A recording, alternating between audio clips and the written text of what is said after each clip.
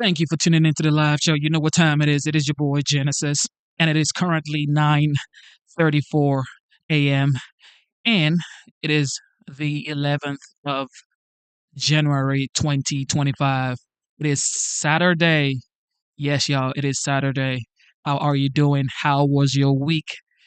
It is 11 days into the new year, and a lot has gone down in just 11 days. And sometimes you think about it, this past 11 days has been, to some people, traumatizing. And to some people, God has been the glorious creator ever, you know. So um, we just have to say thank God, man, because at the end of the day, it could be worse. It could be worse. But I want to say good morning to you. Thank you for tuning in to another episode with me. It is your boy, Genesis. Welcome to the live show. And here, you know what we do. I bring you the updates, what's going on in the nation, what's going on hot, okay? The hottest news. But of course, you know, yesterday we did a live stream and the legend, the OG, the 45th, now the 47th, has been sentenced in the New York criminal trial. He's been sentenced. Okay, ladies and gentlemen, Trump has been sentenced. But you may ask, what has he been sentenced to? He is the current president elect of the United States. He will become the president in 9 days. So it's like, uh, what is he sentenced to? Well, just like the title, Trump, Trump has been sentenced to the White House because there's no way anybody can say otherwise. They're saying that he will not be going to jail. He would not be paying any fine. But then he is sentenced. So sentenced to what, you may ask? He's been sentenced to the White House. Okay. He's been sentenced to be the 47th president of the United States. Let's get it. Listen to this. Would your client like to be heard? Yes, thank you, Your Honor. This has been a very terrible experience. I think it's been a tremendous setback for New York and the New York court system. This is a case that Alvin Bragg did not want to bring. He thought it was, from what I read and from what I hear, inappropriately handled before he got there. A gentleman from a law firm came in and acted as a district attorney, and that gentleman, from what I heard, was a criminal or almost criminal in what he did. It was very inappropriate. It was somebody involved with my political opponent. Part of the records that we're talking about, they're saying, I just noticed where he said I was falsifying business records. Well, the falsification of business records, as they say it, was calling a legal expense in the books where everybody could see them, a legal expense. In other words, that legal fees or legal expense were put down as legal expense by accountants. They weren't put down by me. They were put down by accountants. I didn't call them construction, concrete work. I didn't call them electrical work. I didn't call them any. They called a legal fee or a legal expense a legal expense. And for this, I got indicted. It's incredible, actually. Now, if you look, my attorney alluded to it, the top legal scholars and legal pundits in this country, the ones that are quoted all the time on television, that are making their views felt, and highly respected people, have said, everyone, virtually everyone that I know of, I haven't seen any to the contrary, not one, and none of these people are not exactly friends of mine, to put it mildly, but they all said this is a case that should have never been brought. It's an injustice of justice. Very respected Jonathan Turley, Andy McCarthy, Judge David Rifkin, a wonderful man who just passed away, by the way, Greg Jarrett, Ellie Honig from CNN, of all places. CNN said that. Paul Ingratian, Alan Dershowitz, they all said this is not a case that should be brought. It's Now think about it. Legal expenses are down as legal expenses, and I get indicted for business records. Everybody should be so accurate. It's been a political witch hunt. It was done to damage my reputation so that I'd lose the election, and obviously that didn't work. And the people of our country got to see this firsthand because they watched the case in your courtroom. They got to see this firsthand, and then they voted, and I won and got the largest number of votes by far of any Republican candidate in history, and won, as you know, all 7 swing states, won conclusively all 7 swing states, and won the popular vote by millions and millions of votes. And they've been watching your trial, so they understood it. I wasn't allowed to use the lawyer-client privilege or the reliance on counsel. I had a lawyer that made this deal, and he admitted that. And he was also a totally discredited person. We weren't allowed to use the information from the Southern District that totally discredited him. It wasn't allowed to be put in. And that was terrible, unbelievable. And this is a man who's got no standing. He's been disbarred on other matters, unrelated. And he was allowed to talk as though he were George Washington. But he's not George Washington. He shouldn't have been allowed. The Southern District did a book of approximately 28 pages where I've never seen anything like it. They excoriated him. You wouldn't let it be put into evidence. So he was able to testify as a witness, and I think it's a disgrace to the system. I was under a gag order. I'm the first president in history that was under a gag order where I couldn't talk about aspects of the case that are very important. I guess I'm still under, so probably I won't do it now. I assume I'm still under a gag order. But the fact is that I'm totally innocent. I did nothing wrong. They talk about business records, and the business records were extremely accurately counted. I had nothing to do with them. That was done by an accountant or a bookkeeper who I think gave very credible testimony and was corroborated by everybody that was asked. And with all that's happening in our country today, with the city that's burning to the ground, one of our largest, most important cities burning to the ground, with wars that are uncontrollably going on, with all of the problems of inflation and attacks on countries and all of the horrible things that are going on, I got indicted over calling a legal expense a legal expense. It was called a legal expense. I just want to say I think it's an embarrassment to New York, and New York has a lot of problems, but this is a great embarrassment. I believe that this and other cases that were brought, as you know, the DOJ is very much involved in this case. It's because that's the political opponent they're talking about. The DOJ is very involved. You have a gentleman sitting right there from the DOJ who was from the DOJ's office. He was also involved with the New York State Attorney General's case. And he went from there to here. He went around and did what he had to do. He got them to move on me. But in the meantime, I won the election in a massive landslide. And the people of this country understand what's gone on. This has been a weaponization of government. They call it lawfare. Never happened to any extent like this, but never happened in our country before. And I'd just like to explain that I was treated very, very unfairly. And I thank you very much. Thank you, Mr. Trump. Judge Juan Merchan sentencing President-elect Trump to an unconditional discharge in the hush money criminal case. So, like you've heard, Trump has been sentenced, of course, but no sentencing, basically. He's not going to jail. He's not paying any fine. He's basically been sentenced to the White House, okay? He was judged by a jury of his peers, and we sentenced him to the White House for 4 more years. Well, that's it. That's all I can say. Trump has been sentenced to the White House. Double tap your screen, subscribe to the channel, and let's get it. Posing no prison time, no fine, no probation, which puts an end to the years-long taxpayer-funded case brought by Manhattan DA Alvin Bragg. And after being under a gag order the entire case, the incoming president finally got his chance to speak his mind in court today. Watch.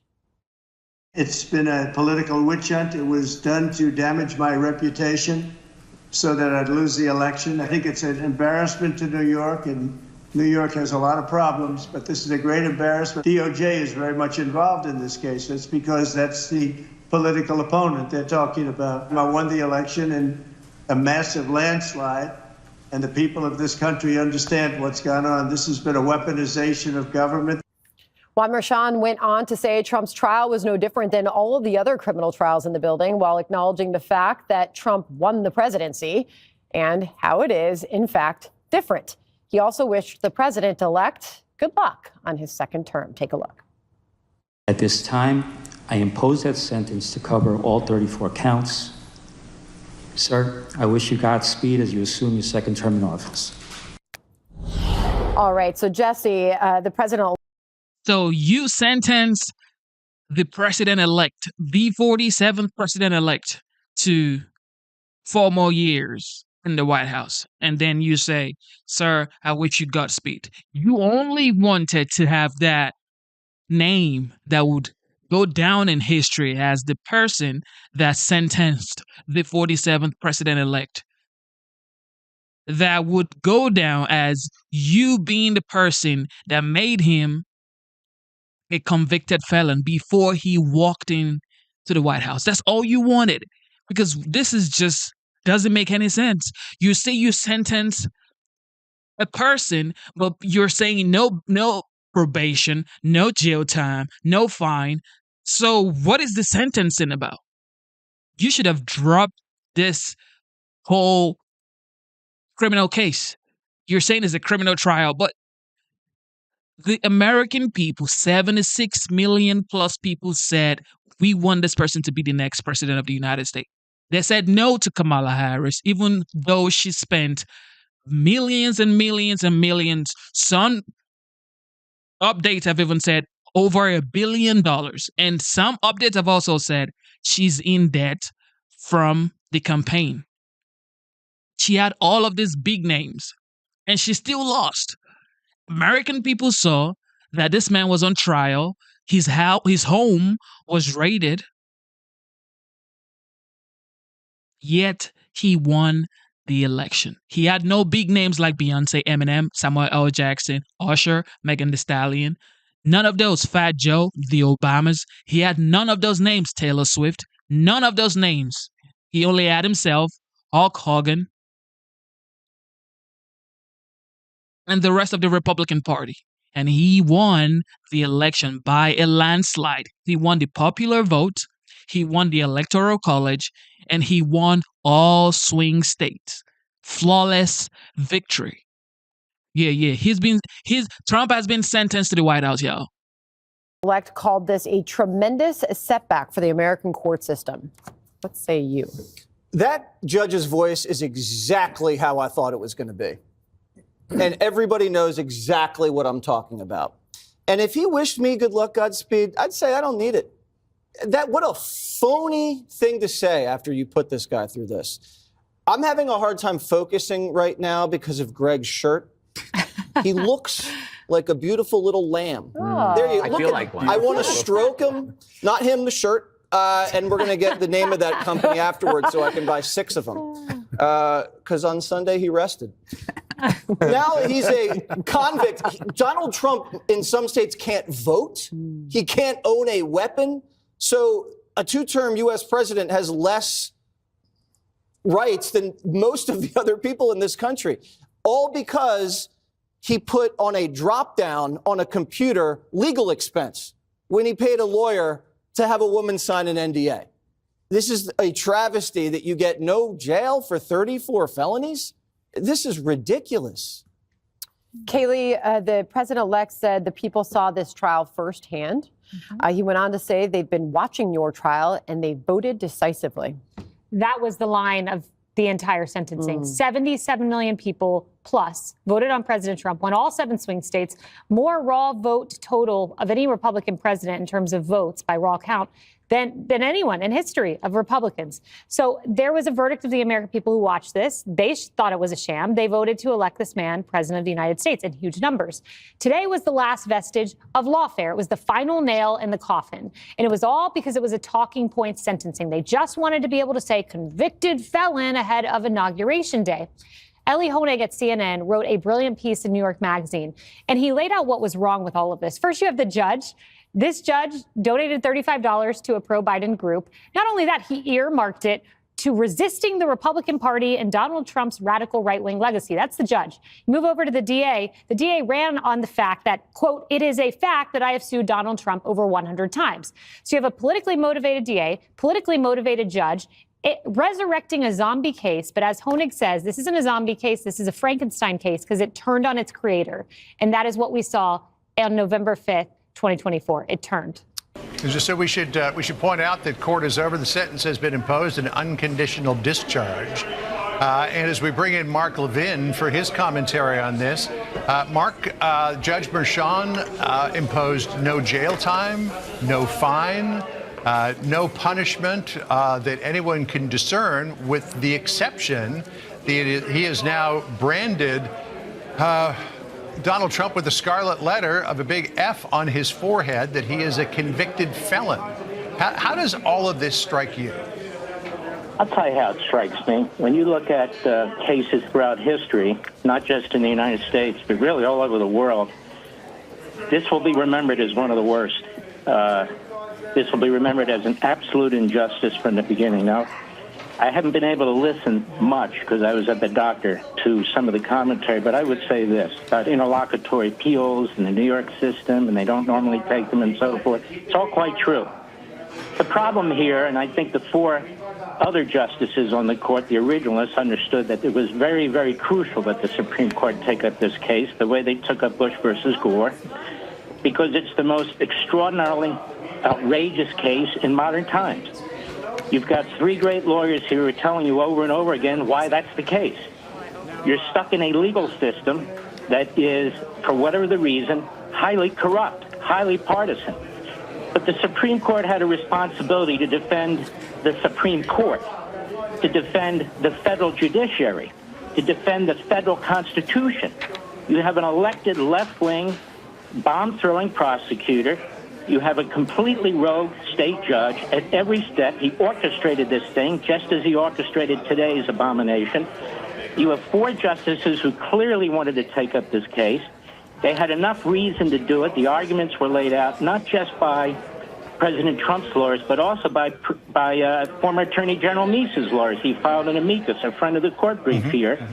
This court, if it had Rehnquist as the Chief Justice, if it had Scalia on this court, this would have been a 6-3. They would have taken this case and fixed it. Now, what do I mean by fixed it? Depending on what the state appellate courts do, this case is going back to the Supreme Court. Now, what's the Supreme Court going to say? We're not going to take it? Of course they're going to take it. Well, what are they going to say then? They just effectively gave their imprimatur to the process. To the process. They said, let the process play out. That's all we know from this order of 3 sentences or whatever it is. Let the process play out. No. You don't let a corrupt process that these gentlemen have been talking about from beginning to end play out, particularly when you're talking about an incoming president of the United States, where the appellate process for this corrupt process will be going on while he's president of the United States. So this court had an extraordinary responsibility, like it rarely does, to set this straight. And now the precedent is set. That is, that you will be able to drag candidates, maybe for president, some DA, through a corrupt process that has to play out all the way to the end until the Supreme Court's going to look at it. I strongly disagree with what Roberts and Barrett did here, throwing with the three typical hardliners on the left. I strongly agree with, I think, is the impression of the four other justices. It was close. It was 5-4. Who probably said, no, we've got to fix this situation now. We cannot give our court imprimatur to this process. So they did not defend the federal judiciary. They did not defend the federal constitutional system. They did not defend themselves. And even when they eventually take up this case, it's far more complicated now for them to explain why they're taking up the case and why, God willing, if the state appellate courts don't, they're going to reverse. I think it's an absolute abomination. Dana, you want to weigh in here? Mark, could I ask you, does this mean that the gag order is now lifted? I'm assuming so because he was allowed to talk. And I'm sure he's got a lot of pent-up thoughts about all of this, but maybe wants to move forward because he's got a lot on his plate as he tries to hit the ground running in 10 days. I don't know what they've done. If I'm the President of the United States, I ignore the gag order. I tell the judge, you go ahead and hold me in contempt if that's what you want to do, and then I will litigate that issue to the end of the earth. He's the President of the United States. He needs to be able to speak freely. That gag order was just part of a long list of unconstitutional acts by this man, and he should violate it. And if the judge doesn't like it, too damn bad. What's he going to do? Send him to prison? Then the Supreme Court will take up the case. Then he can resolve the matter. You see, what Merchan did here, the reason he didn't imprison him or give him an ankle bracelet or really penalize him in any way was because he knew the Supreme Court then would take up the case, because he would be interfering with the function of the federal government. He would be interfering with the office of the presidency. So what does he do? This guy's a schemer. He says, you know what, I'll put I'll put the scarlet letter on, but I'm not going to punish him, quote unquote, because then I will have a problem with the Supreme Court. And just briefly, think about that. So in other words, if he said I'm going to imprison the president, or he says he's going to get an ankle bracelet, or I'm going to fine him for $500,000, or I'm going to do all these other things, does anybody really doubt that the Supreme Court wouldn't take that up? The Supreme Court would take it up, and it would take it up in part because of a half-century-old 2000 memo by the Department of Justice Office of Legal Counsel. So Merchan says, I'm going to skate this. And with the abomination to me on top of everything else with that short order was they actually cite the fact that really Merchan's not going to punish him as one of the reasons to let it go. They were played. Those four justices in the minority, they knew that. They saw that. I'm sure they did. And again, I think a Rehnquist would have seen it. A Scalia would have seen it. They had more reason to take this case than they did Bush versus Gore, and now we're stuck with it. Mark Levin, thank you so much. Shout out to Mark Levin. You know what time it is. He spits fire. Everything he's saying, I 100% agree with it. I see some people in the comment saying that nobody's above the law. He was sentenced by a jury of his peers. Yeah, nobody's above the law. But now he's been sentenced to the White House. No prison term, no probation, no condition. So what are you sentencing? However, Hunter Biden, he's above the law. Don't forget, Hunter Biden. You heard it here first. Hunter Biden, okay, the son of the 46th president of the United States. You know, the president that falls up the stairs, that walks into the Amazon forest where the jaguars are. Don't forget, okay, that slips on the world stage. His son, Hunter Biden, is above the law because his father pardoned him. With video evidence, y'all. There was video evidence for Hunter Biden. Okay, but the 45th president of the United States, now the 47th president-elect, is a convicted felon. I see. Much for joining us. We just showed you some video of Todd Blanche, President Trump's lawyer, who has left the courtroom. Carrier Bond, Fox News legal editor, Jonathan Turley, Fox News contributor, George Washington University law professor, and constitutional law attorney. Great to see you both, my guests for this period of our hour. District Attorney, liberal, Alvin Bragg, who ran as many Democrats in high legal positions across this country, ran threatening the freedom of Donald Trump. Lawfare became even a word that voters were using. Did Alvin Bragg, Jonathan, get what he wanted at all? Yes, it did. Oh, I think that he did. This is enormously popular with his base. This was a thrill kill, and this was the thrill.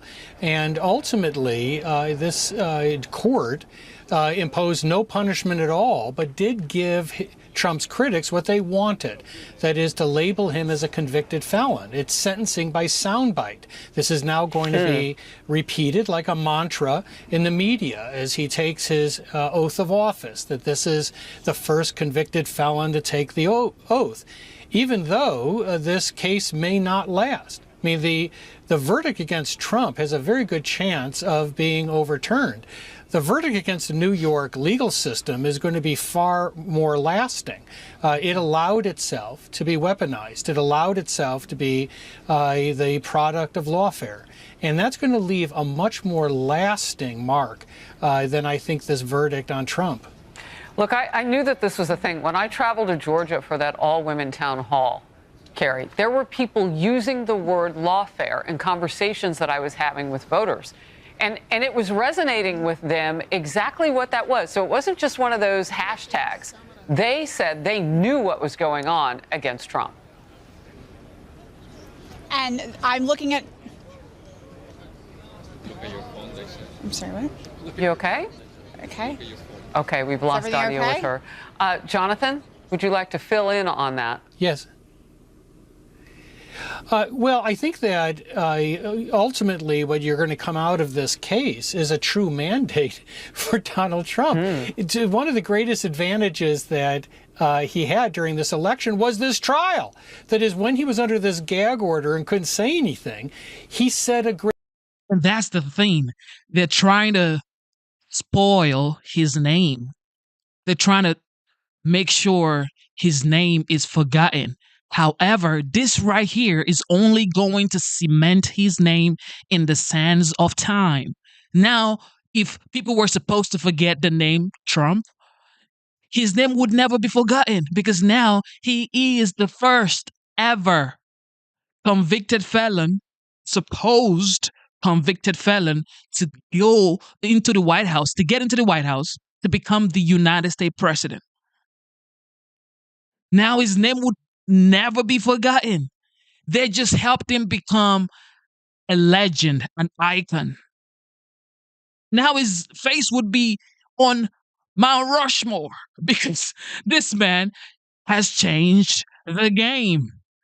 Of course, Supreme Court is going to throw this whole BS away. Okay, for sure. However, he has been known moving forward to be the first ever convicted felon to be the president of the United States. Ever. That alone, his name would go down like Lincoln. Okay? Like President Lincoln. You see the way we talk about Lincoln? We see the way we talk about the great Roosevelt, like the old folks. That's how Trump's name is going to go down in history. They're trying to erase his name. They're trying to make sure they spoil all reputation he has. However, this just helped him become the legend, the OG, the 45th, now the 47th president of the United States, and probably never be forgotten name Trump. They're just making him more popular. They're making him more popular. This right here is going to make him even more popular. And this right here is going to give him notoriety. This right here is going to give him notoriety. So when he's dealing with these nations, he's dealing with these nations as a convicted felon, y'all.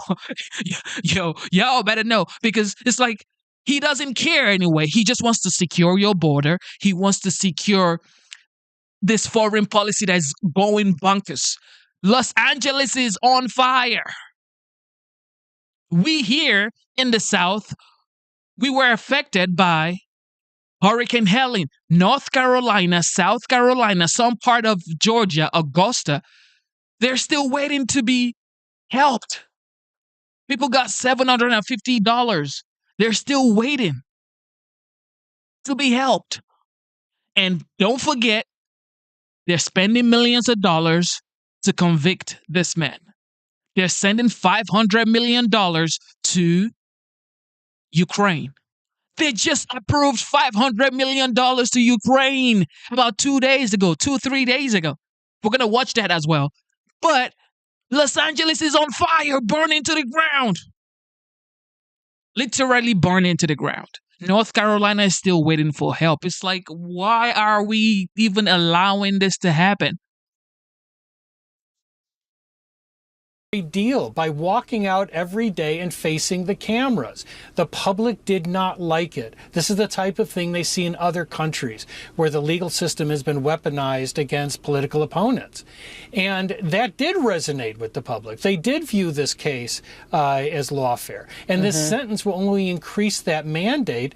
One of the priorities of Trump is to try to break the culture at the Department of Justice and the FBI that has been used so often over the last number of years, not just with this, but also the Russian conspiracy case.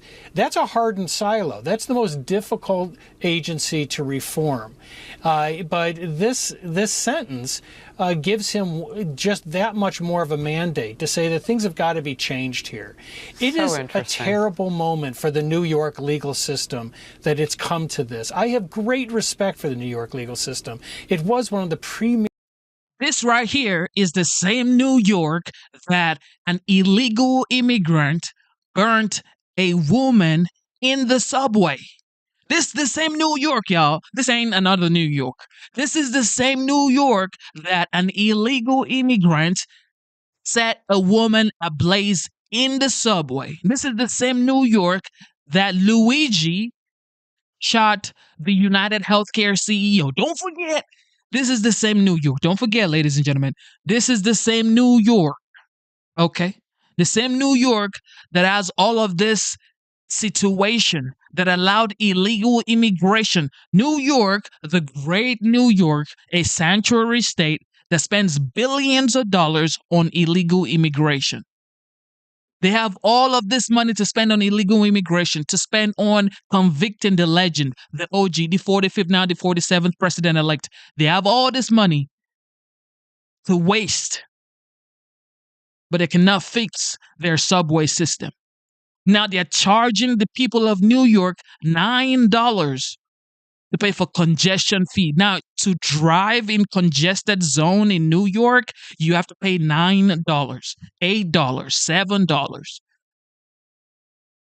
And an illegal immigrant is setting a woman ablaze on the subway. New York pays high taxes. New York, California, they pay high taxes, y'all. And Los Angeles is on fire, burning to the ground. New York, illegal immigration. Illegal immigrant is burning a woman on the subway, watching her burn. He is literally watching her burn. And they're convicting a man that was voted for by 76 million people and more. Won all swing states and won the Electoral College. How is this even possible? Systems in the world. And this is a really sad day for them, more than it is for President-elect Trump. You know, it was interesting. I wrote down, as I often do, what you said. What comes out of this is a mandate for Trump. And the way I'm reading what you're saying, too, is that Alvin Bragg did something that a lot of politicians couldn't do on the trail. And that was unite people from different walks of life and even ideologies together around the idea of going after an American citizen who wants to lead the greatest country in the world with law that was bending to their favor at every turn. I mean, so he does have that political, I guess, check that he can mark if that's what he was looking for. I want to know what it means real quickly, and let's bring back, because I think we've solved the audio issue here with Carrie Urban. Carrie, what does this mean for the American people? Let's talk about that. But also, first, what does it mean for Trump? Hey, mainstream media, better tell the truth. Well, as you're saying that, Trump supporters are walking by right now. They're holding signs about political persecution, about the weaponization of the Department of Justice, and their message is loud and clear. They are tired of this, and that's why they went to the ballot box in November and voted decisively for Donald Trump, which I thought was a very effective point that he made. At one point, he leaned forward on screen, looking at Judge Marchand, and said, the people were watching the trial in your courtroom and they voted for me. It was decisive, the swing states, all of it. And, you know, Andy McCarthy made this point in an earlier hour. You know, Donald Carrie, Trump excuse me one second. My team is telling me that we can, I mean, they're listening to you, so they've queued it up. Let's watch it together. This is the president-elect Donald Trump from his sentencing just a short time ago. It's been a So, ladies and gentlemen, I want you to, okay, give me a moment. McCarthy made this point in an earlier hour. Donald Carrie, Trump excuse me 1 second. My team is telling me that we can, they're listening to you, so they've queued it up. Let's watch it together. This is the president-elect Donald Trump from his sentencing just a short time ago. Ladies and gentlemen, Trump has been sentenced to the White House because there's no way you could tell me that he was given no jail time, no sentencing, no any sort of fine. Just listen to the legend right here. Listen to the 45th, now the 47th president-elect of the United States. Just listen. It's been a political witch hunt. It was done to damage my reputation so that I'd lose the election, and obviously that didn't work. And the people of our country got to see this firsthand because they watched the case in your courtroom. They got to see this firsthand, and then they voted, and I won and got the largest number of votes by far of any Republican candidate in history, and won, as you know, all 7 swing states, won conclusively all 7 swing states, and won the popular vote by millions and millions of votes. And they've been watching your trial, and I think it's a disgrace to the system. I was under a gag order. I'm the first president in history that was under a gag order where I couldn't talk about aspects of the case that are very important. I guess I'm still under, so probably I won't do it now. I assume I'm still under a gag order. But the fact is that I'm totally innocent.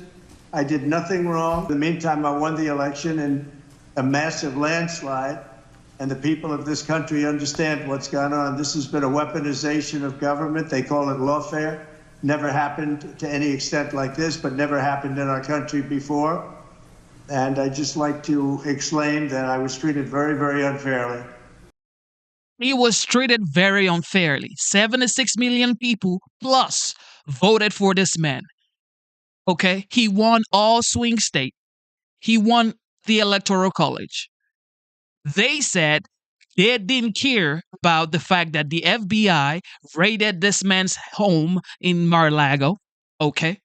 A lot was done for this man to give up, to stop campaigning, to stop running for the 47th president of the United States. But yet, he persisted, he never quit, and he won the 47th president of the United States. And now, they're trying to make sure they give him that title, convicted felon, before he walks into the White House. And guess what? The media has been calling him convicted felon anyway, so the people do not care about this. And I thank you very much. Does that gag order still exist, Carrie? I'm sorry, Harris, can you say that again? Does the gag order still exist? Well, that's a point that Donald Trump made. He says, it probably still does as I'm sitting here. But no, that would be over now that the case that he's been sentenced. But Harris, going back to what we were talking about people being fed up with this lawfare, here's a sign that a person who sat in the trial, a local person, just handed to me. Look at that. Marshawn Pull it Bragg, to your left political a little persecution. Bit. Yeah, there we go. Lawfare. Thank you. You got these it. These are the kinds of signs that I'm looking at right now. People are handing these things to me. Look at this one. Marshawn Bragg, thank you. You helped reelect President Trump. Exactly. So this is the kind of sentiment that's being espoused right now outside the courtroom. They see through all of this. And as Donald Trump said, and I thought it was a very effective argument, he said, I'm sitting here because my accountant labeled legal expenses, and now I've been indicted. He also pointed out in the courtroom that a former top official from the Biden Department of Justice was sitting there because he had decided to take a severe career downgrade and go join up with Alvin Bragg and help him prosecute him. And so I think people are tired of this, as evident by the fact that there were only Trump supporters here outside the court today.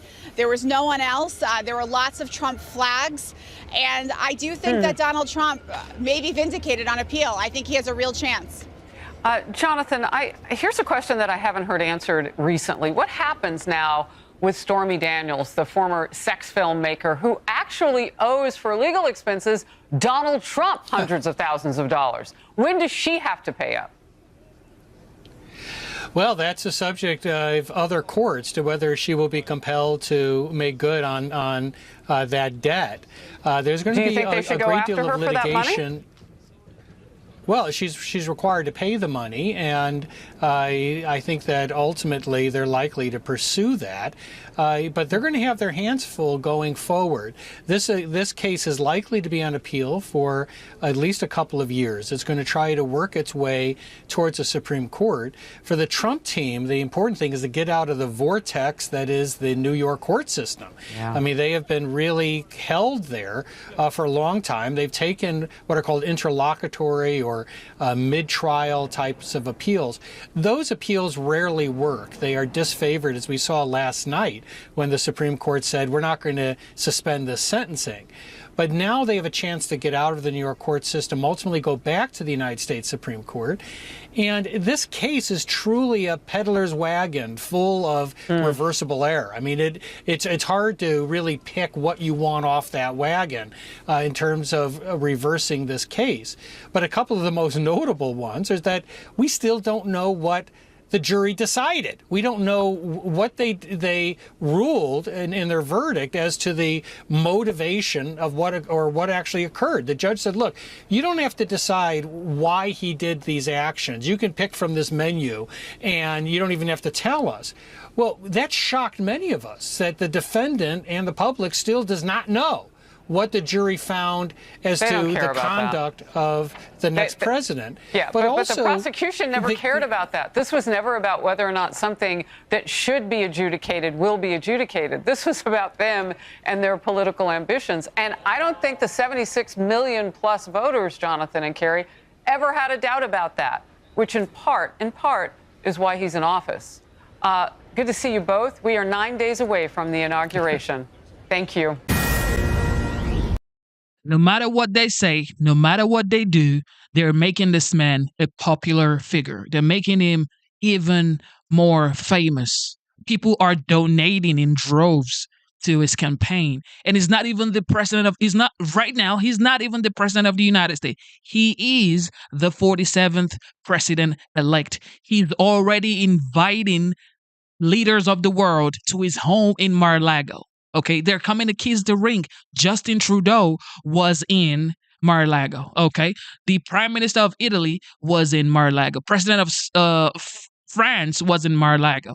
Okay, the Mexican president was like, you know what? We're not gonna take the illegals back to Mexico. Now, what is she saying? She's saying she even made a campaign song to come back to Mexico. Everybody acts like they can take the smoke from the OG, but you can't. You don't want smoke from Trump. Nobody wants smoke from Trump. And now, in 9 days, ladies and gentlemen, he will be the 47th president of the United States. Now, what are you going to say? What are you going to do? There's nowhere to run. There's nobody that's going to save you, because that's the most important job in the land, the greatest office in the land.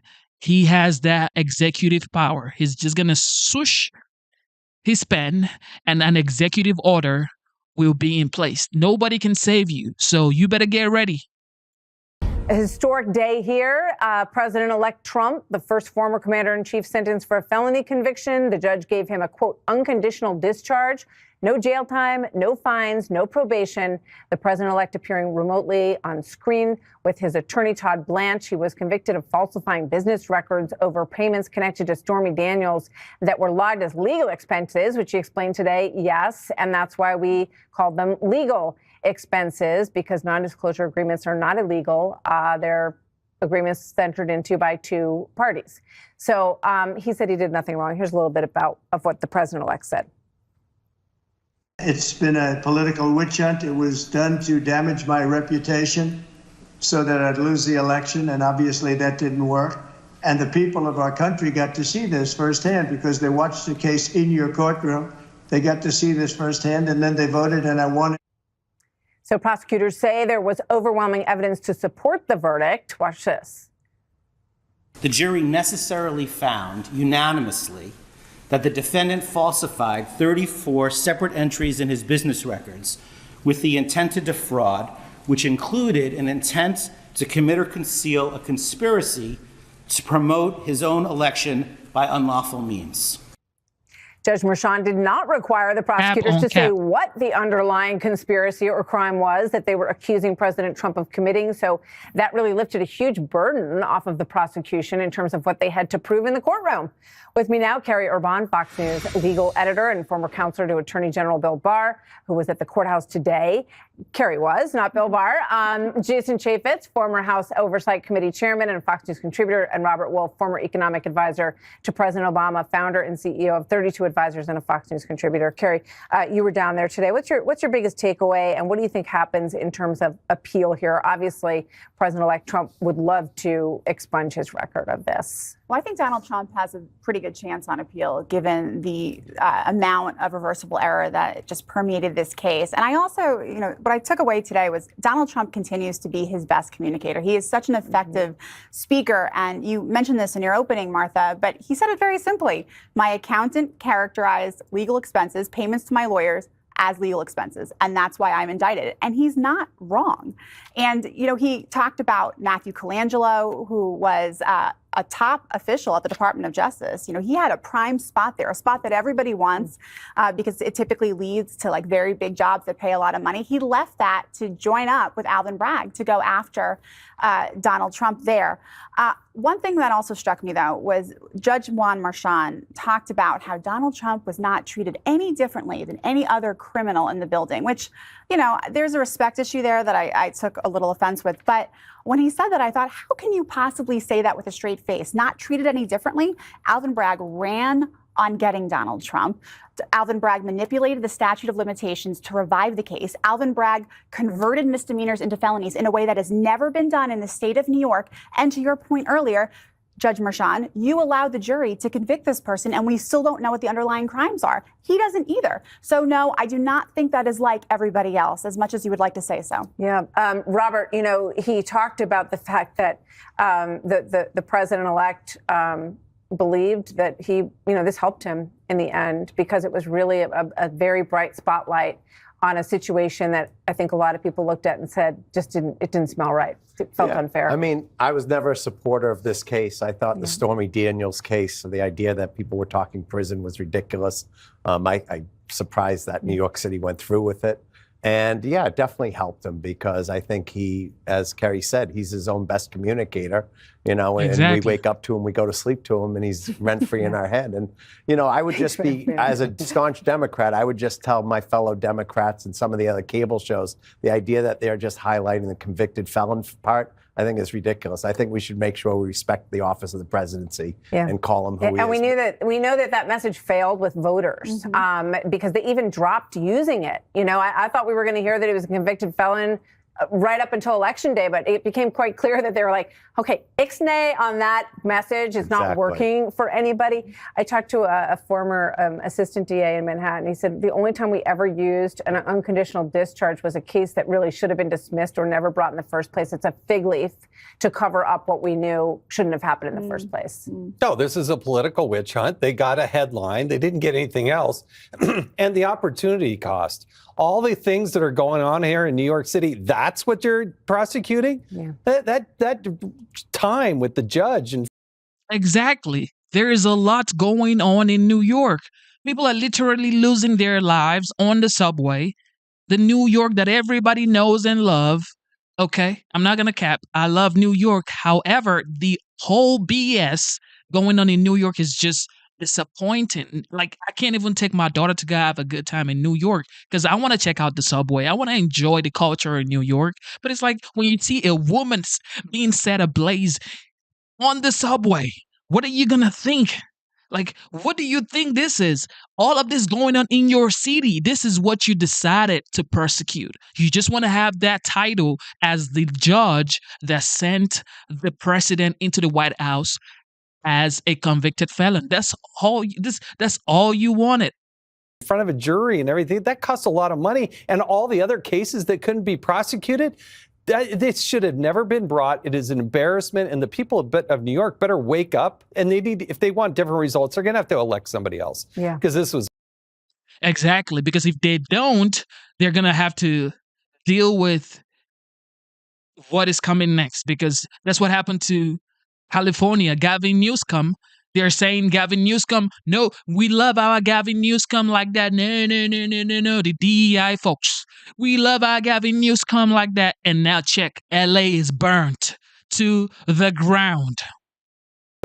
Well, it's going to be interesting to see the coasts, New York and California, given what the experience of living in those places is right now and what happens as they come up on new governor elections, mayoral elections. It's going to be pretty fascinating to watch.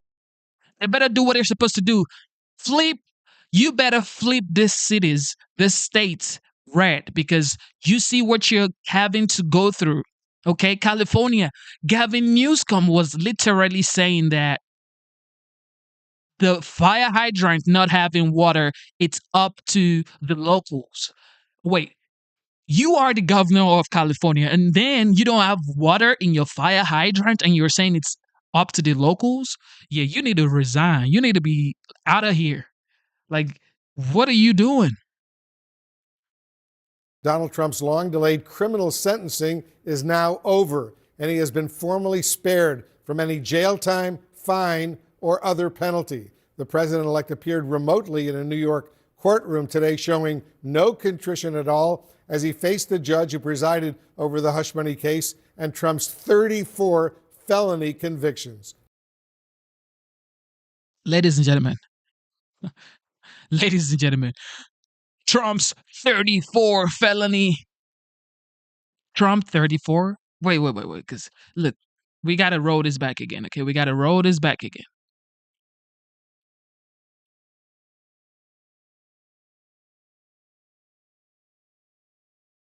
Donald Trump's long-delayed criminal sentencing is now over, and he has been formally spared from any jail time, fine, or other penalty. The president-elect appeared remotely in a New York courtroom today, showing no contrition at all as he faced the judge who presided over the hush money case and Trump's 34 felony convictions. Listen. It's been a 34 felony convictions. This right here is a former president of the United States, the 45th president of the United States, now the 47th president-elect, okay? And don't forget, some people are saying nobody is above the law, okay? Even a former president, even a president-elect is not above the law. What about Hunter Biden? Can somebody tell me if Hunter Biden is above the law? Please, can somebody just let me know if Hunter Biden is above the law? Because his daddy, who happens to be the 46th president of the United States, President Joe Biden, who happens to fall off stairs walking up the airplane, who happens to fall off bikes, who happens to not be able to figure out how to get off stage, okay, who was walking into the Amazon rainforest looking for jaguars, okay, sleeping in Angola on a world stage. He pardoned his son after saying he wasn't going to pardon his son for anything. I believe in the jury. I believe in the Department of Justice. I believe in the United States Justice Department. This man pardoned his son. His son left evidence, video evidence, y'all. His son left evidence. And he still pardoned his son. And here you have a CNN reporter saying he's 34 felony counts. I see. Political witch hunt. It was done to damage my reputation so that I'd lose the election, and obviously that didn't work. The fact is that I'm totally innocent. I did nothing wrong. They talked about business records, and the business records were extremely accurately counted. I had nothing to do with them. Any of that was done by an accountant or a bookkeeper. CNN's chief legal affairs correspondent Paula Reed is joining us right now. She has more on Trump's sentencing today. Paula, take us through what happened today. Good evening, Wolf. Today we saw that even a man who's about to reclaim the nation's highest office is not entirely above the law. President Trump-elect attended this sentencing virtually alongside his lawyer, Todd Blanche. The judge had already signaled ahead of today's hearing that he was really not going to impose any punishment on Trump. Now, it was never really expected that Trump would face jail time, even after being convicted on 34 counts of falsifying business records. But there were some other options on the table, including the possibility of fines or probation. And what was extraordinary today is that the judge allowed the audio of this hearing to be released. So we got to hear the judge, in his own words, explain why he issued this no punishment punishment. Let's take a listen. Ordinary citizens do not receive those legal protections. It is the office of the president that bestows those far-reaching protections to the office holder. And it was the citizenry of this nation that recently decided that you should once again receive the benefits of those protections, which include, among other things, the Supremacy Clause and presidential immunity. So we hear the judge there. So, whatever he's talking about, yeah, we're just gonna, because that doesn't even count. Nobody's above the law, but Hunter Biden is above the law. Is that what we're talking about? Hunter Biden is above the law, huh? But Trump is not above the law. Trump is usually the issue to these people. Trump is the problem. Trump is the bad guy. It's always Trump, Trump, Trump, Trump, Trump. It's never like common sense. Okay, nobody actually thinks about common sense anymore. Since Trump came into the game, since Trump began to run for political office, it's been bonkers for these people. Trump has been their number one problem. He's changed the political landscape. The way people vote, he's changed it. The way politicians talk to the people, he's changed it. So now it's like, we got to find a way to spoil his reputation. However, you're making him a legend. You're cementing his name in the sands of time by convicting him and making him the president. Now he's going to be the first convicted felon to walk into the White House. He is a legend forever, going down in history. Okay. And guess what? The people don't care because he's actually for the people. And that's all I got to say.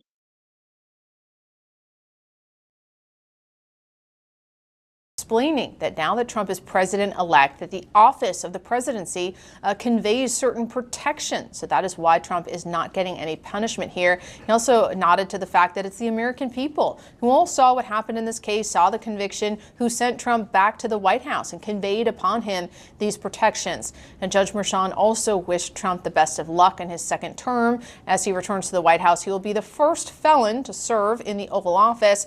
But Trump's lawyers are going to continue to appeal his actual conviction. And remember, this case wrapped up before the Supreme Court issued its historic ruling in the presidential immunity case. And his lawyers believe some aspects of that case apply here and mean that this case should be thrown out. Based on what we saw last night with the count, the 5-4 count, a real surprise that there were that many justices on Trump's side. He had 4. He now just needs 1 more to come over to his way of thinking to potentially have this conviction overturned. All right, Paula Reed, thank you very much for that update. I want to bring in CNN anchor and chief legal analyst Laura Coates, along with CNN senior legal analyst Ellie Honig. And Laura, what's the practical impact of the president-elect of the United States with this, what's called this unconditional discharge? What's the practical effect of no punishment, no fines, no jail time, no nothing? Well, the notion that there are 2 systems of justice, well, Donald Trump is in a league of his own, essentially. He has no peer group whatsoever at this point in time with all that he has been through and the convictions at this point in time. But essentially it means that he is not going to get probation. He's not going to have any oversight from a law enforcement officer of any kind. He's also not going to have a fine imposed or any, of course, jail time. Now, there are people who have had that same conviction who've not gotten jail time. That's not necessarily the novelty of this. But the notion of the fact that he is a president-elect, the fact that there would be a nuisance, so to speak, overhead if he were to have to abide by conditions while in office. The prosecutor himself today, Joshua Steinglass, making the point that every American has the right to have their president unencumbered by the burdens of essentially having to have that oversight. That was really the driving force here. Now, had he not won that election, very different criteria may have been assessed to figure out what would be the appropriate remedy, but they were all very clear. They wanted to honor the verdict process, the jury trial process, even if ultimately an appeal might change some things.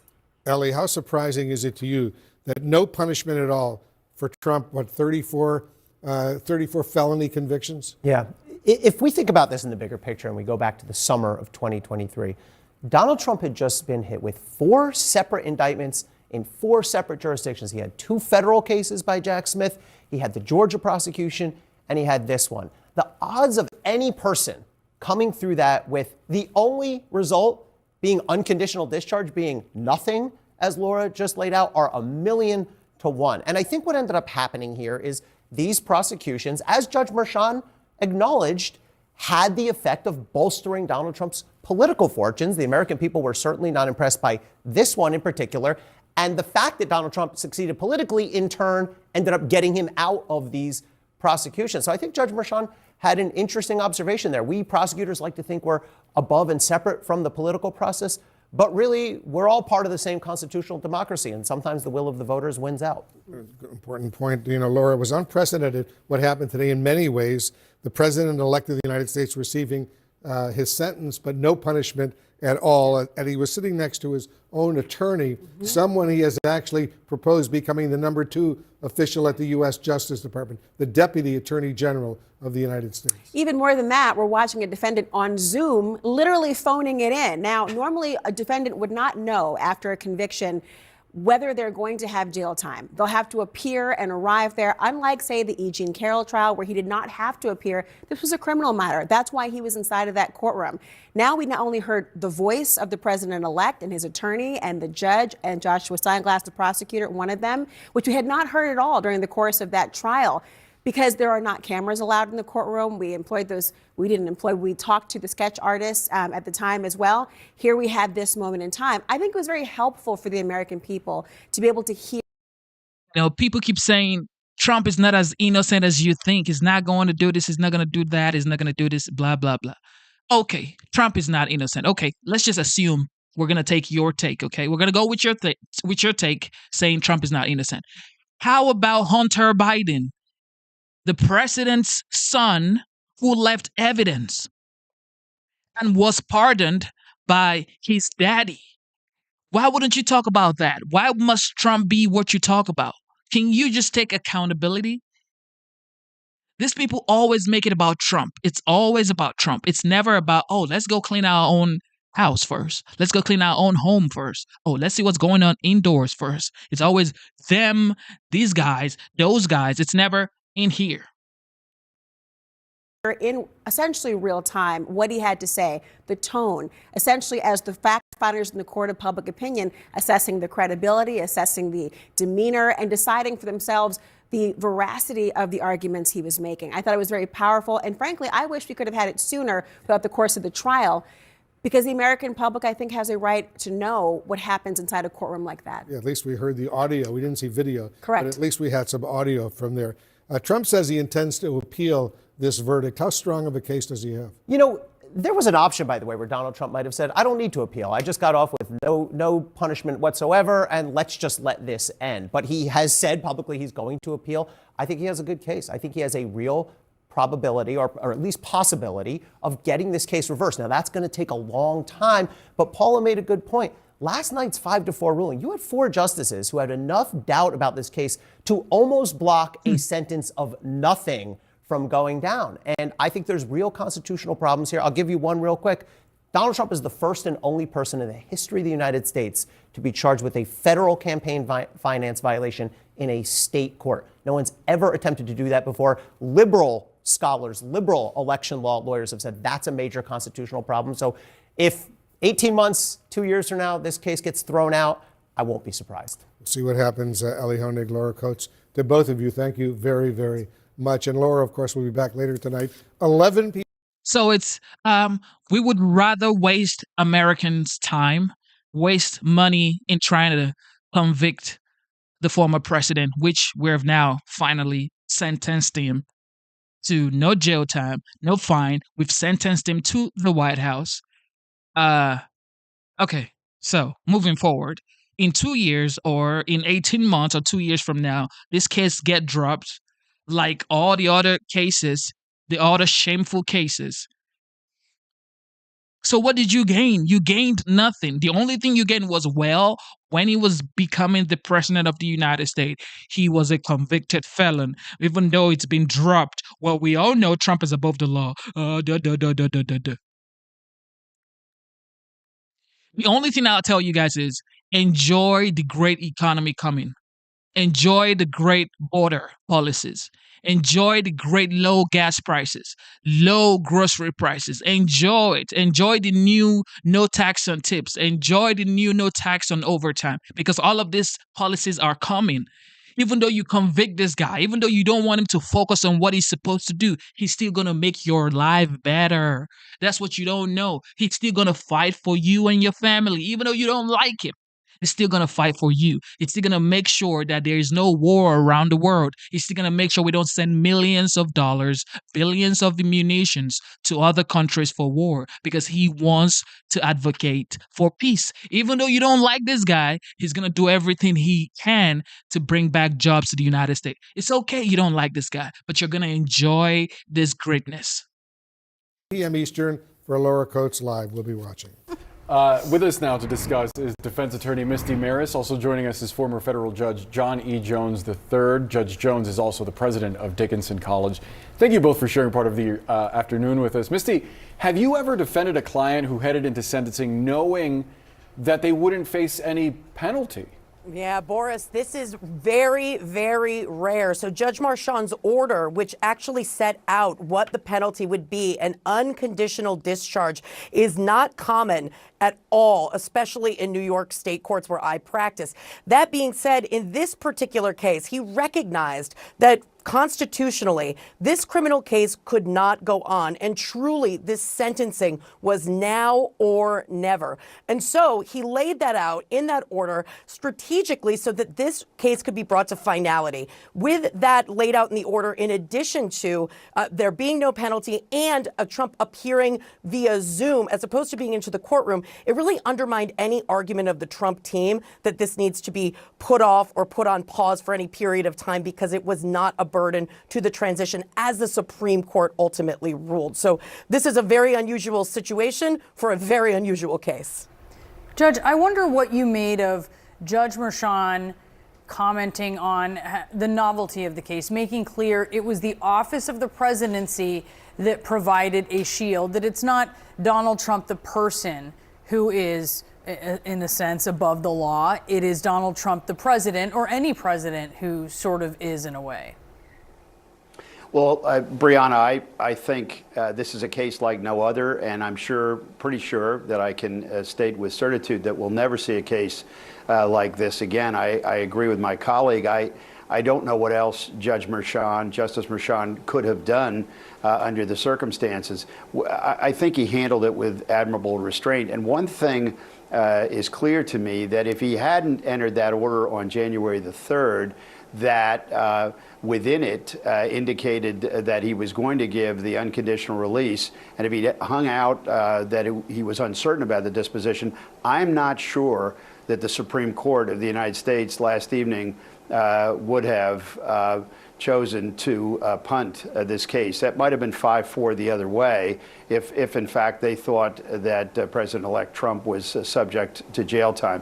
So yeah, it's a slap on the wrist, there's no question, but at least from the people's standpoint and from Justice Marchand's standpoint, they tied a ribbon around the case. And Misty, while Trump is in office, his attorneys are expected to just exhaust every legal avenue, trying to continue fighting the conviction, even though there isn't a penalty here. How do you think that's going to go? Where do they focus their efforts? Ultimately, does this go to the Supreme Court potentially while Trump is president? Yeah, we're absolutely going to see this be appealed for sure. So right now, the focus of the efforts is going to be twofold from an appeal perspective. So there's the appeal of Judge Marchand's immunity ruling. Remember, the Supreme Court decision on immunity came out after the trial. So there were arguments raised by the defense team that certain evidence should have never made it into the courtroom because it would have fallen under some of the parameters of presidential immunity that were set forth in the Supreme Court's decision. So that's one aspect of the appeal that we know is going to be pursued. And by the way, that's new law. That law is going to be shaping for decades to come. So that's certainly going to be a very novel issue for the appellate court. And then we have all of the issues relating to the constitutionality of the trial and conviction. And while there's many issues that the Trump team will pursue, the most novel issue and the issue that will have some teeth for the Trump team is going to be whether whether or not, under the proposition of the supremacy clause of the Constitution, that a federal statute can serve as the predicate crime for this state level charge. So it's going to be about the way that case was formulated, 2 state misdemeanors elevated to a felony using federal election law. So those are going to be the two primary avenues, although we're going to see lots of other issues raised relating to the evidence that came into the courtroom. But I think those two are novel. They're new for the appellate courts. He has to go through all of the state appellate court system, exhaust all those remedies, and then we could see it in the federal court. And it's likely that at least a portion of these issues will be decided by the Supreme Court. And Judge, you mentioned how the court narrowly ruled allowing the sentencing to proceed. Does that give you any sense of how they might rule if an appeal eventually winds up there? Well, I think what was just said was brilliantly stated. It's a very apt characterization of where this case is going to go. One argument, of course, that falls away and is moot at this point is President-elect Trump's argument that the president-elect is subject to immunity. That no longer needs to be litigated, of course. I think this is the kind of case that makes appellate lawyers a lot of money. It's going to be in the appellate courts, and I absolutely agree with my colleague. This case is probably headed to the federal courts in a habeas action, in other actions, and probably will end up before the Supreme Court. And by the way, the Supreme Court set the table for themselves with this case by an immunity decision, my view, this past year that, frankly, I think was somewhat inscrutable in parts and perhaps overbroad. And they bought this kind of a case by that ruling. Judge Johnny Jones, Misty Maris, thank you so much to both of you. Really appreciate it. Thank you. With us now to talk more about today's courtroom developments, we have Elliot Williams, a CNN legal analyst and former federal prosecutor, and Jeff Zeleny, CNN's chief national affairs correspondent. Sorry, I stole your script. I totally stole it. Obviously, this was essentially a formality, right? Like Judge Merchan telegraphed that no one was going to be sentenced to jail time, that there wasn't going to be really any surprises. I do wonder, though, Jeff, politically, what does this mean for Trump? He gets another shot to stand in court and argue that all of this was just a witch hunt. Look, in 10 days, he will be sworn into office. He'll take the oath of office regardless of this. But this will forever be one of the bold-faced descriptors of the 47th president, the convicted felon. So, yes, it does matter to him. I think you could sort of hear that in the defiance in his voice. But beyond that, it doesn't. I mean, he won the election in November. This was all sort of adjudicated and aired before the public. And you could argue, actually, that he has this to thank for winning the Republican nomination, essentially clearing the field. We're thinking back to initially when this case happened, this is when he started consolidating the base back around him. There were deep questions about his viability right before this case was filed in Manhattan. This allowed him to be a victim when he was running, the retribution, etc. So he is a convicted felon. That will be forever in his epitaph, I guess. But going forward, it doesn't matter because the American people said they were more concerned about other things than this. And as we look at this, sort of from a big... I like the fact that he said it doesn't matter. It absolutely doesn't matter because the American people went out in droves and voted for this man. Okay? They say they don't want to hear none of this stuff. Convicted felon BS. Nobody cares. They just want a better economy. They don't want to send billions and billions to other countries. They want to keep the money in the United States. That's all that matters. From this, I think, wider view and how the legal and the political interact. I wonder how you see it, Elliot, because he got in trouble legally. He capitalized on it politically. It paid off. And it is now helping him legally. And legally, politically, and constitutionally. because of the fact that he is or will be the president of the United States. That specifically factored into the decision the judge gave him. The judge's hands were tied at this point because of, number one, the Supreme Court's immunity ruling several months ago, but two, the fact that he's going to be president of the United States. There are not a lot of options for putting a president in jail, and that's not a statement about whether Trump should have been charged with a crime or what's right or what's wrong. The simple fact is the American Constitution says there ought to be there is one president, a role that cannot be filled by anybody else, not even the vice president, and that impedes the ability to put that person in jail and maybe even give that person probation. So the judge really had no choice here. When Jeff was describing sentenced felon being on Trump's epitaph, you kind of shook your head. Well, there's a legal and a political point there. I guess the political point there is, is that a bad thing for Donald Trump? It seemed to, like Jeff was saying, that seemed to animate many voters and many of Trump's supporters. Now, he still has an opportunity to appeal this decision. I would think he would. And number one, that could provide the vindication of taking the felon title away from him. But also number two, clearing up these ambiguous questions about immunity and so on that have to make their way through the courts. And I think Trump will appeal that. David Schoen, his former lawyer, thinks it will be ultimately thrown out. Do you? I don't know. There are so many different pitfalls and holes in this because, number one, you have the question of, is a former president immune for a matter like this? How does immunity apply to a state case? How does the application of the New York financial crime statute actually apply here? So there's any number of ways that Trump can attack it. So just playing the numbers, yes, possibly, but I just don't know, Brianna. It's so complicated. I think one of the things to draw from what we heard from Trump could be read as a preview of how he sees DOJ and the government as he heads into another 4 years, this time fully capable of assigning folks to positions. I mean, the judge that he appeared with is going to be the Assistant Attorney General that will carry out his vision of a more involved executive. The attorney that he appeared with. Look, he said it was an injustice of justice. I was treated very unfairly.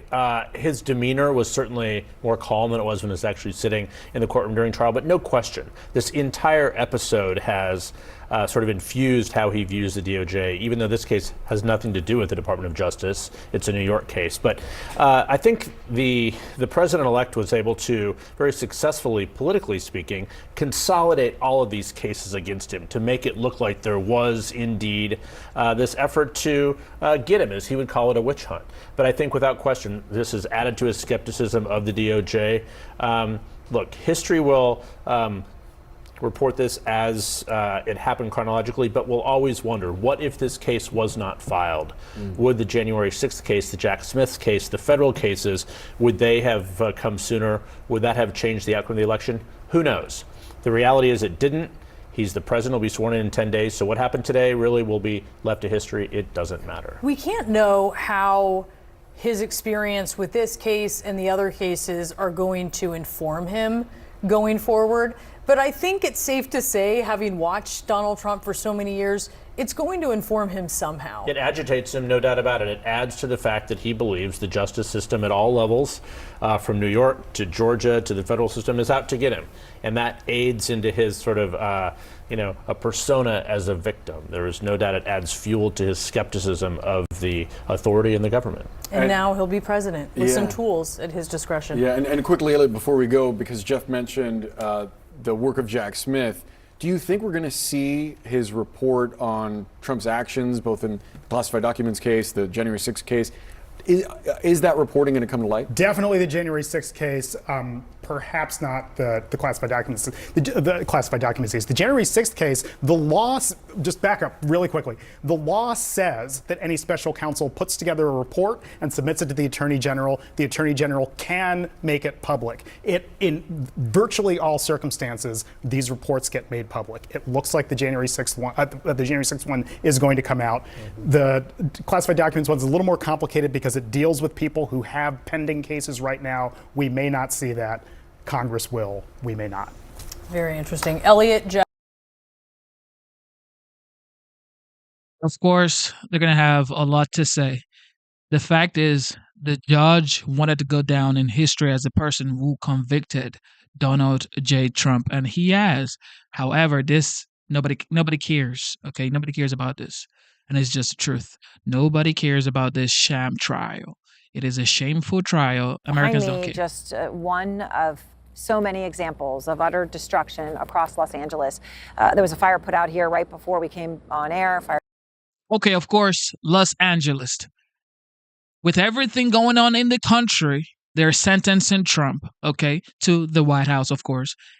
Los Angeles County is burning to the ground. To the ground, ladies and gentlemen. Gavin Newsom, we're going to talk about Gavin Newsom really soon. However, listen to this.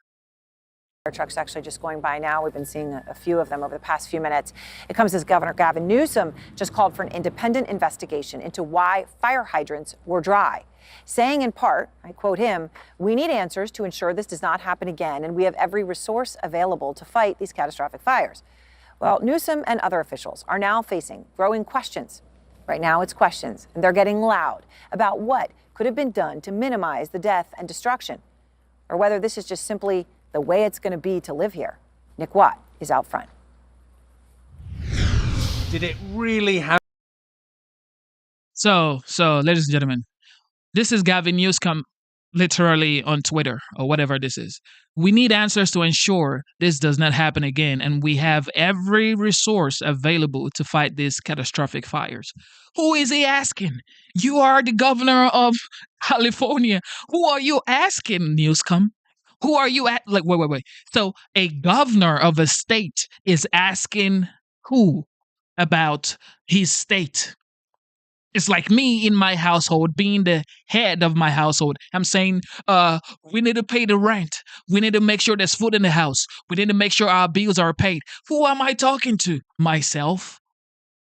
This is Ghostbusters right here. He is the problem. Like Scooby-Doo, all right? When you're looking for the bad person, and you are the bad person, trying to figure out who the bad person is.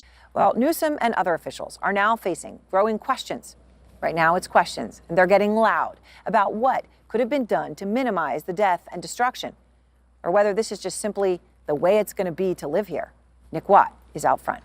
Well, if you keep voting the Democratic Party into power in California, New York, that's what you're going to get.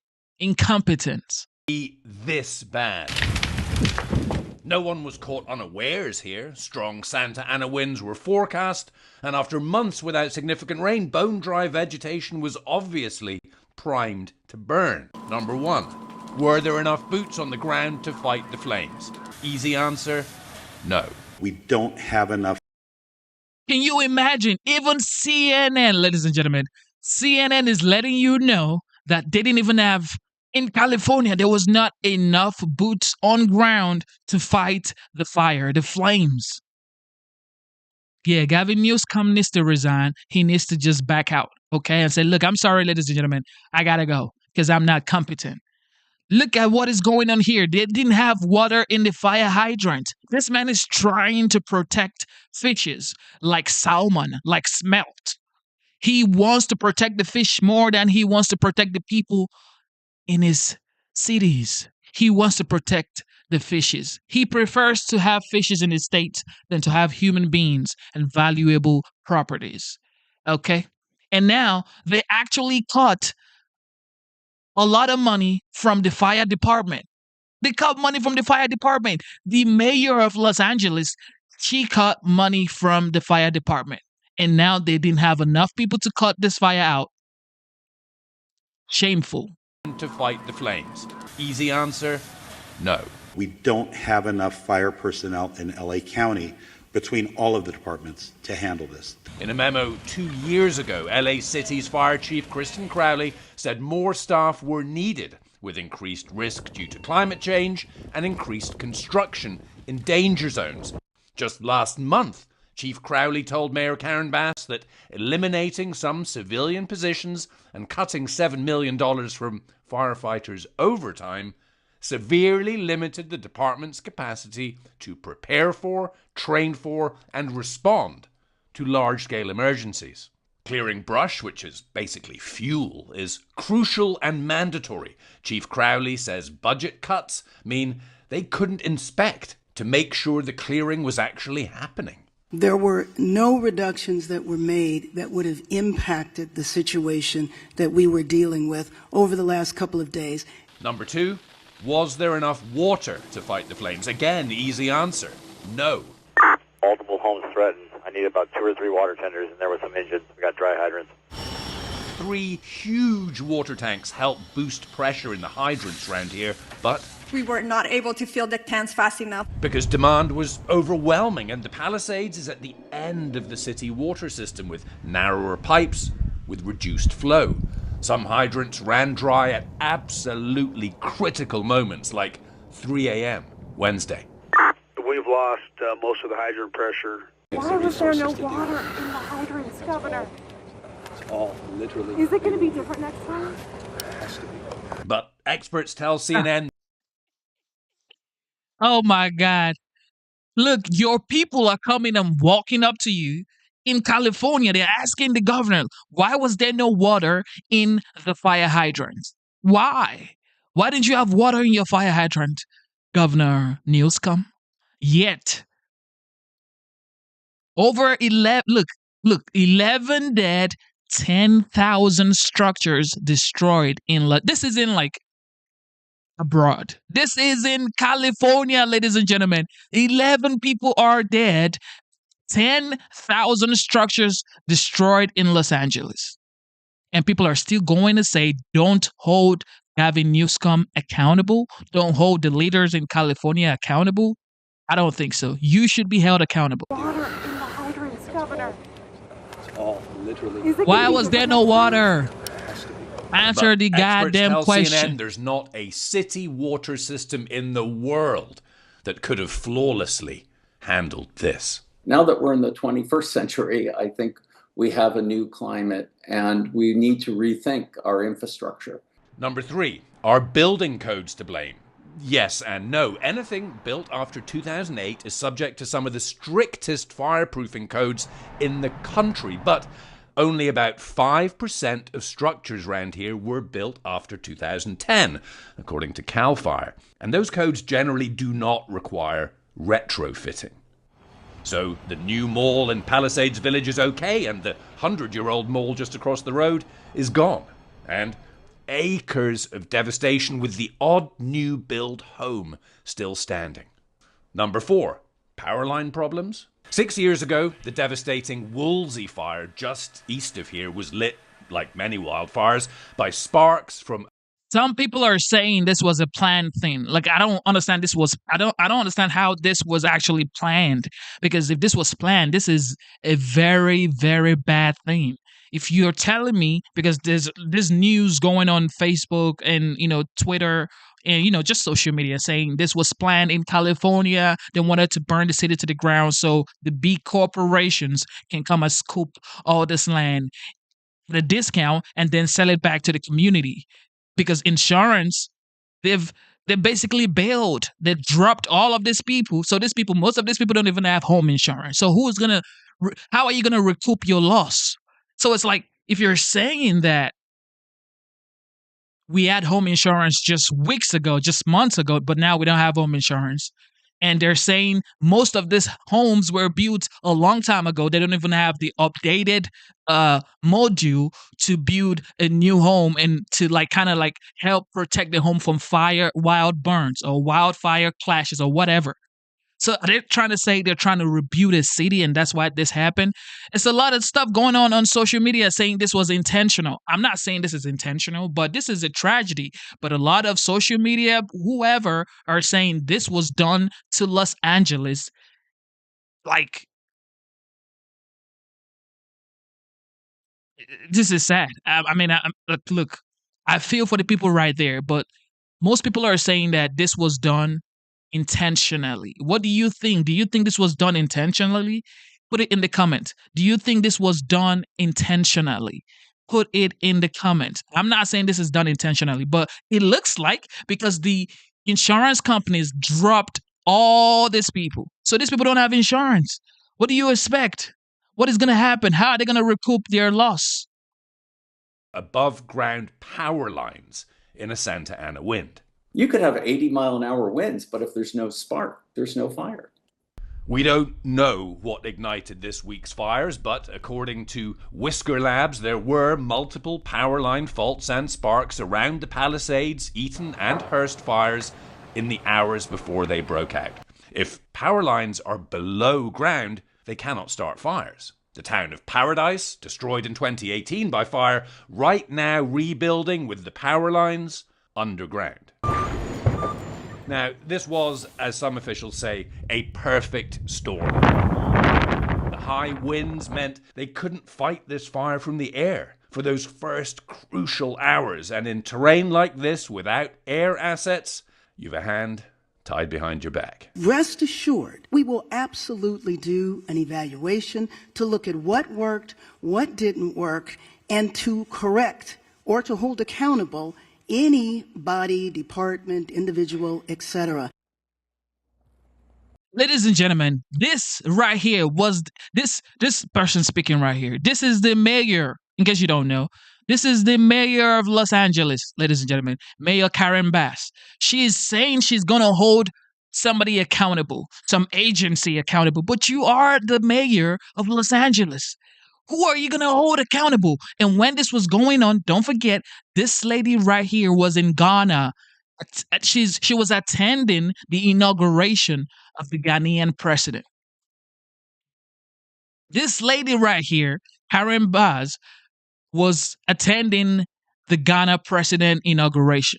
Her city was burning. Well, people are going to say, well, when she traveled, it wasn't burning.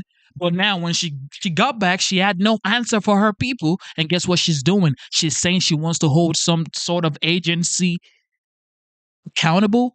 Why don't you hold yourself accountable? If you're holding all these people, you want to hold people accountable. Who are you going to hold accountable? You are the mayor of Los Angeles. Gavin Newsom is the governor of California.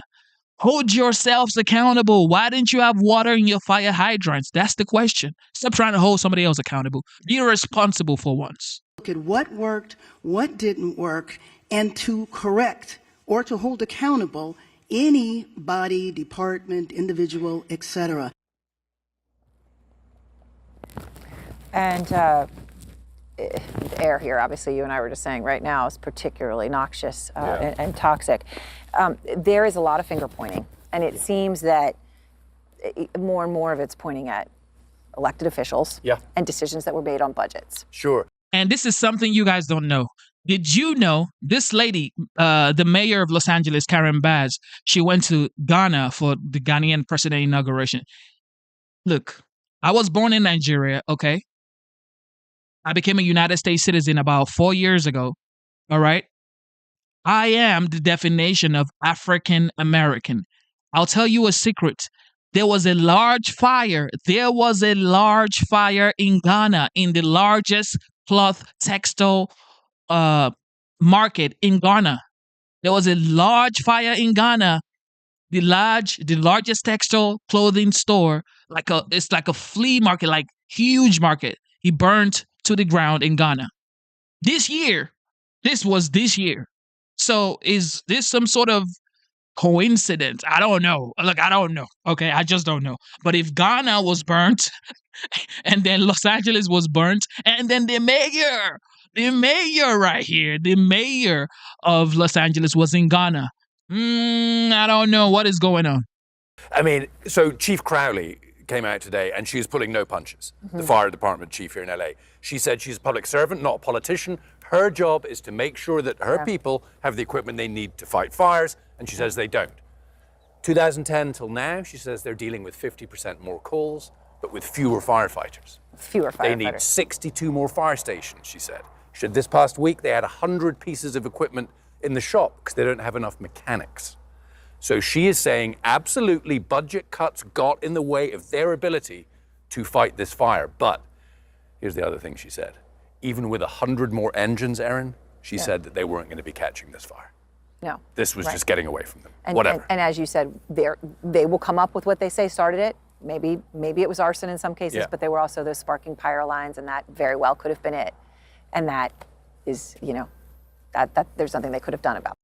I mean, when your elected officials, the people that you voted for to be the leaders in your community, to be the leaders in your cities, they're saying there's nothing we could have done about it. So get out of your seat and let someone who can actually do something about it be the leader. Because we elected you to be the leader. You're saying, well, there was nothing we could have done about it. So please, why are you a leader? Leaders find solutions. Oh, there was nothing we could have done about it. We try. Man, somebody get Trump in here. Except for ages ago when they could have made different decisions. How many billions of dollars did this cost? How many billions of dollars would it cost to put the power lines underground? I don't know. I want to check in with our Nick Watt, who has been working, tirelessly since this fire started. Nick, what's the latest where you are?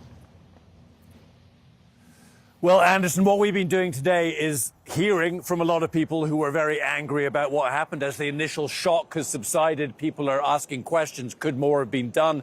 You know, Caitlin was mentioning up at the top of the show there, this issue with the fire chief here in LA saying that she didn't have the resources. She doesn't have the budget to do what she has to do, she says, as a fire chief, as a public servant, which is to make... She doesn't have the budget, but yet she was cutting budget for the fire department. We don't have the budget, but you're cutting budget for the fire department. You're cutting budget for the fire department. Like, what are you doing? And you're supposed to host the Olympics? Los Angeles is supposed to host the Olympics. Los Angeles is supposed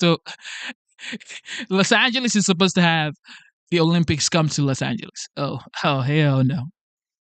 Her people have what they need to do their jobs. Now, the investigations, the recriminations are going to continue for some time. Governor Gavin Newsom wants to know why that the water stopped in the hydrants here in the Palisades. He's also asked for President Trump to come and visit. Unclear.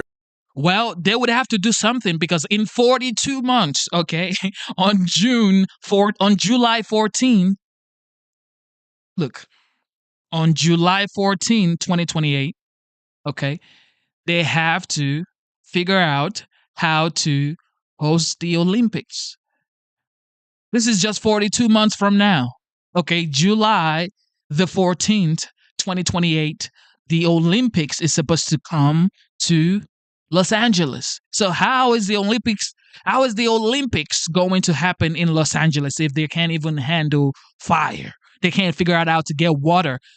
Sign the water restoration bill, Newsom. If political posturing on either side, because Trump, of course, blamed this all on Governor Newsom and said Newsom should resign. Unclear if that political posturing is actually helpful to anyone at this point, but that's not for me to say. The other issue that I'm kind of obsessed with at the moment are the power cables. Now, we know that power cables spark a lot of wildfires. They sparked the Woolsey fire just down the road from here in 2018. They sparked that fire that destroyed the town of Paradise up in Northern California. Paradise right now, by the way, is rebuilding, and the mayor tells CNN that they are rebuilding with the power cables under the ground so they can't spark wildfires. Now, we don't know what sparked these fires here. Yeah, we don't. There's talk of arson, but as somebody's saying, well, bro, do you know how hard it is to put fire in the right spot and make sure fire is contained? Do you know how hard it is to keep the fire in check? Let me tell you. California is known to be a dry state, to be a very, very dry state. Why are they not raking the land? Why are they not making sure everything is well managed? Why are they not making sure they have enough water? California should have so much water that even if a small amount of fire comes to fruition in California, there should be enough water to make that fire go out in like 2 seconds. Easy. You guys have beautiful oceans, okay? You have beautiful sunset oceans. But no, you don't want fresh water in there, okay? You don't want to let Trump bring water to you guys. How can you be harboring Pacific Ocean? You have the Pacific Ocean right there in California, y'all. And you're burning to the ground. Disgrace, okay? You're trying to save salmons and smelt, but won't sign the water restoration bill. Newsom was closing down dams, ladies and gentlemen. Newsom closed down dams, water dams. Newsom was closing down the dams, knowing that California is a dry state. I say it is often power cables. So should those power cables perhaps be put under the ground? That's also a question that people are going to have to answer. You know, a lot of people I've spoken to today, experts in the field, say what these fires should do is they should be a wake-up call. We cannot act like we're still in... No. Don't wake up. Stay sleeping. No, don't. Why are you trying to wake up? Y'all don't wake up, okay? Y'all stay asleep, okay? Keep pointing the fingers to Trump. Don't wake up. Why are you saying wake up? Y'all don't wake up. Please don't wake up. You're going to keep losing all your beloved properties, okay? Your valuable properties, you're going to keep losing it if you refuse to wake up. Try to save the fishes, okay? We want the fish, the smelt, and the salmons. Save the smelt and save the salmons, okay? Don't wake the fuck up and realize that you have to make sure that there's enough water in your city. Keep pointing the finger at Trump, okay? Keep saying he doesn't want the LGBTQ+. Okay, in California, we love California because we allow everybody come here. Keep saying all that BS. DEI. Keep saying BS stuff. Don't focus on making sure you have water in your goddamn city. The 20th century. The climate has changed. We need to rethink how we build our cities and how we protect ourselves. Chief Crowley is saying that these days you need a lot more firefighters. She's saying that, you know, between 2010 and now, the fire department in LA is dealing with 50% more calls, but with fewer firefighters. So, you know, a lot of questions, not enough answers. They could take time. Anderson. Yeah, Nick Watt, I appreciate it. Kaylin, I mean, it is remarkable what the fire chief said to Jake Tapper on CNN earlier today.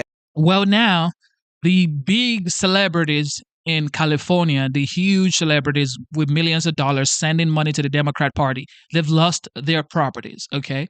They've lost their properties. Let's see what they're going to say to Gavin Newsom. Well, remember what the Democrat Party says. They're saying maybe Kamala Harris, maybe Kamala Harris is going to be the next governor in California.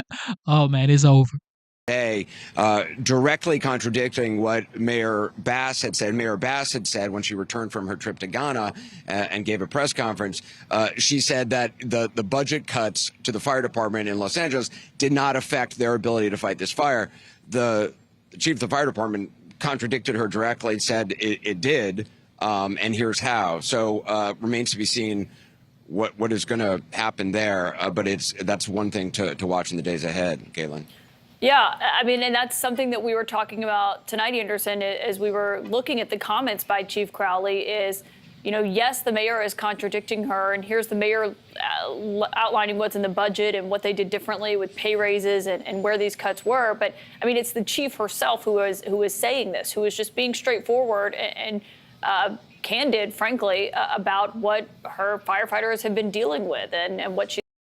Man, nobody cares about what you're talking about, okay? Because you guys are the same people that keep making sure that Gavin Newsom was protected. When Trump called him Newsom, you guys said, well, why would Trump be calling him Newsom? Because he acts like a scum. He acts like a scum, ladies and gentlemen. Thank you for tuning in, Sandra. I see you, Sandra. She is a member of the channel. God bless you. And if you want to join the membership of this channel, it is $4.99. Thank you. Shout out to Sandra. Thank you for tuning in. God bless you. All right. Look, it is what it is. California is just going down. This is sad to see. People are losing their lives. Look, at least 6 fires torching LA County, 11 people killed. Ladies and gentlemen, I want you to listen to this. 11 people have been killed. This is not a joke. This is not, oh, we just talk. This is real life situation. 11 people have been killed. These people probably voted for Gavin Newsom. Or maybe not. I don't care who they voted for. However, people have lost their lives. valuable properties have been lost. Pets. They are not even I'm sure they're not counting the pets that they've lost or pets that have been like wiped out.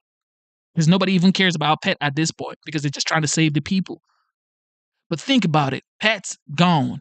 11 people gone. And I'm sure they don't even have the original count of the people that they've lost. Los Angeles Police Department, I'm sure they're still searching because they keep saying we're searching for all these people. So it might be more than 11 people that have lost their lives. Thousands of properties gone to dust. Shameful. Again tonight from a staging area along the Pacific by the Pacific Palisades along the Pacific Coast Highway, where law enforcement officers, firefighters, and others, some National Guard members now. The National Guard has been called in. There are some here on the ground. Are all using this as a staging ground for battling the Palisades fire, which is one of the two biggest fires, which are still about 10% or so contained. There is a lot of work being done. You can see just over the hill right here, and I'm told it's some distance over that ridge. There is another fire that has really sent off a lot of smoke into the air just over the last 30 or so minutes. It is incredibly active. We spent the day out in Topanga Canyon in a number of areas, and we're going to show you that in a moment. The official death toll now stands at 11. That's up from 7 this time last night, and obviously that number is expected to rise as well. Some 30,000 acres have burned in all. There's a lot of concern. Today there was some good news, which was the winds had died down or were relatively calm. There is a lot of concern about what happens this weekend, particularly Saturday afternoon into Sunday morning. It's expected that the winds are really going to pick up. We have a lot of reports to show you in the hour ahead tonight. I want to begin with what we have spent the day doing just up in Topanga Canyon, driving around with fire crews. We came upon a community called Fernwood, and we saw more aerial assets being brought to bear, fighting, trying to put out these spot fires in that area. It was extraordinary to witness. Take a look. In the mountains of Topanga, the battle rages on. By air and on land, firefighters are trying to save the community of Fernwood.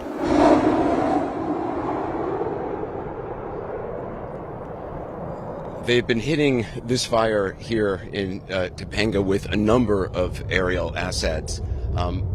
Fixed-wing aircraft, that was a large one. There was a smaller fixed-wing aircraft. They just dropped retardant, fire retardant on it. That's what the reddish-pink color is.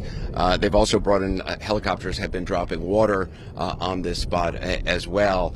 They have a lot of assets in this area on the ground. They're also putting water on it from fire trucks down there.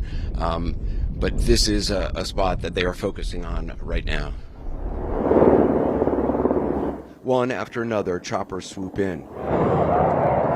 They sound an alarm to let anyone on the ground know water is coming.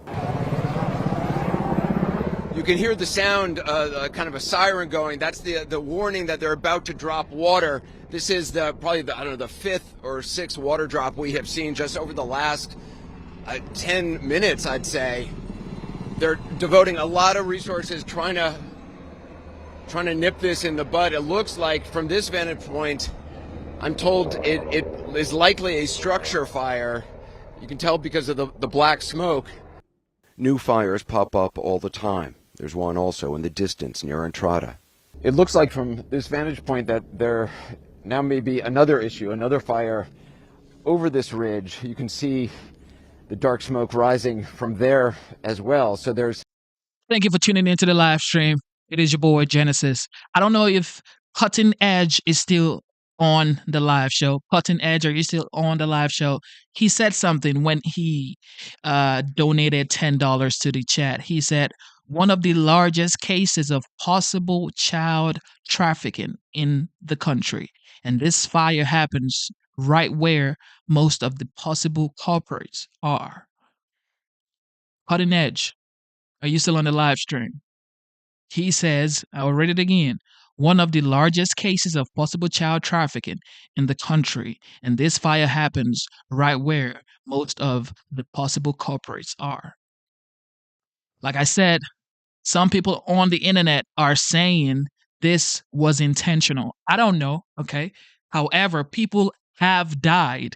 People have lost their loved ones. People have lost their valuable properties. A lot of people say they bought properties so they can retire with those properties, and they've lost those properties.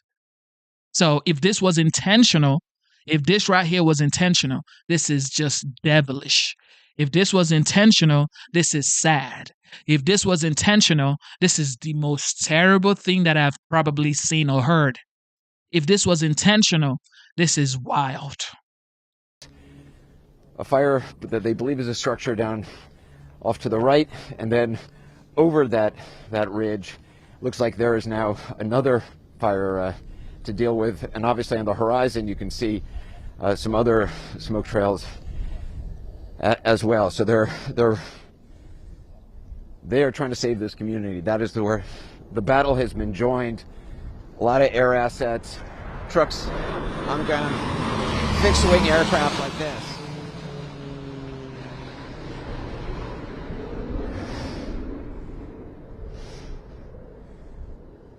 Wow. I mean, it's extraordinary. It is extraordinary to be standing here and feel the power of that aircraft go right over you and watch it just swoop down so low. It is rare in life you see an aircraft swooping that close to houses. We watch 3 choppers drop their loads in quick succession. It's a sign how vulnerable this neighborhood is. California is so beautiful. I'm not even going to cap. I traveled to California because I make videos, I shoot short films, commercials, and I was contracted by this dance company, and they wanted me to film like their dance competition in Sacramento. He was so, like, Los Angeles is pretty, beautiful, beautiful. California is pretty, beautiful state, but bad management. On Medley Lane in Fernwood, we find James Larson, a firefighter from Orange County. He's been doing this for 30 years. Right now we're setting up a defensive stance. There's some fire coming up the ridge here. We're protecting these properties. Of course, our main priority is life safety for not only the citizens here, but for the firefighters. Nearly everyone who lives here has evacuated, but Adam Weber and some others have come back to try to save their homes. What is it like for you to see this? I mean, it hasn't hit yet. It's a very surreal and devastating to watch. And at the same time, I have so much respect for the fire and really taking in the medicine of what's happening. It's a moment I've never experienced before in my life. It feels like LA's having its 9/11 moment. Firefighters will likely stay here all night. The situation changes with the wind. As we leave, we notice a new fire is now raging on a distant mountain. There is no end in sight. And that new fire that we saw on that far mountain, I can't tell if it's the same fire that we are now seeing over there, or if this is a different one. It is, I mean, there are just spot fires still going, popping up, and that crew that you saw up there, they are probably going to stay in Fernwood overnight, sleep there if they can get some sleep, if they're not able to be relieved by another crew. But they need to have people. They have people pre-positioned because they know with the wind just keeps changing, and if the wind changes, and particularly this weekend, that's though I keep talking about this big concern. They need to have the crews pre-positioned there, because just to get up to some of these communities, these small communities like Fernwood, it takes a while. These roads are very windy, they're difficult, especially for big vehicles. When we left, they were bringing in a bulldozer. It is remarkable I just can't get over how much water they were able to drop from the air today, because the winds had died down. They were really getting able to get those aircraft in there. I want to go to Bill Weir, who has spent the day in another community. Let's take a look at what he found. This tree, the fire came right up to the property. Yeah. Like that tree torched out. For the last 5 years, Miro Sorrell Freed was a hotshot, putting out wildland blazes around Southern California. And all the while, he knew his own home, a atop a Sierra Madre ridge was a ripe fire target. I've been doing like fuel reduction and defensible space. So I've been like lifting all the trees and like cutting everything back so in case a fire does happen, it can't get up into the trees and like torch out the building. And that paid off. Paid off. I mean, if I didn't do that, all this wouldn't have gone. Right. But he never imagined he'd have to defend his own neighborhood from a moving hellscape with a garden hose and a chainsaw. He says that during repeated trips over multiple days, he had to beg for help from passing fire crews and even evade a police barricade. Told me I looked tired and I should go find somewhere to sleep, and then threatened to put me in the cop car. So I know Sierra Madre, I know another way to get in, so I snuck back up here and put out a bunch of fires and saved 4 or 5 homes from burning. Oh. Did you hear what this man just said? They told him he looked tired and they were going to put him in a cop car in handcuffs if he didn't listen to them. He had to say, okay, and went the back route and saved 3 or 4 homes. And when people say conspiracy theorists are saying this is intentional, people are going to say, well, it's not intentional. What do you think? This is a natural disaster. Police wanted to put this man in handcuffs for trying to save people. People's valuable property. Listen, I mean, come on, man. Sometimes you just got to listen. And I should go find somewhere to sleep. Okay. Told me I looked tired and I should go find somewhere to sleep, and then threatened to put me in the cop car. So I know Sierra Madre, I know another way to get in, so I snuck back up here and put out a bunch of fires and saved 4 or 5 homes from burning. Oh my God, we're going to listen to that again. We have to listen to that again. Like, what in the world is this? Had to beg for help from passing fire crews and even evade a police barricade. Told me I looked tired and I should go find somewhere to sleep, and then threatened to put me in the cop car. So I know Sierra Madre, I know another way to get in, so I snuck back up here and put out a bunch of fires and saved 4 or 5 homes from burning. When fire crews from Arizona finally arrived, Miro found himself in command. I've been like telling them what's going on and like telling them what to do. It's been crazy. And like, I'm not even paid for this. Like I always said for the Forest Service, like I like to do it, not for the money. It's like a great way to be outside and be of service. But I never thought I'd be doing this shit for free. Like, it's insane. This man, oh my God. Man, God bless you, bro. God bless you. God is your strength, okay? God bless you and your family.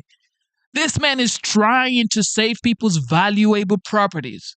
He is smart enough to know that, okay, these people's valuable properties will get burnt to the ground. I can actually do something to help them. They said he looked tired. They're going to put him in handcuffs. God damn. Exactly. Do you feel like you're in the clear yet? I mean, Yeah, can you even relax? Here we're fine. There's going to be another wind event, but the damage has been done. Like everything has burnt, and there's nothing left to burn. Yeah. What does that feel like? Have you been able to process that yet in terms of? Yeah, last night I was up here by myself, and like the lights were out and just crying. We drove through, went by my dad's house, and we were just crying the entire time. And called a couple of my crew members that I work with that are laid off, and yeah. Oh man. The people are suffering. The people are literally crying. You heard, this is a grown ass man crying. After he saved people's homes, he's looking at his beloved city and is crying, knowing that this fire is still going. People are dying. Thousands and thousands and tens of thousands of acres of land still burning. And you're supposed to host the Olympics in 42 months? Yeah, I don't think so.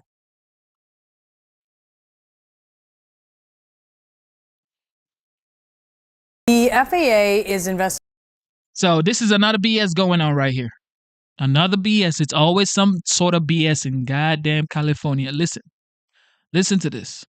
The FAA is investigating a mid-air collision that happened between an aircraft, a key aircraft obviously used in fighting the Palisades fire, and a drone that shouldn't have been where it was. It was flying in restricted airspace, and as a result, one of these, it's one of 2 so-called super scooper planes, has been taken out of commission for repairs. These are planes that are so essential in this fight. They can scoop up more than 1,500 gallons of ocean water and drop it on active fires. And they work with almost surgical accuracy. CNN's Pete Montine joins us now. Pete, what exactly happened here? Well, to put it simply, this was pretty brazen and could have been a whole heck of a lot worse. The restricted airspace has been in place over the LA fire since Tuesday, a safe space for aerial firefighting by effectively creating a no-fly zone for other aircraft. And now the FAA wants to know how a drone ended up in there. It was hit by one of the air tankers helping out from Canada, a Canadair CL-415, better known as the Super Scooper, that has been vital to this air attack. They fly out to the Pacific Ocean,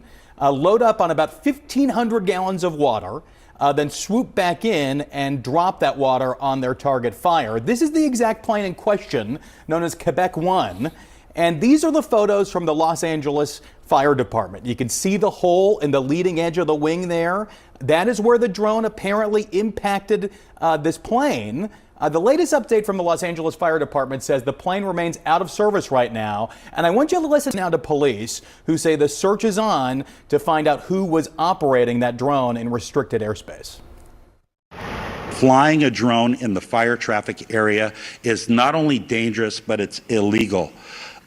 We do have our federal partners behind the scenes are going to be implementing procedures to be able to follow drones in our two large fire areas, and they will be able to identify who the operator of that drone is.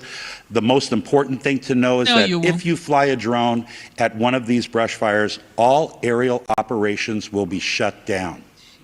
And we certainly don't want to have that happen. Here is the good news. The pilots did a good job of These folks right here. I mean, go figure out how to, put off the fire. Stop trying to threaten people and stuff. I mean, why are you flying a drone in the first place? But people are just so dumb sometimes. People are just dumb sometimes. I guess somebody's flying a drone to see if their home is still there. I mean, if it was me, if I had a drone, I would be flying the drone, figure out, let me see if my home is still there that I paid millions of dollars on. One of the people who did evacuate yesterday is actor James Woods, who is in Beverly Hills. I mean, you guys remember this guy? For joining us. Remember this guy? Talk to us. Oh, what have pleasure. you seen? Remember this guy, y'all? Y'all remember this guy? We were this man is a famous in the actor. Exact epicenter of the fire. As Lost it his started. home. That's actually a view from my porch. This man is a famous actor. He lost his home, ladies and gentlemen. Oh my goodness. Literally in the exact epicenter of the fire as it started. That's actually a view from my porch. This that's is a the video house, you one shot. below us Yeah. on fire. Yeah. My neighbor called and he said a fellow named Robert Trinkteller was about 5 houses up. You have to understand the Palisades is almost like an old-fashioned neighborhood. Sidewalks, all the neighbors know each other. We all have each other's phone numbers, and people are very aware that we're in a fire zone. And in fact, I had said day before yesterday, to my wife Sarah, I said, "Oh, that guy on the hillside hasn't cut down his grass. They got to cut down that brush because there's going to be a fire." And that's the person who didn't cut that brush was the person, that fire you're looking at right now. That's my pool right there. That was the brush below us that was not cut. And so we went out. I had a record of the call. In 17 minutes later, we were evacuated with the clothes on our back. Our garage door wouldn't open because the wind was so bright it torqued the door, and we finally got out. When we got to the bottom of the hill, I said, "Oh my God, we have a neighbor who's 94 years old who has dementia." And I said, there were no cars on the driveway, and we would go over and help him get in his chair, sometime if he fell with the caregiver. But I knew he was in the hospital, and I don't know. God was on his side. I decided to call his son in Massachusetts and said, "Hey, Francis, just to be sure, your dad's still in the hospital, right?" He said, "No, he got home last night. And there's a new caregiver, and I don't have the number." And they wouldn't let us back up. So I finally got through to 911 and said, "A welfare check, you got to go check on this guy." Well, there was a miscommunication. And I called my neighbor who hadn't evacuated yet. He was on his roof fighting his fire. He'd been on my roof. He'd hosed my roof down. I said, go in and check on him. He went. He said, the door's open. There's nobody here. He went in and yelled. He said, no, nobody here. I said, look, just go behind the pantry. There's a little room. We can see him during the day. He likes to sit there because there's a garden. He went in and found him. He'd been left alone. Okay. And it turned out the fire department made the new caregiver leave. And, you know, she just does what she was told. They said, we're coming back for him. Well, they hadn't come back for him. I'm hoping that they would have. But, you know, there was so much chaos. It was like an inferno. Every house was on fire around us. And, you know, he got him out and the house burned down about an hour later. He would have been in there alone. It was just... And then Robert called us and told us that that house had gone and the house below that and then the house on the other side. And then at 11:49 last night, all the smoke alarms in our house alerted our phones that our house that we had just renovated for 3 years and had just finally moved into about 3 months ago. You know, all the smoke alarms are going off, so that's hardly a good sign. So I'm not sure, but it wouldn't make any difference because, you know, the whole street's burned down. So, I mean, even if you go back to your home, you know, look, we knew what was coming. And when we were out on our driveway, I looked and the smoke was so black. It was a house across the street was on fire. The house next door was on fire. And all the black smoke was down there and the schools are down there. And I said to Sarah, we can't go down there because they're trying to evacuate the schools and we'll just be in the way. And here's the thing that's so important. People have got to evacuate when they tell you to evacuate, because if you don't evacuate and you think you're going to be out there with your little garden hose, stopping a conflagration with flames 80 feet high in 90-mile-an-hour winds, you're not going to be helping. You're just going to be stopping the firefighters who do such an amazing job. And you've got to be out of the way, man. You've just got to get out of the way and let them do their jobs. And yes, maybe your home's going to burn down, but let me tell you what's more important than your home is your 94-year-old neighbor and your fellow across the street who's trying to help you, and all the friends and family who've been calling all day. And yes, we're safe.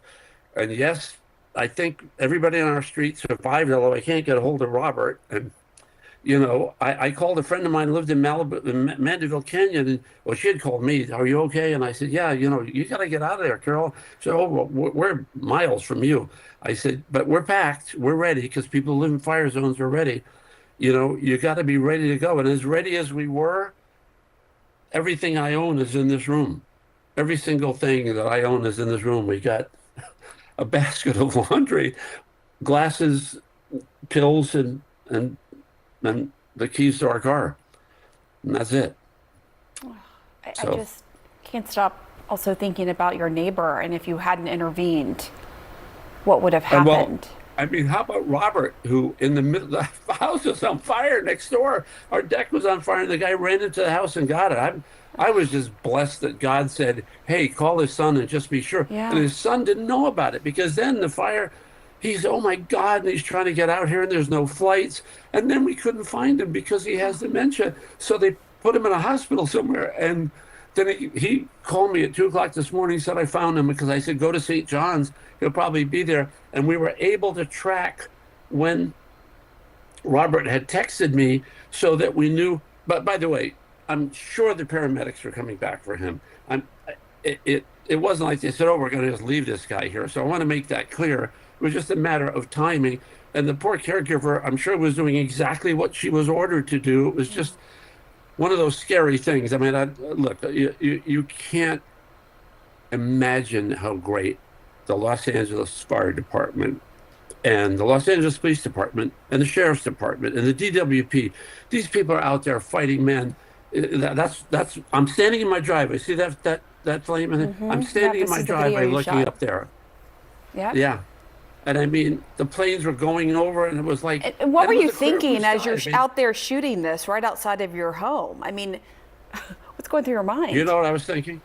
What? I'll tell you what I was thinking. I'm from Rhode Island, and a friend of mine was the guy who did all the remediation for the You remember the station fire where 100 people burned to death in a nightclub fire? Mm-hmm. And this is true. There were people in the doorway who had tried to get out, and there were people who were literally 2 feet in the pile of bodies who got out and survived by being debris, and the other people next to them died. And all I remember thinking is, man, when I was a kid, our house burned down when I was 6 years old.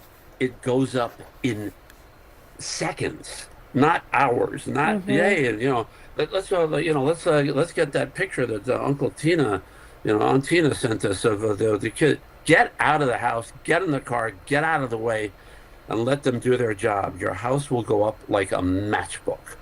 Because it sounds like we were. Oh, go ahead.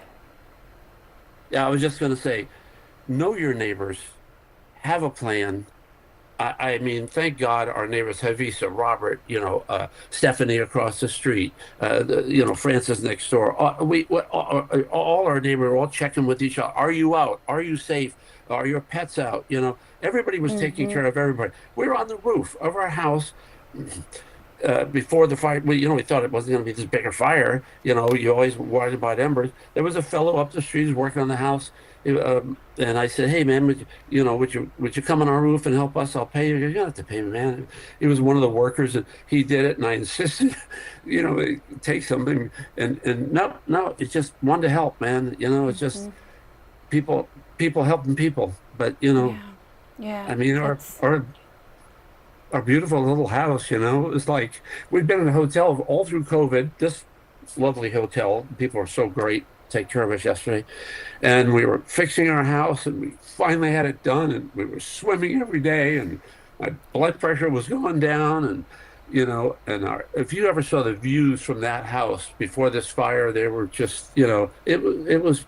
I posted it today on X. It was paradise, and our neighbors are we knew them all, and now it's all. Yeah, it's a reminder anything can be just taken away in an instant. So much is out of your control. And as you're there, you're taking that video and you're seeing how quickly it's all happening. You must have been wondering, how am I going to get out of here safely? I mean, I know our CNN crews dealt with the same situation. Well, let me tell you, I was standing in the driveway, and all of a sudden I said, the planes are going over. They dropped the retardant, but they're like, it's like those planes aren't, 2,000 feet in the air. They're like 40 feet over your house, and I was looking down, the fire was the black, and you could see the flames, the house is on fire, And then over by the hillside where Robert had shown me where he said, look, come to my house, look at this fire. As soon as I saw that fire, I said, with this wind, we're out of here. We've got to get out of here and make sure everybody's safe. And I was looking, and I said, that smoke is white. This smoke is black. It's moving this way. We've got to go that way, because white smoke means that they got the fire out, at least, the major part of it, and we'll be out of the way of the congestion.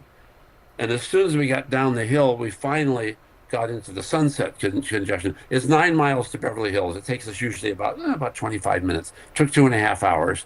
And you have to understand, somebody didn't charge their car, their electric car, didn't put gas in their gasoline car. Oh, there goes your electric car. Now they're on Sunset. Oh, I got to abandon my car. And now the fire trucks can't get through. And now people can't walk. When we couldn't get our garage door open because the wind was blocking, because our door goes up like this, I said, oh my God, we're up in the hills here. And we got to walk out. I'm 77 years old, man. I can't walk up these hills. It's like Mount Everest here. It's like, pretty steep. So, it's just, I posted this on X, but Sarah was on with her 8-year-old niece last night. And she came out. I'm sorry. Just, one day you're swimming in the pool, and the next day it's all gone. But she came out with her little Yeti piggy bank for us to rebuild our house.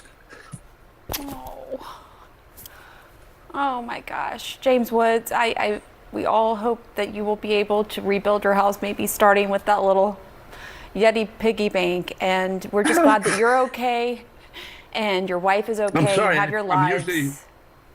Yeah, no, I mean, this is real and it's raw. I thought and I would you, be stronger than this. You don't need, you are, you know what? Strength is not measured by whether, you hold in crying or not. Strength is what you are doing now and helping your neighbors and shining a light on the great, amazing work of all those firefighters and emergency crews out there. You have so much strength, and we appreciate you coming on to reflect what so many others just like you are experiencing in that raw emotion right now.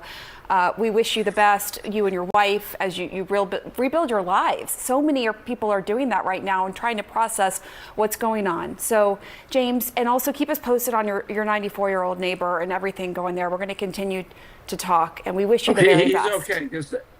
He's okay. Yeah. They found him. He's in the hospital. He's okay. I just worry. If anybody knows where Robert Trinkteller is, call me. Let me know. All right.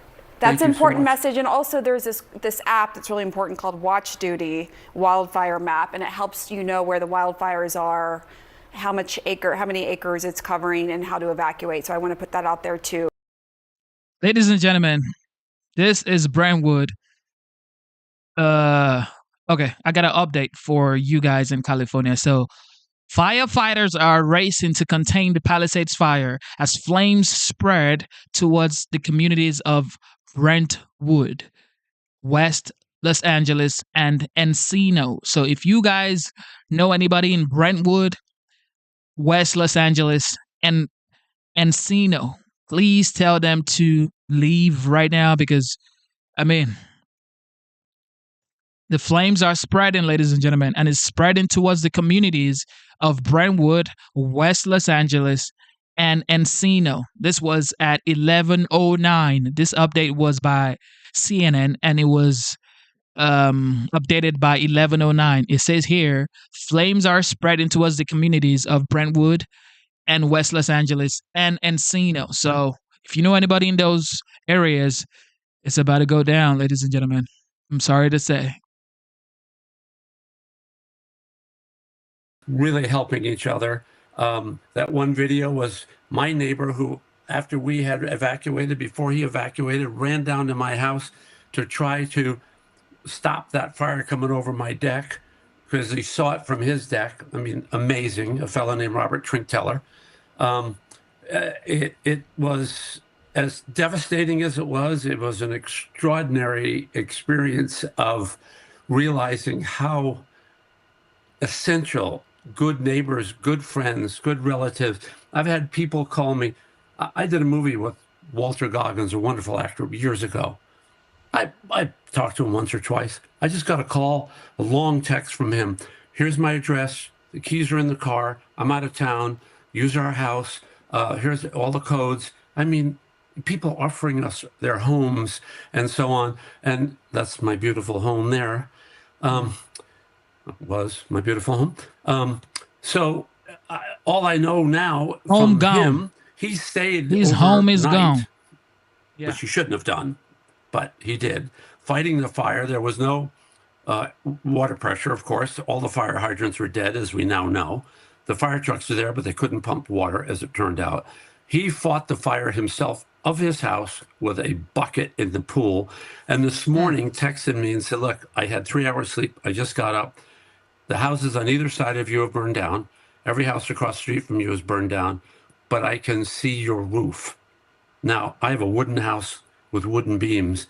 If you can see my roof, it may be gutted.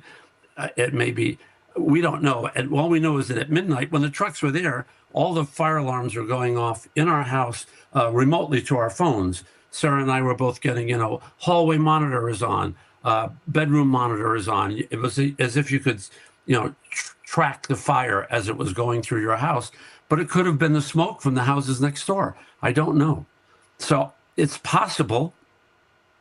I don't think it's very likely, but it's possible our one house is standing, even though all our wonderful neighbors and every one of them is a friend and been wonderful to us and us, I hope, to them. James, it's a little paradise in the hills. Your comments about neighbors being critically important, and so oftentimes now in our busy lives, we don't even know our neighbors, or people cocoon themselves and don't. But I think your point at such a time of great tragedy is one that we should all take in tonight. Get to know the people around you. Get to know them. Well, there are people who will probably say, "Oh, you sound like you're, doing a Hallmark movie, talking about the love of your neighbors." Well, next door to us, the house below us, and I think you have a video right where that fire is. The house next to us, right to the right of that tree. In fact, that tree's on his property, believe it or not, is a 94-year-old gentleman who has advanced dementia. He has a caregiver. He was in the hospital, so thank God he wasn't there during the fire. We thought. We get down the hill after we evacuate. Robert was still up the hill. I get down the hill and I said to Sarah, we've got to call Francis, his son, who lives in, I think he's a professor at Harvard or something, to just make sure his dad isn't in the house. I think he's in the hospital, I'm pretty sure. We called and he said, "What's going on?" I said, "Well, there's a fire in the Palisades." He said, "Oh, no, I've been in a meeting." This is right at the beginning, because we were at the epicenter of the beginning of the fire. And I said, your dad's in the hospital, right? He goes, "No, he's in the house with a new caregiver. I don't know who they are." Well, it turns out what happened was I called 911. I finally got through to somebody, the fire department. That's the house right there. That's his house. And we could look down into his window. And I got someone in the fire department. I said, "Look, this 94-year-old guy with dementia, he doesn't even know that you've got to get to that house. We'll get there. We'll get there." So Robert went down. It turned out, he said, "No, there's nobody there." And he said, "The front door's open." It turned out later that the fire department had said to the caregiver, who was new and not from this country and probably a little afraid of authority, and I say that kindly, they said, "You must evacuate. We will come back for him. Don't worry." And they either forgot or they hadn't gotten there yet. Oh, my goodness. So Robert went in the house. He said, "There's nobody here." I said, "They keep him in a little room that used to be the so-called maid's room. It's around the kitchen." I've been in the house because he used to fall out of his chair and we'd go over. So did they get him out, James? They got him out and the house burned down an hour later. Oh, my. There are probably so many stories like that. We're going to hear thousands of stories of people who are elderly, alone, might live alone, trying to save their pets, go back in. Oh, yeah. His son was out of his mind, got here. He said, "We don't even know how to find him because he's at the hospital. He doesn't know his name." He just found him. We found him about an hour ago. James, I want to ask you about something that when you said last night we couldn't get any water. There was no water at the hydrants. Yeah. A lot has been discussed today about why that is. We're going to get into a little bit more of that in the next segment. But you guys pay, I think, the highest taxes in the United States. If not, you and New York are kind of tied, or Illinois, but among the highest. No water in the hydrants. 17.6 million cut from the fire department. Karen Bass, a recent headline, I think you might have tweeted that out from the New York Post. Yeah. And our new fire chief, has, and by the way, LA Fire Department is fantastic. The people, it's like the people who work for the federal government, so many of us are good people, but the people in charge, she took over and she put on her bio that her priority, my highest priority, is inclusion, diversity, and equity. That is my priority. And somebody forgot to fill all the reservoirs, I guess, with water, because when I was getting smoke alarms, there was a fire truck parked in front of my house, but they couldn't pump any water because there was none, because they didn't put them in the reservoirs. Okay? And they were busy cutting, look, it's the same we had with all the crime we have in our neighborhood, in Los Angeles, when we had that idiot Gascon. They just didn't care. Everybody was running loose. They were smashing places. You couldn't walk down the street. A return to competent leadership. This may be a wake-up call. We're not trying to make this political, but when you can't get water and your homes are burning and you have people trapped in their homes who don't have the ability to walk out, that's a problem. That's a real problem that has to be solved. So, James, I'm glad you were the first one to actually put that out there last night. Laura, with all due respect, if it is true that things were handled this way, if it is true that Gavin Newsom is the absolute blithering idiot that I believe he is in the way he has handled fire management in this state again and again and again and again, this isn't a wake-up call. This is the kind of thing they have tribunals for, where they try people and say, you had an oath of office to perform certain duties. When you're the fire chief, this isn't a social justice exercise that you're in charge of. This is you getting water to areas that need water because there are fires in 100-mile-an-hour winds burning houses to the ground. I watched on a Ring camera a guy have to sit and watch his pet burn to death. You know, those things are issues of the heart when you watch a cherished little pet. Or, you know, look, my home is a building. It was we worked 3 years putting the home together. We loved our little house, but it means nothing compared to the 5 people who lost their lives. So James, the wake-up call. Yeah, I hear you. And again, we're going to learn a lot more about this, but we know a lot already. And we're going to get into some of this next segment. Not all was kumbaya out there today. Specifically, one individual who goes by @PiperK on Twitter, on X, I guess a former faculty member at Mizzou, Karen Piper, she tweeted, and she since deleted the tweet, James Woods' house is burning down. It's karma calling. Retired prof. Yeah. University. Yeah. Yeah, I mean, that's, you know, when I read that, I look for a curb so that I can find some place to scrape her off my shoe. I'm more concerned about my neighbors and their homes that they lost. I don't really care what she has to say. Yeah. She means nothing to me. She is, to me, a fleck of spit on the arc of infinity. Well, it's that anyone would think any of that about anyone at a moment like this, especially someone who suffered such a loss and whose neighbors have suffered everything. Like when you're driving down the PCH now, and a lot of the videos from last night and continuing today, James, I lived in California on and off. I couldn't stop watching this. I was like, wait a second, is that where the Real Inn is? You know, the old Real Inn on the PCH? Gone. You know, restaurants, gone. I'll give an example Homes of that, gone. Aaron. There's a little restaurant there, and they have a billboard, and in chalk every day, as you go by, they'll have some joke about fish with a saying. It's very funny. Sarah takes pictures of them every day for her Instagram and so on. It's just a charming little kind of surfer shack, you know, from another time. You know, you were showing a little area in the Palisades by the village there, and it was a little square. I don't know if you recall it just a few moments ago. On the 4th of July in the Palisades, everybody would have folding chairs that would be set out with their names on them, and would have a little 4th of July parade. Everybody had flags. It was like America at its best. You know, nobody cared whether you were a Democrat or a Republican or black or white or green or yellow or gay or straight. It was people celebrating the 4th of July in a beautiful little neighborhood with sidewalks, and you feel safe, and there's no tents and needles and crap. And, you know, it is paradise. James, the devastation. Well, there you have it.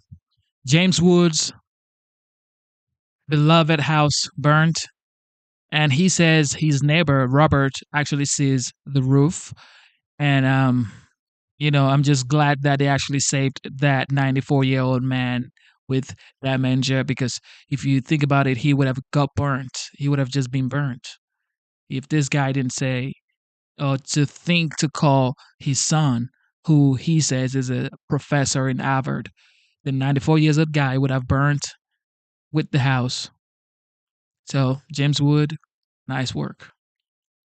Nice work. That's all I can say. Now, here is another story right here about a couple who lost their home as well. Pregnant couples, home burns down one day after finishing nursery. Imagine you're about to have a baby. You're just planning your baby's room, and the fire breaks out. You already have your baby's room set up, and everything is burnt to the ground. Watch this. Too sad. Can't even make this up. Samir Chaudhry lived in Pacific Palisades and has lived in this area his entire life, but buying a home was a dream. And his father said, you've got to work really, really hard to ever be able to do that. And he did. And he put everything into it. And he bought a home with his wife. They moved in a month ago and finished building their nursery on Monday. And his little boy is going to be due, or is due, will be born sometime in the next week or two. And it is all gone, that entire house and dream. And Samir is with me now here in Palisades. And Samir, you drove up here with us. And as we know, this is you're not allowed to come up here, right? We're up here as media. What is it like to see this? I mean, it doesn't feel real. Yep. I think everyone watching and everyone here knows that when you turn the corner to your hometown, the place you grew up, no matter where you live now, that's home. Driving through those streets, seeing the shops, seeing the restaurants, like that's what home feels like. And it's pretty surreal to drive here and it's gone. And your wife, obviously, and you're going to be going to the hospital in a few days, Yeah. having a baby. And then you don't have anywhere to go. I don't know yet exactly where we're going to go. I think one of the hardest things about this time is that while a lot of us are grieving in Los Angeles, the loss of our homes, the loss of the life that we were living, the loss of the life that we imagined, at the same time, there's a rental market now, and people are taking opportunities and jacking up the prices for rentals. And I would ask all Angelenos right now that if you have a place to rent, pick a fair price and be a kind human. You talk about the grief, and I'm wondering, because of course you're right now days away from, what will be and what should be one of the greatest joys of your life. And hopefully looking back will be. And yet it comes in the context of the home that you built for that baby, the home that you have spent a decade working to earn, to buy, is gone. How are you right now emotionally balancing joy and grief? The thing that is keeping me going is that he doesn't know. He doesn't know that this Your happened. son. My son does not know that this happened. He'll only know the world that we show him. And so when he comes out, we have the opportunity to show him a world filled with joy and kindness, a world that's my wife and my smiling faces. That's the world that he'll know. He doesn't know this happened. And it's our job to protect him from that. And just so people understand, you just had managed to buy this house. You had saved up for it. Your parents, you said, were refugees. Yeah, my parents experienced the partition in India, in the Indian-Pakistan partition. They got displaced from their homes.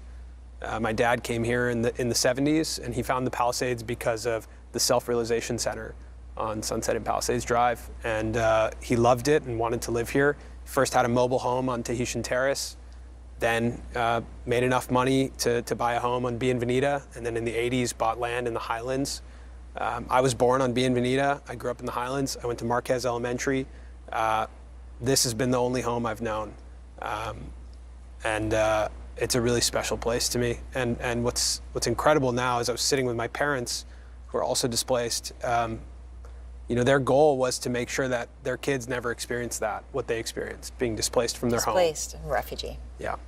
And we were looking at each other and just going, I mean, it's a story we've told forever in our family, that they were able to root our family here in the Palisades. And now you're going through this, but thank God together. And with this this joy of a rebirth and a restart with your child. Yeah. Thank you so much, Samir.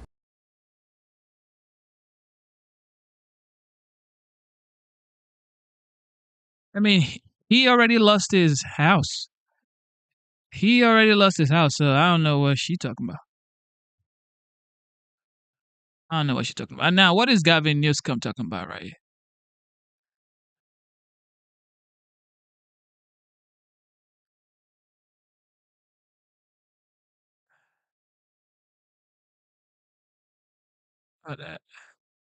Okay, let's listen to the fire department, the head of the fire department in Los Angeles.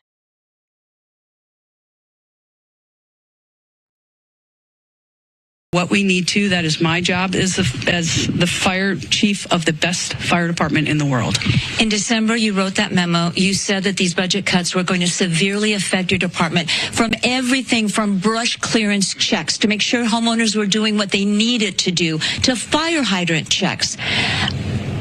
And yet you heard the mayor just yesterday say, no, those cuts did not affect the ability to serve and would not have changed anything in this situation. What is going through your mind? And I know this is difficult. There are a lot of politics at play. You are not a politician. You are the woman responsible for all these men and women at LA City Fire and for our residents in the city of Los Angeles. When you hear the mayor say it didn't affect anything at all, what is going through your head? If you can share that with us. Sure. So just full transparency. Again, my position is to make sure that our people get what they need to do their jobs, and also, mind you, that they get to go home to their families.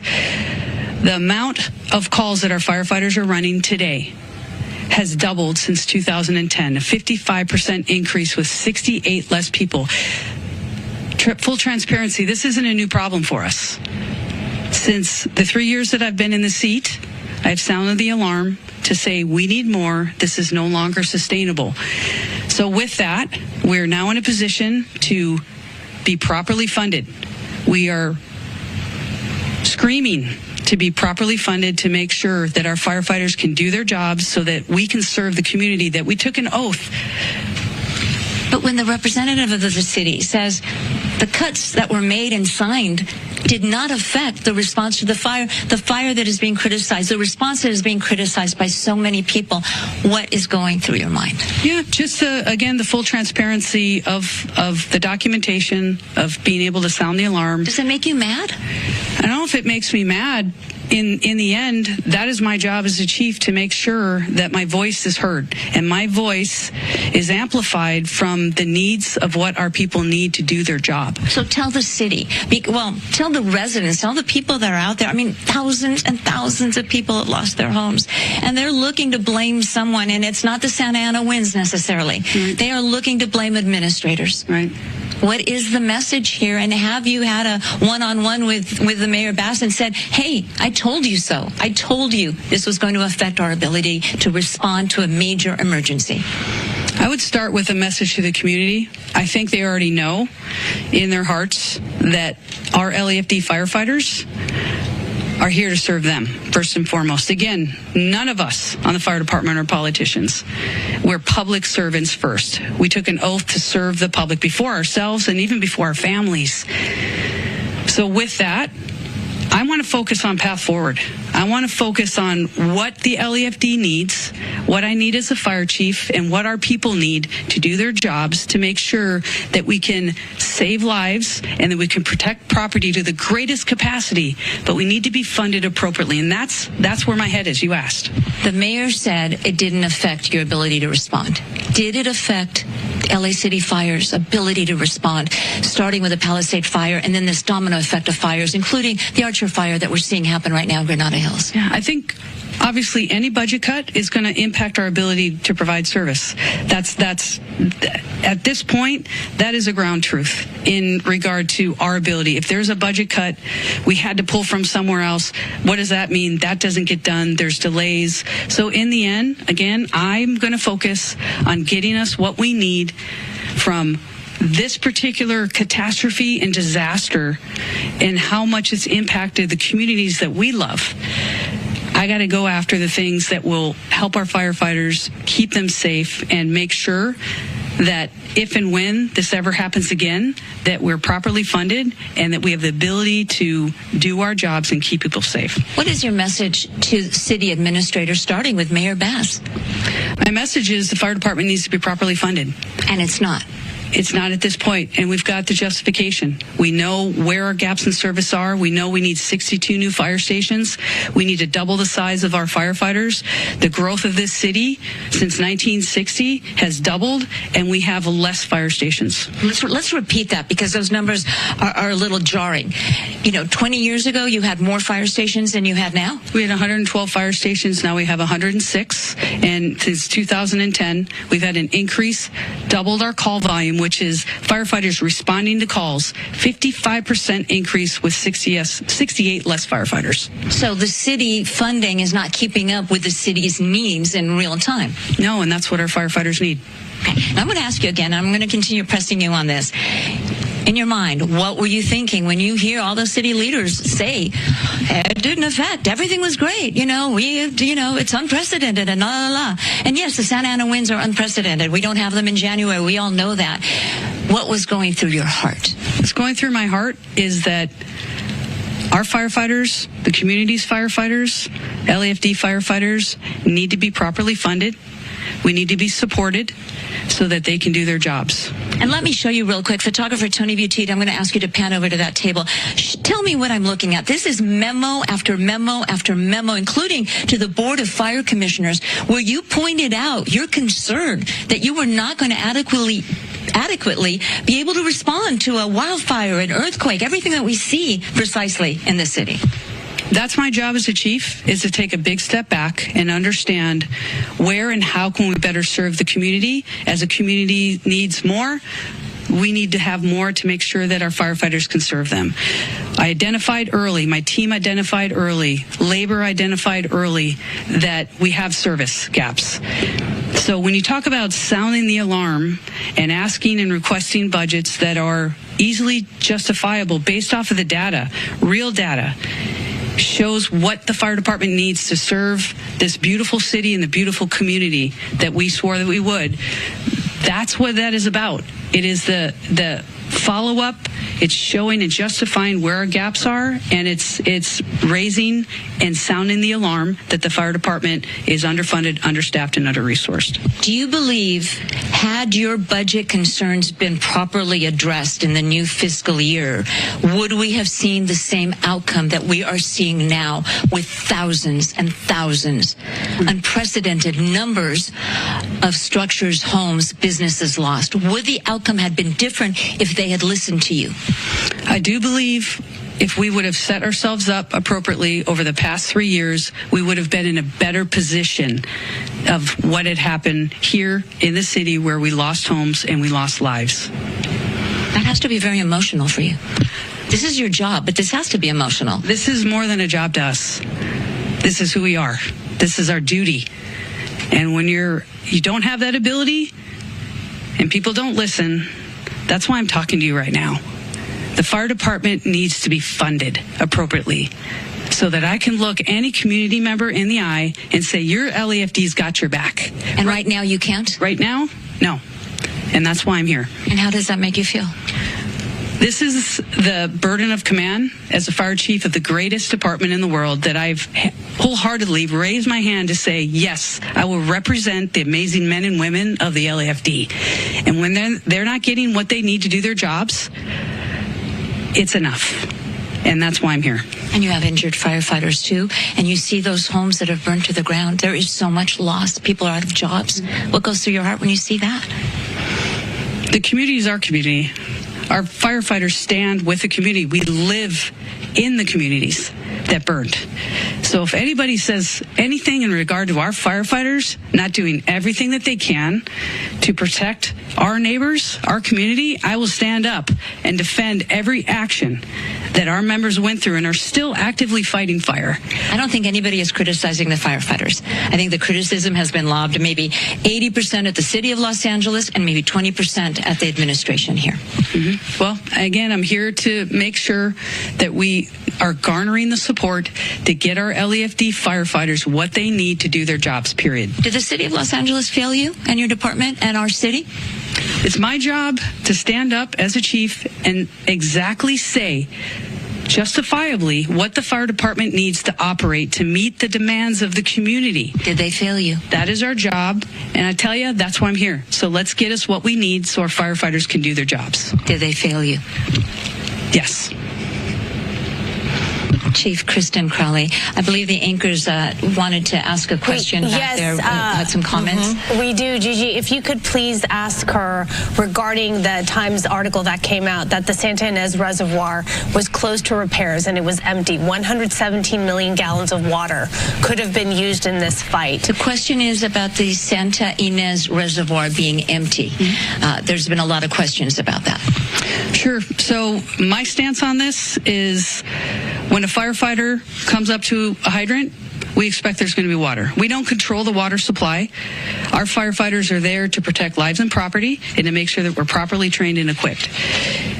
That's my position on this. So if there's no water, I don't know how the water gets to the hydrants. Please defer that to DWP or whomever controls that part. But I can tell you the resiliency of our firefighters, if there's no water, they're going to go find water. They're going to figure out a way to do the best they can with what they've got in a very dynamic situation. And I know you expressed concerns that those DWP hydrants would not be inspected thoroughly because of the budget cuts. That is something to discuss, and we're going to look into that in regard to how we can ensure there's going to be water when we need it. But in the end, I'm going to defer that to DWP and whomever else controls the supply. I can guarantee you that when our firefighters showed up on that day with what they had, they did absolutely everything they could do to rescue and to save people's lives and property.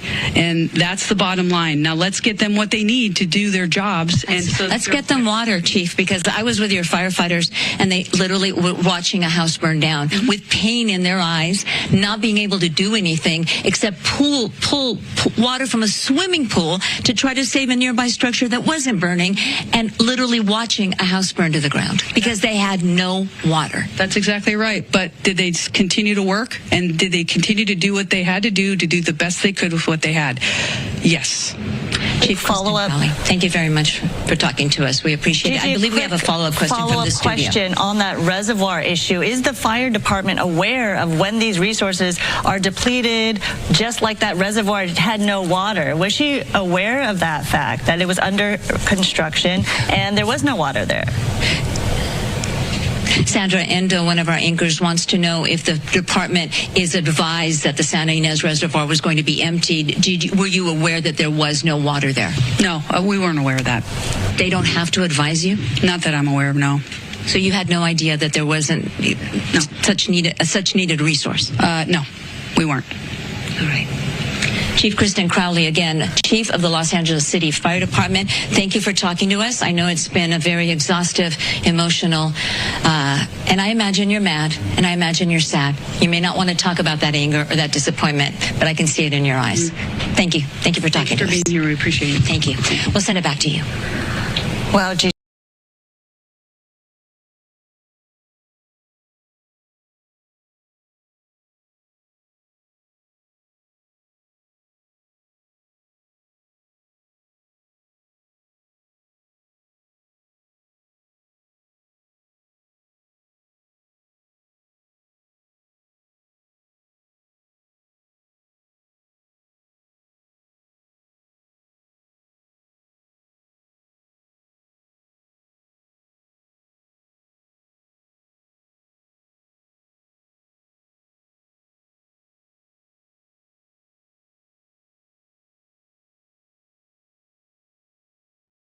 All right, I am back. What else? What else do we have here? All right, so Gavin Newsom wants the president-elect to visit Los Angeles County. Check this out. Alex Michelson, he's not with me here at the desk because he's been with the governor for an exclusive one-on-one interview about what we've seen transpire. Here's a portion of that. Governor Newsom, good to see you. Not great to see you under these circumstances. As you stand here, look around, what goes through your mind? Well, just complete and utter devastation. Memories, mementos, traditions, lifestyle, all of it gone. I mean, it's overwhelming. And respectfully, from someone that's been to a lot of these. I mean, Tubbs Fire, I thought I'd never seen anything like that. 5,600 structures destroyed, and then, of course, Camp, 18,000, 85 lives lost. But the scale of this, the scope, and the fact that we have 5 active fires we're battling now is just extraordinary. Rebuilding, not going to be easy. We know building housing in California is not always easy. Yep. Is there red tape that you can cut through to make rebuilding here move faster? If so, what specifically is that going to look like? We're looking at a series of executive orders. We're looking at a series of legislative pathways to absolutely focus and streamline all of that and really target. I want to do it statewide, of course. I've been working on this for years, 42 secret reforms. We've got to do more. But right now, it's focusing on the rebuild and recovery. Of course, a big part of that is prepping the site, getting all the debris removal done, dealing with the hazardous waste, getting that done as quickly as possible, getting those contracts in order. At the same time, simultaneous getting the individual assistance, the small business loans and the like, moving. At the same time we're doing that, we're already working now on executive orders and working with the legislative leadership. I was just talking about legislative leaders on how we move to streamline that entire process. By the way, that includes some of the Coastal Commission work, particularly out here on the coast, where it's obvious that's going to be a huge issue too. I mean, so what specifically does that look like? We're working through old strategies that we did up in Paradise.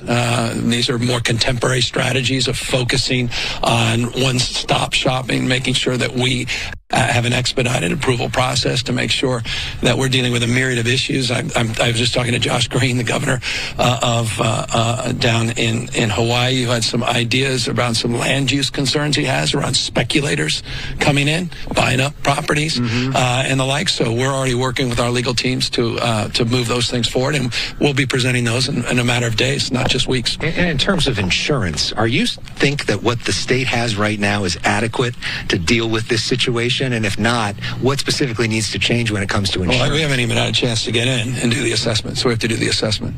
So that's number one, and then we'll be able to answer that question. But the scale and scope and the value of these homes is off the charts, so it's profound. The FAIR plan has a reinsurance component. The FAIR plan has a component of a requirement as it relates to how it's pooled, that shares with other people that are in the market, that they have a responsibility as it relates to anything that goes above and beyond the reinsurance. So we obviously are stress testing that, and not just the insurance commissioner. We had a team 2 days ago already working on this, but we have to assess the actual value. There's been wild estimates up to $57 billion, but on the basis of what? That's the basis of aerial assessments, not a real detailed understanding of what's happened on the ground. I mean, do you have a sort of an idea of what this is all going to cost? Everybody has got no one does. I mean, it's literally, when you see a number like that, it's wild speculation. It's astronomical. It's unprecedented. That's not a numeric, but there can't be a numeric until you get the teams on the ground. Right now, we're still fighting again. 5 active fires. You put out a letter to DWP asking, how is it that there was no water to fight this fire in certain places? We were here, and basically these places just burned, and there was nothing that could be done. Yeah. Does the state have any responsibility in that? Is there more the state can do to make sure it doesn't happen again? No, that's what I did. That's what the letter's about. Let's get to the bottom of it. Let's be transparent. Let's move this forward quickly. DWP and the city and the oversight as it relates to the Met, and we want to make sure that all that information is made real time and in public. I'm not interested in the finger pointing. I want to know what the hell happened, and would it have mattered? I mean, I'll just be honest about it here. I've talked to all my experts, all the firefighters I've been with. They said we could add an engine on every house and 90-mile-an-hour winds with all the pressure in the world. So you got to be realistic about that as well. But still doesn't make it right. And I want to know what went wrong so it doesn't happen again. But when you saw those images, I mean, that outraged so many folks. I didn't see the images. I was there. Right. I was right on the line. I was here within a couple hours of the incident. So we saw it firsthand. We were getting the feedback in real time. Yeah, I mean, look, these systems obviously were not designed for a catastrophic event of this scale and magnitude.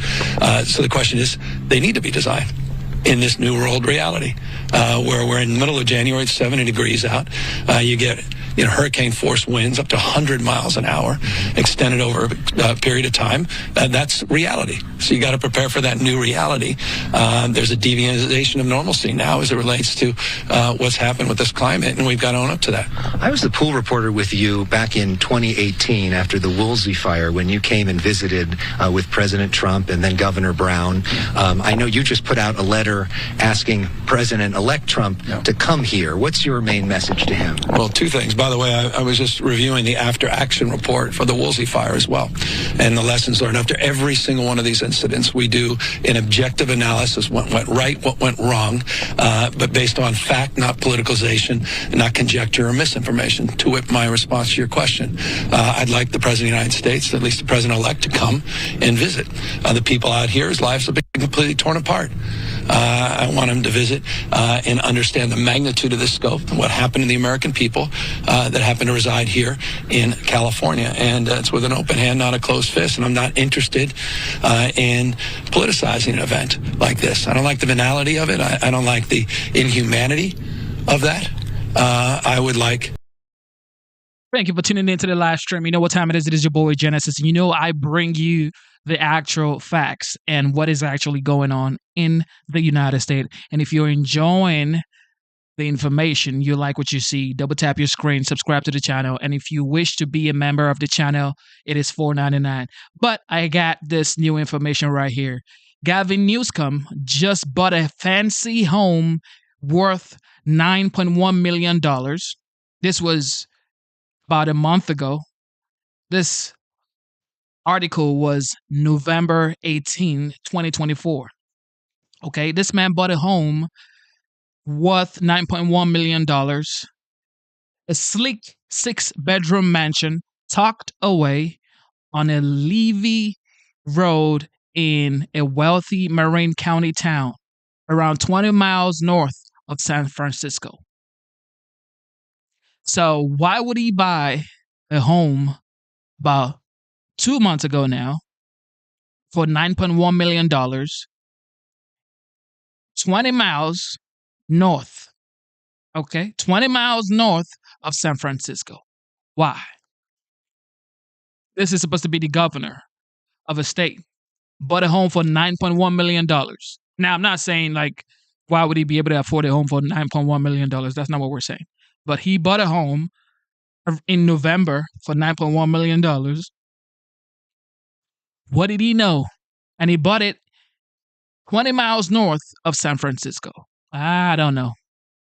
People to focus on a collaboration between the executive in Washington, D.C. and in the state of California to help rebuild a community that's been completely ravaged. We know we've seen some public back and forth, but have you two talked about this? No. And have you reached out to him? I just reached out today, specifically. Correct. And he's not returning your call? I just reached out to the President of the United States. We invited him to come here. I worked very well, as you know. You made that point as it relates to the Woolsey fire and the Camp Fire when we first met, ironically. We worked very well during COVID. And so that's my intention, has been from day one. We've said 100 times, open hand, not a closed fist. We're also not naive. And I think we have all the evidence in the world that bears fruit to the notion that we're not naive to prepare for a different reality, a radically different reality compared to what we just experienced in the last few days. Mm-hmm. You had a major disaster declaration that was done within 36 hours of this fire, which is extraordinary and unprecedented. You had 100% commitment on reimbursement for folks. You got a president that's just today is trying to figure out loose ends as it relates to significant work we do on infrastructure and parks and playgrounds and schools, and that will be an announcement we hope we can make in a matter of hours. I'm not interested in the theater of political consternation. That's what he's interested in. And I think it's pretty shameful, personally, but it shouldn't extend beyond this. I want to turn the page. I think everyone does. And just to be clear, when you're talking about a president, now you're talking about President Biden, because we're going back and forth. So you want to turn the page on your incompetence. I see. Wonderful. Great. You had no water in your fire hydrant, but you want to quickly turn the page. This man put on Twitter, he said he wants to know who will be in charge. He wants to know the agency to blame for water not being in the fire hydrant. You are the governor. between the two They're presidents. talking about the current president of the United States that's done everything right without asking for anything in return, without leverage anything, with decency and respect to the people here in this community and to the American people, and I think in the spirit of this country. And just lastly on that, I know President Biden is trying to set this up where we get funding for the next 6 months. Are you concerned that President-elect Trump may try to stop that? Well, you should be. We all should be. It passed its prologue. So let's do everything in our power to avoid that. I mean, it's the idea that you had to. Everybody's just not sensible enough to realize that Trump actually wants to help Californians. He wants to help. He's trying to put water back in the land because you have a dry city, you have a dry state. This man did not sign the water restoration bill. Now, they know that Trump would say, to get this money to rebuild your city, you have to sign the water restoration bill. Forget about the smelt, forget about the salmons, forget about the fishes, okay? Let's protect the people and the valuable properties that you've lost in tens of thousands of structures and of acres. 11 people have been confirmed dead. So who cares about the fishes now? Ask that question, and I'm giving you a straight answer, and the answer is we should be concerned. It's obvious to anyone. So that's why we want to come out here. Do the right thing. I just want to move on. This is an emergency. We can do all this dance, and we have differences of opinion as it relates to all kinds of issues and values, and and that's fair game, and that's important. That dialectic's important. But having this kind of friction when it comes to emergency response with emergency responders, these heroes, 12,000 that are on the front lines right now, taking care of people, making sure people are still alive. We're still doing emergency maintenance and evacuation. We're still concerned about flare-ups and spotting. You got kids right now that don't have money for baby formula, and we're trying to get them disaster assistance. You have folks in hotel rooms that have money. Stop acting like the victim, bro. No. Your family is safe and sound. They're living large. Yeah. You ain't no victim. Yeah, you ain't no victim. Your kids right now in a 6-bedroom in Sacramento, $9.1 million. You just bought the home. Stop acting like you. Nah, you don't need no disaster fund. You personally, your family chilling. Yeah, y'all got enough money. Stop acting like you're the people. Oh, we. Nah, man, you got money, bro. You got money, bro. Stop that. Don't act like you're one of us. Nah, you ain't. Nah. Come on, bro. Come on, man. Come on. Look at his face, acting like he's part of the people. Your family is secluded, okay? Rich as hell. Rich, okay? So stop acting like, we need disaster fund. There are families right now who need baby formula. Not your family, I tell you that much. You could have prevented this from happening. You could have had water in the fire hydrant. You could have signed the water restoration bill coming in, acting like he's part of the people. No, your family living large, bro. Your family living large, bro. You have the money to buy millions of dollars of a property. Okay? The property you bought was $9.1 million. 20 miles off San Francisco. Stop acting like you need money for goddamn baby formula. Only for tonight and don't know what's going to happen. Haven't even had a chance to see their homes. Here it's standing or it's here and it's not standing. We want to get them emergency assistance over the course of the next 18 months. That's why I was with the FEMA director today. And that's what the President of the United States and I are talking about. And I'd like to have that conversation with the next President of the United States in a couple weeks and not have this back and forth. That's rather childish from my perspective. Any bottom line message to the people of California tonight? Well, we care deeply about them. We have their back and we're going to continue to come back until this is completely rebuilt. And I know it's rote and cliched and thank you for tuning into the live stream. You know what time it is. It is your boy Genesis. So I just saw some of this comment here. It says, I think fish life and he wanted to say, I think the fish and in their millions is more valuable than 11 people. Is that what you're saying? You're saying the fish's lives are more important than the people that actually lost their life, like valuable human beings? Is that what you're saying? You know yourself. Please let me know what you're saying, really. Are you saying the fishes in their millions are more valuable than 11 human beings? Is that what you're saying? Put it in the chat. Let me know so I can know my next course of action. Even saying it's rote and cliche, but we will be built back better and stronger. And I'll give you testament to that. I mean, up in Paradise right now, you have insurers coming back into the market. The kids are back in school. It hasn't been completely rebuilt, but you won't even recognize the progress that's been made. The houses are stronger. They're more resilient. There were lessons learned. They've been rebuilt differently. We were able to fast track a lot of that development, address the anxiety around property taxes, anxieties that people had in the short run about even paying their income taxes, backfilling the property tax loss to the school district. All those things we're working on right now with the legislature through executive orders. We know how to do this, and so it's about accountability, transparency. That's what the letter is as it relates to DWP. What happened with the local water and the pumps? Just set it straight. Just let us know what happened. Is it just overwhelming the system? A lot of people think it's just that. Was it the pumps? Was it the pipes? Was it some other, there's something else that happened? And let's get to the bottom of that. Let's turn the page as it relates to the new incoming president. Oh, God. Wait, what did he just say? Who is he asking about the water in the fire hydrant? Executive orders. We know how to do this, and so it's about accountability, transparency. That's what the letter is as it relates to DWP. What happened with the local water and the pumps? Just set it straight. Just let us know what happened. Is it just overwhelming the system? A lot of people think it's just that. Was it the pumps? Was it the pipes? Was it some other, there's something else that happened? And let's get to the bottom of that. Okay, so he's talking about DWP. For people who don't know what DWP stands for, it is the Department for Work and Pensions. So I guess he's asking the Department for Work and Pensions about why was there no water in the fire hydrant. Is this, am I getting this? Let's turn the page as it relates to the new incoming president. We'd like him to have the spirit of the current president and have the backs of people so we can recover and this wonderfully iconic American city could come back as a tentpole of this state and the tentpole of this country. Governor Newsom, thank you so much. Oh my goodness, she can never make this up. Let's go back out now to more coverage live from fire. Okay, in the meantime, SUV. California. The president right now. That was my daughter. Watch this. Gavin Newsom? That's the governor. That's the governor. Governor, I live here, governor. That was my daughter's school, governor. Please tell me what you're going to do. I'm not going to hurt him, I promise. I'm literally talking to the president right now to specifically answer the question of what we can do for you and your daughter. Can I hear it? Can I hear your call? Because I don't believe it. California Governor Gavin Newsom is being criticized. Oh, God.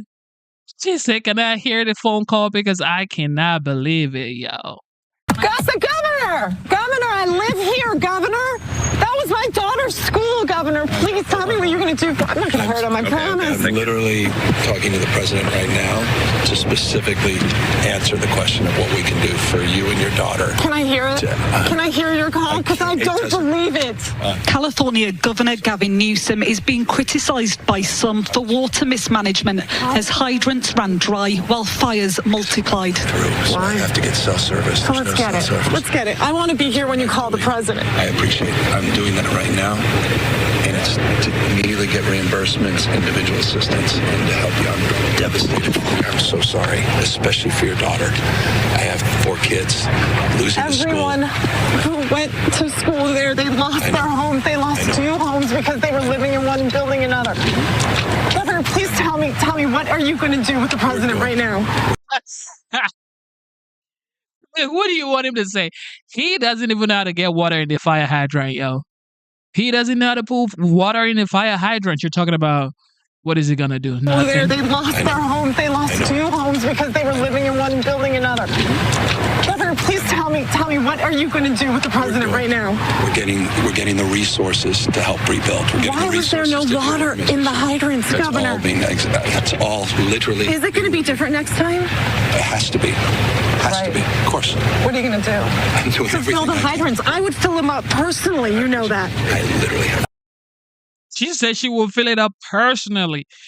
She wants to fill up the fire hydrant with water for the governor. Yeah, I see. I would fill them up personally. You know that. I literally have. I would fill up the hydrants myself. I understand. But would you do that? I would do whatever I can. But you're not. I see.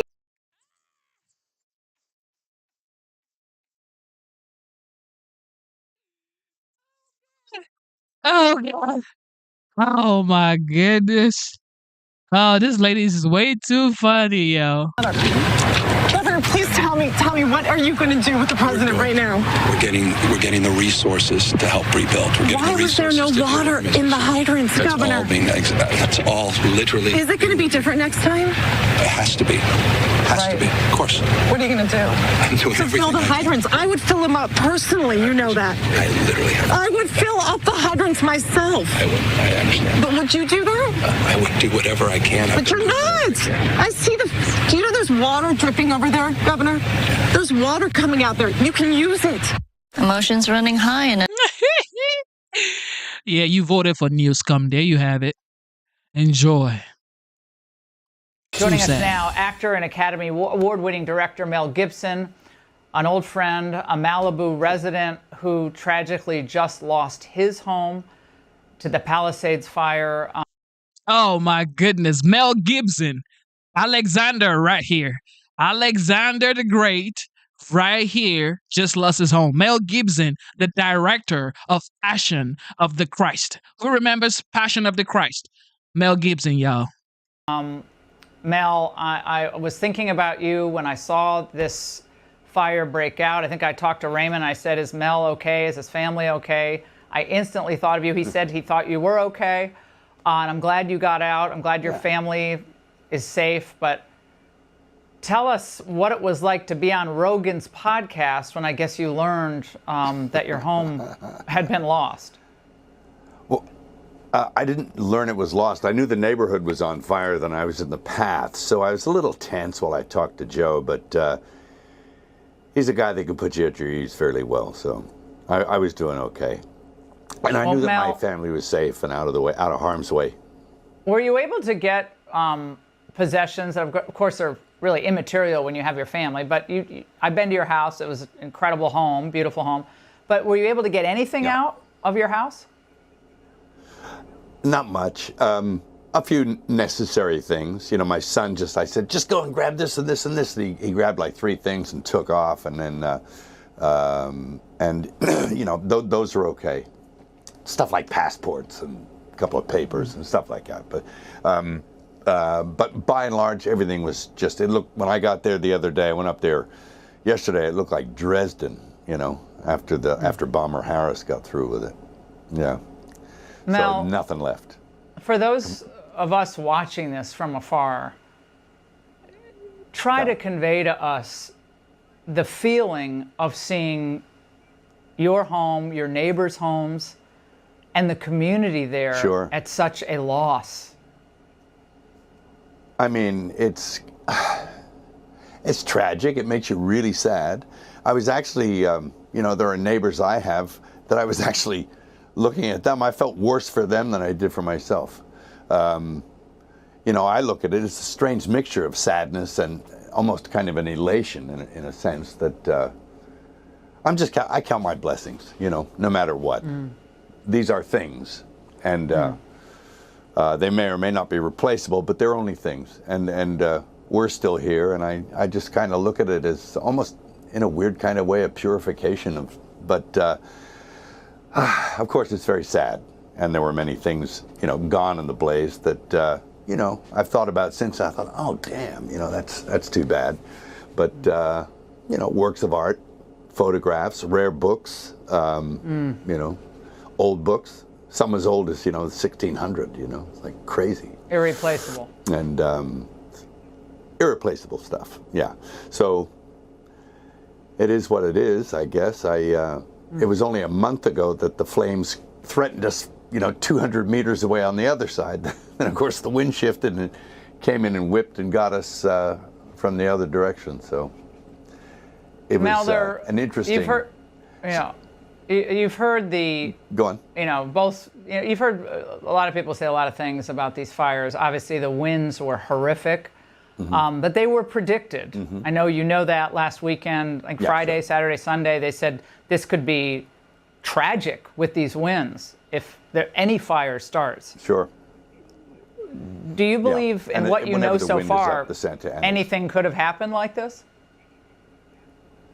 Yeah, well, one always suspects that this might happen, but one thinks that the resources, you know, and the capabilities of the men and women will be on standby, that they'll be able to cope with any situation that comes up. But apparently some people were asleep on the job, mainly our leaders there. But, you know, that's something they have to live with. And but that's something the community has to live with. And it's really sad. I mean, I have many friends that are, you know, looking for a place to put a roof over their heads. And kids, and, you know, they're traumatized. So, someone should answer for it, but we'll see. I think we know who the culprits are. In fact, my son he's a member of the volunteer fire brigade. He sort of interfaces between LA County Fire and people, and they assist them where they can during, before, and after the blaze. And apparently the residents in Corral Canyon caught an arsonist up there. And the guy was all tooled up with fire gear and equipment and stuff like that, and ready to go. And he had been lighting fires, but they corralled the guy in Corral Canyon and gave him to the police. So yeah, apparently there are people actively going around looking for these conditions. Yeah. Yeah, apparently, Mel, that individual was never charged. It's a very confusing set of facts because apparently he was reportedly trying to light things on fire, but it's not the fires, I guess, that they're... I mean, it all seems very bizarre, but they have not ruled out that arson could have started the first fire. There's obviously still investigating this, and at the same time, Mel, there are numerous complaints, as you alluded to, that the fire hydrants did not have water or water pressure, and the LA fire chief herself reacted. Watch this. My stance on this is when a firefighter comes up to a hydrant, we expect there's going to be water. We don't control the water supply. Our firefighters are there to protect lives and property and to make sure that we're properly trained and equipped.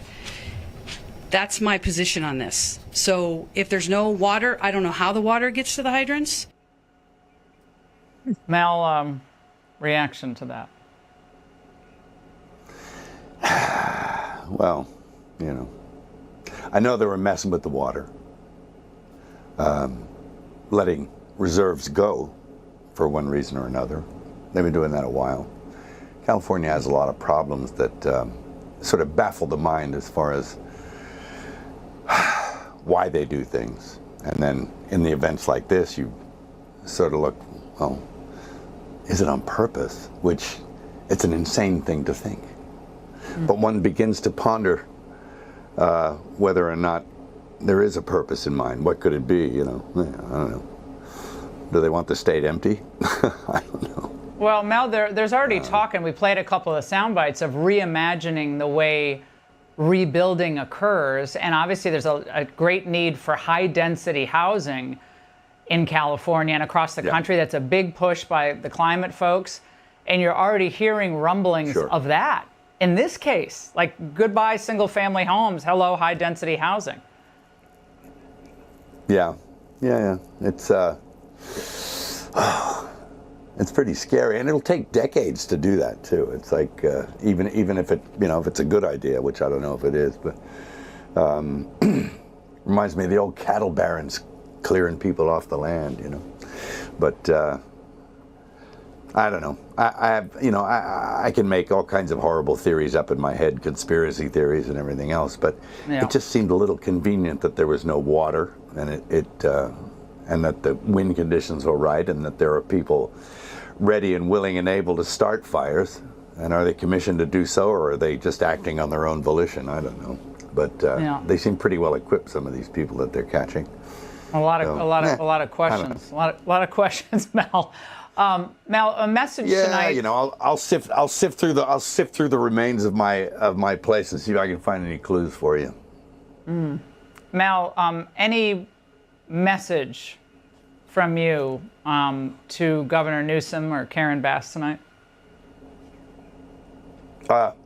Spend less on hair gel. That's it. Yeah. You know, what can I say to them? Not big admirer of either, but there you go. Now, Mel, I know multiple.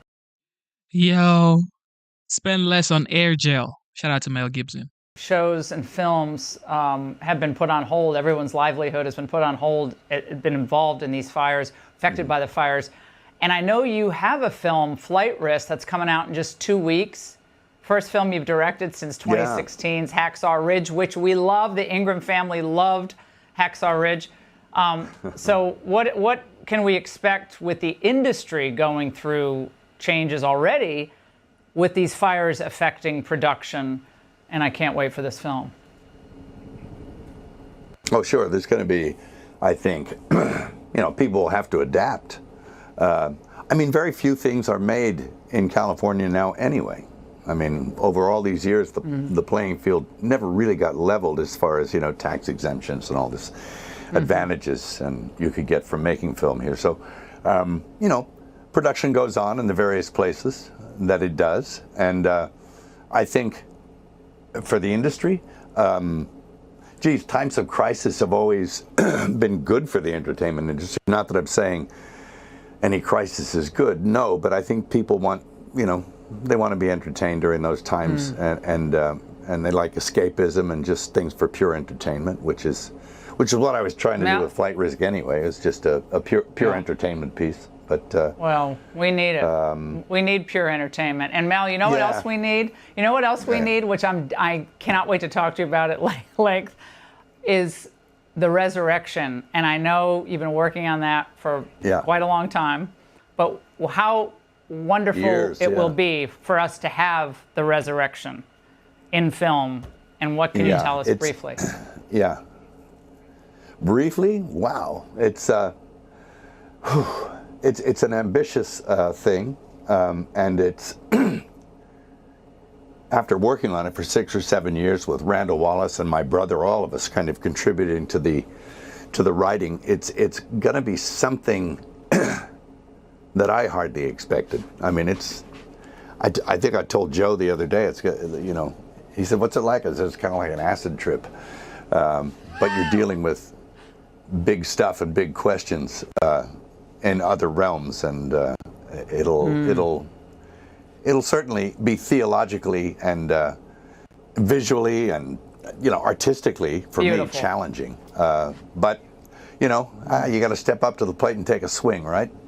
Oh no, Mel, you've never done that. You've never done that in your career. Yeah. Mel, I'm so glad that you're okay. You've helped me in times of. This man directed The Passion of the Christ, in my opinion, one of the greatest cinematography, greatest, most entertaining, most cringe, most adapted. Like, it's so mind-blowing to watch The Passion of the Christ. If you're a Christian, even if you're not a Christian, if you watch The Passion of the Christ, it is so well thought out, and the script is amazing. Because I went to a film school, like, talking about The Passion of the Christ, it is top notch. All right. And now it's talking about the resurrection, and that is supposed to be like the sequel to The Passion of the Christ. And Mel Gibson is like one of the OGs when it comes to creating movies. And of course, the resurrection is going to be like one for the books. Of crisis, when I was going through cancer, I will never forget, you called me and gave me really great words of wisdom about treatment, and you were so fabulous all those years ago, 20 years ago, actually. And so I thought about you. Man. It was 20 years ago. That's how long I've known you. Yeah. Wow. It's a long time. Yeah. We've not aged. You're doing it up here. You're doing that up here. Wow, Mel Gibson, legend. These are the people that I respect when it comes to making films, because my goal in future is to actually create movies like legends like this. This is like dope to watch. Mel Gibson, ladies and gentlemen, amazing film director and actor. He had some problems back in the day, but now he's Gucci. He's been a great guy for years, and you just gotta admire him, man. All right, what do we have here? Holy I've never seen anything like this in my life. This was our place, our home. 5, 6, 8, 10 houses in our neighborhood just gone like that. It appears to be a total loss. It's unsafe for us to go inside. It's apocalyptic. It's chaotic. Everything is on fire. Everything is on fire. It's like a bomb was dropped on them. That's from the LA County Sheriff. At least 5 dead, more missing. The sheriff says soon the canines will be coming out to sniff through the charcoal. It's the most destructive fire in LA County history. 30,000 acres, more than the size of Manhattan. $50 billion in damages. Thousands of homes, buildings, and businesses burnt to a crisp. 180,000 people have been forced to evacuate, and they don't know when or if they're coming back. And Joe Biden's making fire jokes. Madam Vice President, I know you're directly affected, so you fire away. No pun intended. Indeed. Thank you, Mr. President. Biden promised that the federal government is going to be paying for everything in California for the next 5 months. People are asking, is that why California doesn't do anything to prevent fires? Because they know you and I are going to bail them out? Back at the scene, fire victims are chasing down the governor and getting in his face. Watch this. Governor, I live here, Governor. That was my daughter's school, Governor. Please tell me what you're going to do. I'm not going to hurt him, I promise. I'm literally talking to the president right now to specifically answer the question of what we can do for you and your daughter. Can I hear it? Can I hear your call? Because I don't believe it. He doesn't believe it, y'all. There's literally, I've tried 5 times. That's why I'm walking around to make the call. Why is the president not taking your call?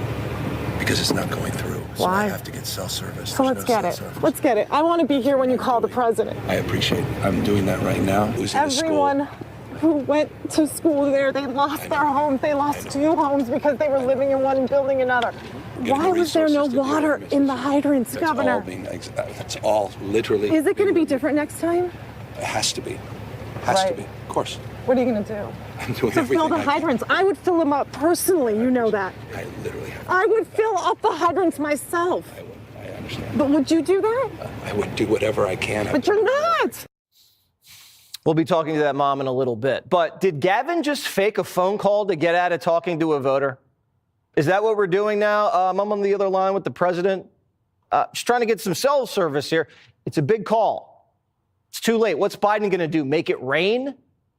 We saw an apartment building engulfed in flames. I saw the fire engine pull up this afternoon, a fire captain have one of his firefighters attach a hose to a hydrant, and that hose didn't fill up, Alex. And I asked the captain, out of every 10 hydrants you attach to today, on average, how many are you getting full water from? He says little to none. And it was at that point that really the whole crew stopped, looked up at this apartment building, and they realized there was nothing they could do. Even CNN is saying, Governor, why can't we put out the fire? What is the situation with the water? Obviously, in Palisades, it ran out last night in the hydrants. I was talking to the firefighter on this block. They left because there was no water in the hydrant here. The local folks are trying to figure that out. I mean, just when you have a system that's not dissimilar to what we've seen in other extraordinarily large-scale fires, whether it be pipe, electricity, or whether it just be the complete overwhelm of the system. I mean, those hydrants are typical for 2 or 3 fires, maybe 1 fire. You have something at this scale, but again, that's going to be determined by the local. Gavin's like, the water always runs out with big fires. What do you want me to do, grab a hose? I'm only the governor. Newsom slashed the budget for water projects. He blocked the move to bring water into Southern California, and he started tearing down dams. He hasn't built a single reservoir. The last time California built a reservoir, almost 50 years ago. Instead, they let billions of gallons of stormwater just wash into the sea. The hydrants wouldn't be running dry if they stored the stormwater. LA ranks dead last in the West for saving stormwater. This whole episode symbolizes liberalism. It doesn't build anything. It only destroys. Gavin should say, the buck stops with me. I'm governor. I'm on it. Instead, he doesn't accept any blame. I hate to even ask this question, but the president-elect chose to attack you, blame you for this. One can't even respond to it. I mean, people are literally fleeing. People have lost their lives. Kids lost their schools. Families completely torn asunder. Churches burned down. This guy wanted to politicize it. I have a lot of thoughts, and I know what I want to say. I won't. I stood next to a president of the United States of America today, and I was proud to be with Joe Biden. And he had the backs of every single person in this community. He didn't play politics. Of course, you were proud to be with Joe Biden. Joe Biden just approved $500 million to Ukraine again. Okay. This was what, 4 days ago? $500 million to Ukraine before he leaves. He leaves in what? 9 days and is approving $500 million, $500 million to Ukraine. And now they're going to approve billions, obviously, to Los Angeles, California. Of course you're happy because this man spends money like a drunken sailor. He's never going to ask you to figure out how to make sure you prevent these wildfires from burning down the whole city. Okay? He's never going to ask you, how do you make sure there's water in your fire hydrant before we sign this relief for you guys? The relief should be based on prevention. How do we make sure this does not happen ever again? I'm not saying don't help the people. A lot of people have died. A lot of people have lost their properties, pets, thousands, tens of thousands of property, acres burnt down. They need help. They deserve help because this guy right here really just, he effed up. He effed up a lot. Politics didn't try to divide any of us. People's homes are on fire and they're having to put it out with garden hoses because the politicians can't. The mayor, Karen Bass, knew the Santa Ana winds were blowing, and the National Weather Service was warning her there was a chance of extreme fire. And she still hops on a plane to Africa to go to an inauguration of a president she's never met. It's a 17-hour flight, so she knew if something happened, it would take her like a day to get back. The press is starting to speak up for the people. Listen. For several hours, we watched as hundreds of homes in a neighborhood burned to the ground. We did not see a single fire engine. You were out of the country at the time. My question to you is, what explains this lack of preparation and rapid response? Let me just say, first and foremost, my number one focus, and I think the focus of all of us here with one. First of all, she definitely needs to get fired or just resign. Somebody in the chat, Shannon, says this is Mother Nature, okay? This right here is Mother Nature. Get up, fucks. Get up, fucks. This is Mother Nature. So Mother Nature made sure there was no water in the fire hydrant. Oh, dear Mother Nature. Mother Nature made sure there was no water in the fire hydrant. Mother Nature closed off all the dams. Being closing off the dams in California, Mother Nature did that, okay? Mother Nature made sure that we didn't sign the water restoration bill. Mother Nature. Blame Mother Nature. This is the thing about people. They blame everything else. Mother Nature, Trump, climate change, this and that.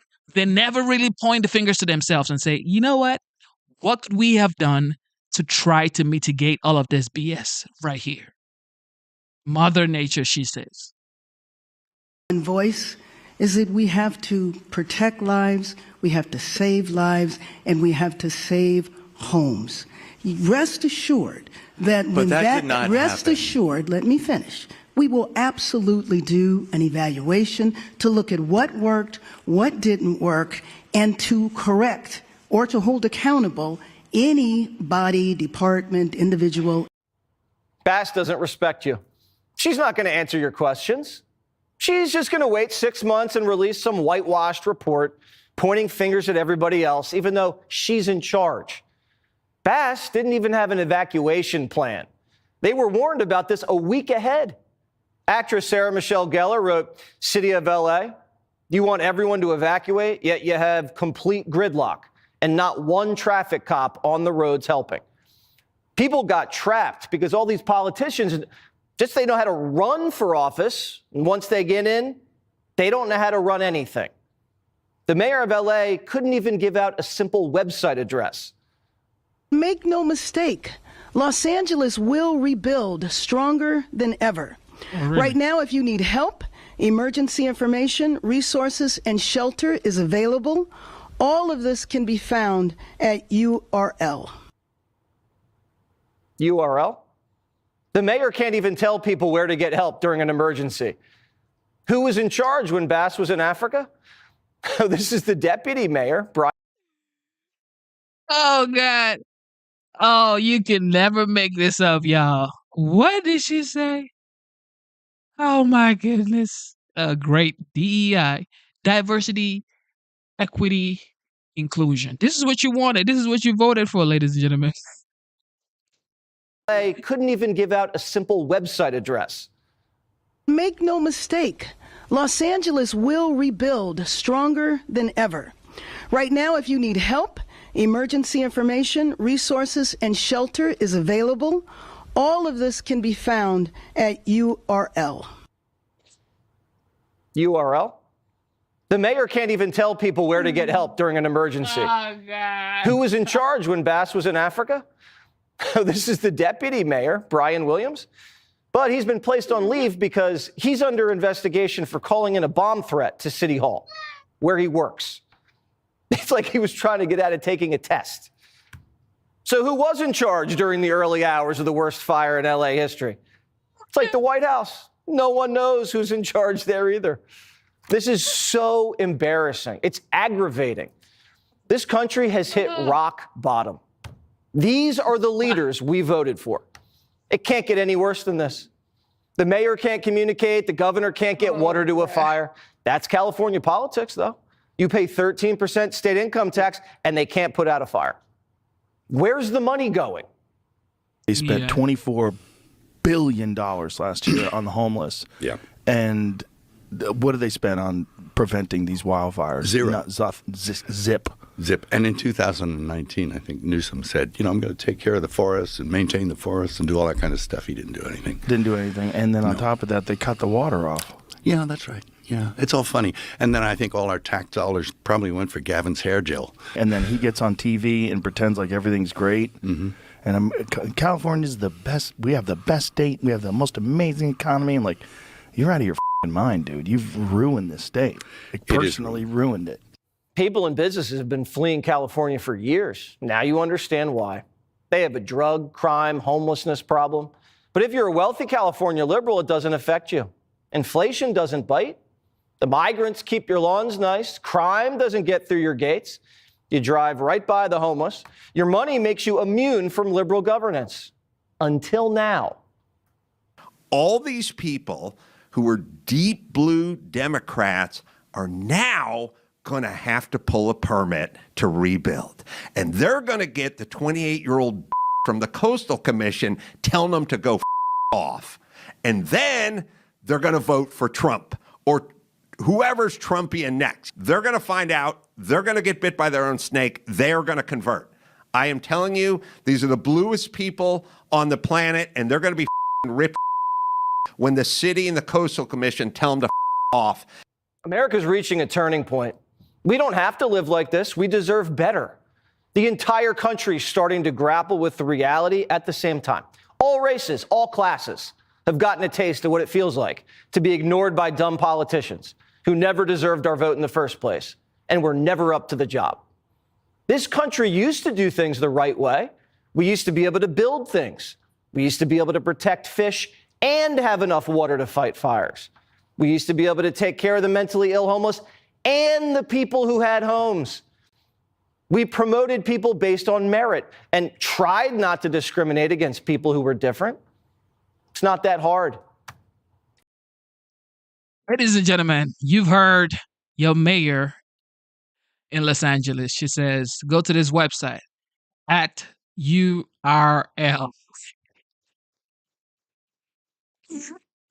Oh, God. You can never make this up, y'all. This is oh, damn. Hello, everybody. I'm Jesse Waters, along with Kaylee Mack. Why is this not showing? Why is this not showing? Huh? It's 5 o'clock in New York City. Why is this not showing, ladies and gentlemen? Oh, great. Great.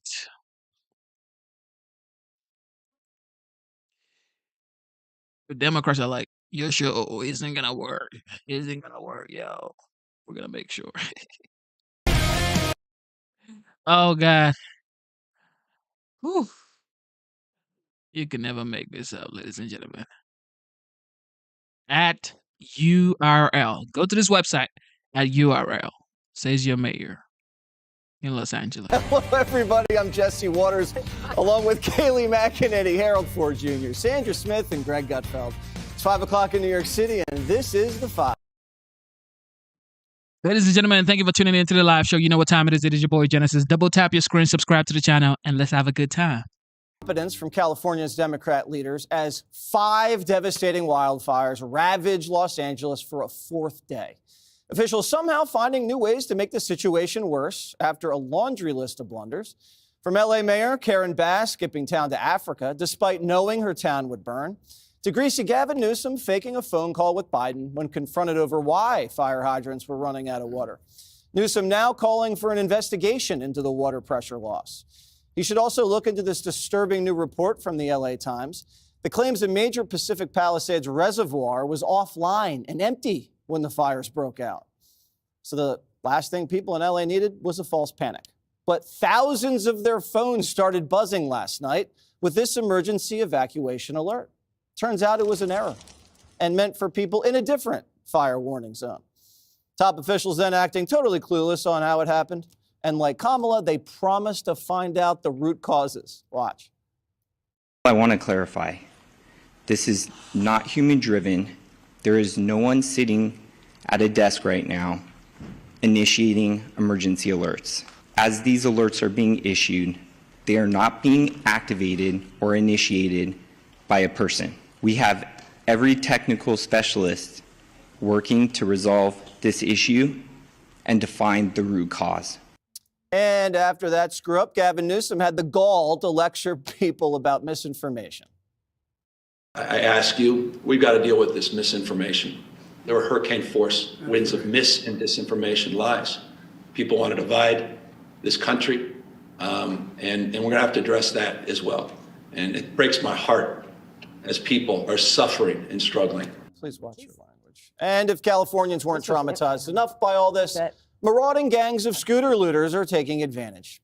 One LA resident claims that 100 people on scooters are roaming evacuated areas as they ransack and loot homes. It's got the California National Guard on the ground to crack down. And Los Angeles is issuing a curfew tonight at 6 local time. Kayleigh, just when you think it can't get any worse, they're scaring the crap out of people with these emergency evacuation order. What did this thing went off for the entire county? Yeah, it went off apparently once, and then it was going off again and again for many people, according to reports.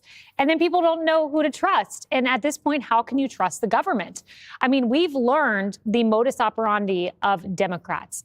And what is that? It's divert responsibility and point to shiny objects. And divert responsibility, Gavin Newsom was asked by Anderson Cooper 2 days ago, why are the fire hydrants running dry? He said, oh, ask a local official. Could you imagine DeSantis doing that during a hurricane? No, he stepped in, fixed the Pine Island Bridge in 3 days. Gavin Newsom just points to local officials. Then he puts out a letter just moments ago, and the letter says, I'm demanding answers on the water. You're the leader of California. You are the chief executive. And then he goes on with Biden and talks about misinformation. This blew my mind because I remembered the Washington Post story that came out a week ago. Do you want to know Biden's biggest regret? Not Afghanistan, not inflation, not all of his failures. It's not combating misinformation. It's the same line they used after Hurricane Helene when he sat there with Kamala Harris after their failed response. And he said, misinformation, disinformation. That's the playbook. Say misinformation when the hard truth is this. You may have a playbook. The hard truth, progressive leadership fails during times of crisis. East Palestine, Hurricane Helene, this wildfire. And now there's scooter looters, Sandra, and to think that they could do anything about that when they have this on their hands, it's ludicrous. This is crazy. There are people dead, okay? They're displaced. They're distraught. There's 2 major images that stood out to me covering this for hours and hours and hours this week, and 2 of them were from today. The video that we played of Gavin Newsom standing in his aviators, taking it from that resident, asking him, Governor, why are the fire hydrants empty? Why were they empty? Why were we not more prepared knowing that these winds were predicted? And then there was the wheelchair that was abandoned along the side of the sidewalk. And you think about that and you think about whoever was taking care of that person or wherever that person was living, either they got bad evacuation orders or no evacuation orders at all. Nobody led them to know or understand that this was predicted, that there could be danger coming your way. And then, of course, the failed response to the fires. And those images are going to stick with me. Barry Weiss was with Martha at the top of the 3 o'clock hour. And, you know, Martha simply asked her what she was thinking in that moment. There's no way Gavin Newsom can run for president at this point. Obviously, these have been his ambitions. But to point to the local officials for the problems that those residents are having on the ground right now, when he's the governor of the state, is a huge problem for Californians. Harold, you know a lot of people out in California. Are they proud of their government? First, good to be with you. No, I think people are deeply concerned. I don't think any of the expressions that have been made, the take on whether it's Democrat or Republican, I don't subscribe to quite as much, but I do subscribe to this has been a failure in many ways on the part of leaders. I think three things. You're always going to have those who are going to want to real time say the accountability and meting out some blame, and that's fine. I think if you're serious about being an elected official and an emergency official during these moments, there are two things you do every time you stand before the public, the 2 or 3 times a day you do it. The first is you're forthright and candid. 2, in a situation like this, we are running on at the bottom of the screen when we're showing this throughout the day, how contained these fires are across the Los Angeles area. The leadership there in Los Angeles ought to be sharing that with us as well. And sharing everything that the fire department is doing, everything that emergency officials are doing to give people confidence that their elected officials and leaders are working to do things, even when information is bad. You have to share with people and say, these are the things we're doing to correct it. 2, lay out all of the resources that people have and where people can find, where they can find support, where they can find help. Greg, we laugh and we're very serious about in the last day or so about where people can stay and Greg was serious about asking, are people opening their homes? These are the kinds of things that I think that residents are looking for and leaders are looking for. The real-time accountability, accept it. I mean, I think it is worse when elected officials try to divert blame or, for that matter, try to amplify something that may make themselves look better during a time of crisis like this. The only focus should be on people and meeting the needs of people during an incredibly devastating time. Now, also don't blame, I think that the wind speeds got up to higher levels than they thought, but they've got to assure people that even over the next several days that they're able to protect and defend people and take care of people because the winds are forecast to pick up over the next several days. And that's what I'm not hearing from the leaders there on the ground. Yeah, I think we're all just struck by how enormous this is. It just gets worse and worse, Greg. It's a catastrophe, and there's nothing worse than people who exploit it, except for the scooter looters, because I read that they are just looking for bread because they're hungry.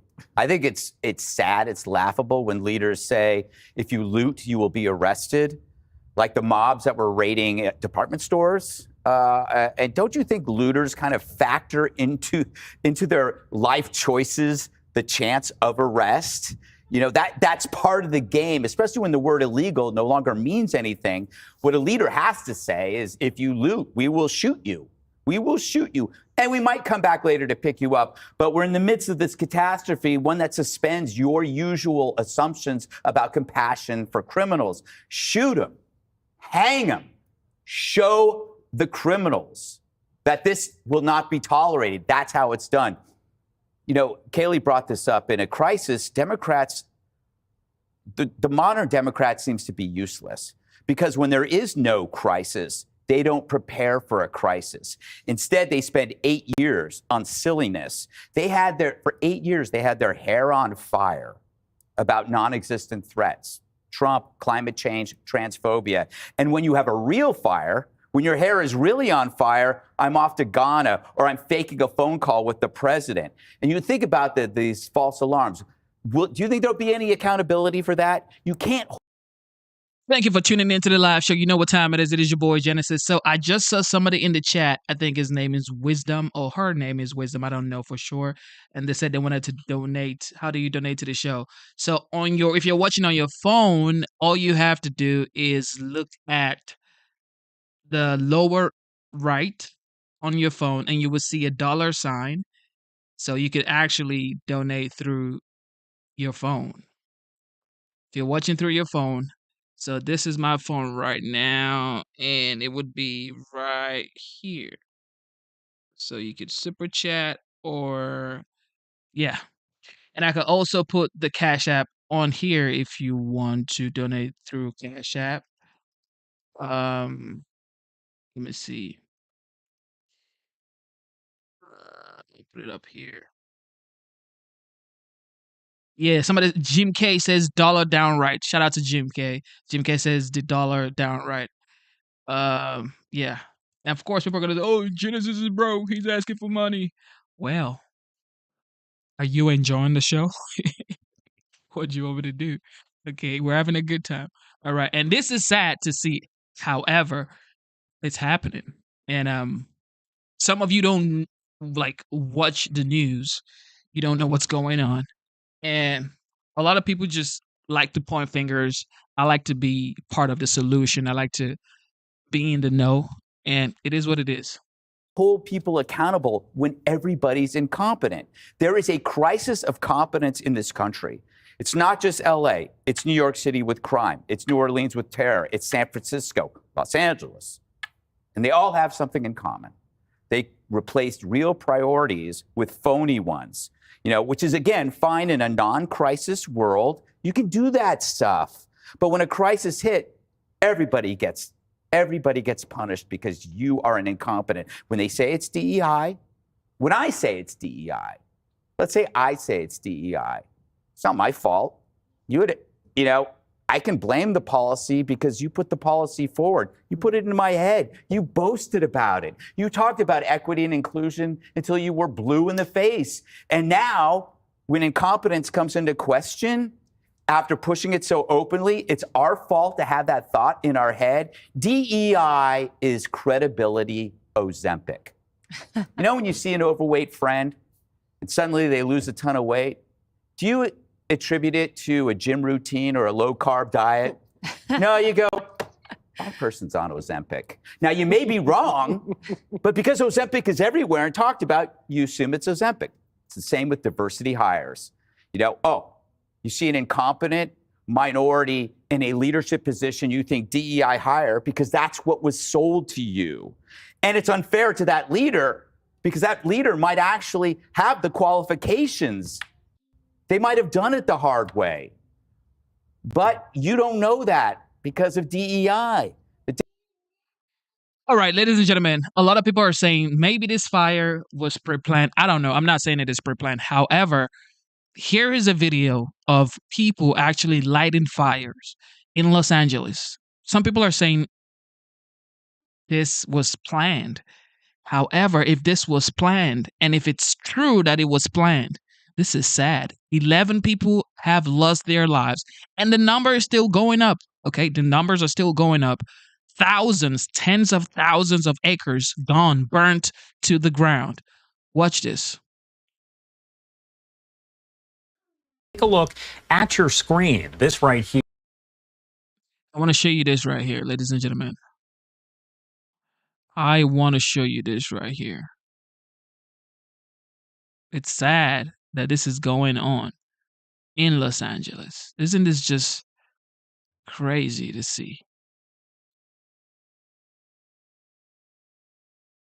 Torch, according to officials, who was stopped by some of the neighbors, and this was around the Kenneth fire. Eventually, what you see in this video is they start to hold him down until police do arrive. It looks like one of the neighbors is kind of pointing out this guy.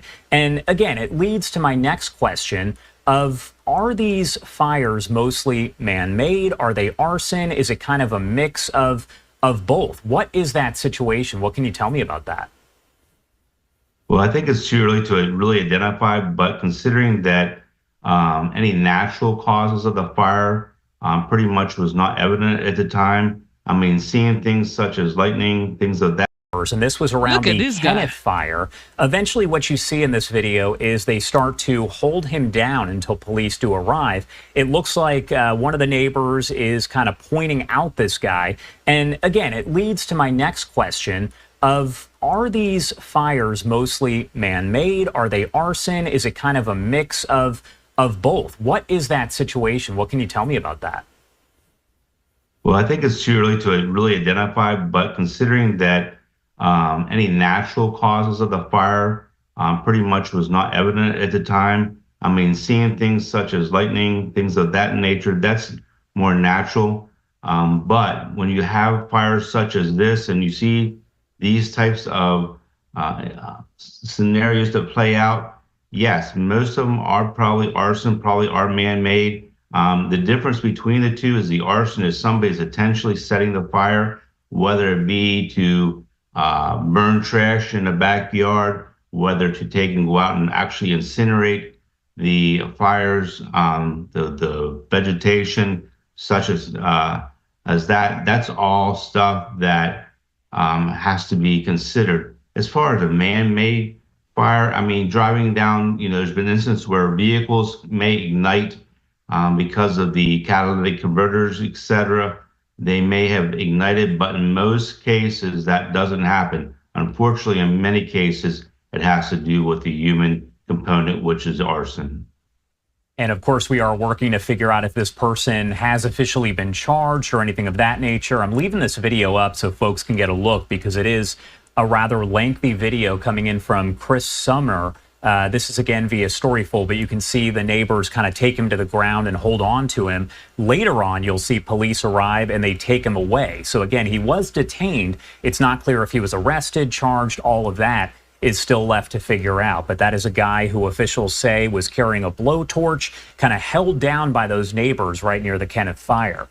I do want to ask, do other states who don't necessarily experience wildfires like this have the resources to send over to... That's good. That guy ran him down and said, you want to start a fire. Imagine starting a fire in neighborhoods. Who is this guy? They need to come out and figure out who this person is, come to the public, give a press conference or whatever, and tell us who this guy is. Video shows man with blowtorch detained. He has been detained. He was probably starting fires. Okay. Starting fires. And a lot of people have been saying these fires are man-made. They've been saying these fires are man-made. I just said, you know what? Maybe they're not. Maybe they're just like, a natural disaster. California has been known to, have wildfires. However, the whole Palisades just gone. What happened? Now they're saying maybe big corporations, the giant conglomerates are going to come buy up all of this land, scoop all of this land, and then you're not able to afford it anymore. People don't even have insurance on their homes. At this point, insurance company dropped most of these guys, so they don't have insurance company. So if the big conglomerates, the huge companies with unlimited funds, ladies and gentlemen, that's the key word, unlimited funds, because they have money from hedge funds and all of these great, huge companies. They're going to scoop this land, and then people who have single-family homes are not going to be able to afford in these neighborhoods anymore. They've been here for ages. Most of these guys, they've been here for ages. Now, all of this property is gone, burnt to the ground. No insurance, don't forget. These insurance companies dropped them months ago. Too sad. Places like California, because we know Florida, for instance, deals with wildfires, but other states that maybe don't, are they able to provide those resources to actually help battle a fire like this? I think each agency has resources available. I mean, one thing that can take place is they have enough of resources to come into what we call is backfill stations in the California region to be able to send those units that have that experience dealing with the wildland fires in California out to the scene of the wildland fires. So I think everyone in the United States has the ability of some level to be able to assist. I think that Washington, Oregon, Nevada, Colorado, Wyoming, those states out west all have the resources available and are accustomed to such incidents, so they can send in their crews and equipment to California to assist. And I think a lot of that has already taken place. Person with a blowtorch, according to a... This is too sad. to see that someone decided to carry a blowtorch to literally start fires. All right, I think there's another update right here on this guy being arrested. I hope it's the same guy. I don't know. I'm not sure. But I just want you guys to see this also. Okay, I want you guys to see this also. I'm not sure if it's the same person, but this person right here in this Officials video who was stopped by some of the neighbors, and this was around the Kenneth fire. Eventually, what you see in this video is they start to hold him down until police do arrive. It looks like one of the neighbors is so this person is in this video that you just watched. He was being arrested right here in this next one. One of the big. I just would like to think this is not a planned, man-made situation. I just would like to think so, because I mean, I believe in the goodness of man, I guess. But if this was planned, too sad. That there was a man riding around on his bicycle with a large blowtorch, apparently attempting to set numerous old Christmas trees on fire, garbage cans with wood debris on fire. He was riding around, and some neighbors that were just being very alert about this, certainly concerned seeing all of the fires in the community. You know, they knew that something was not right here. As he started to ride away, neighbors started to follow him. He eventually made his way up here to this intersection, and that is where a number of neighbors stepped in. Take a listen. I had been sent a video by my daughter-in-law, who lives on the first floor, that an arrest was being made with a guy driving on a bicycle with a blowtorch. I didn't see this, but somebody across the street tracked down this guy through the neighborhood. He was riding around and either tackled him, and my daughter-in-law called the police, or somebody called the police, called 911, and they sent loads of cop cars out. And how did your friend intervene?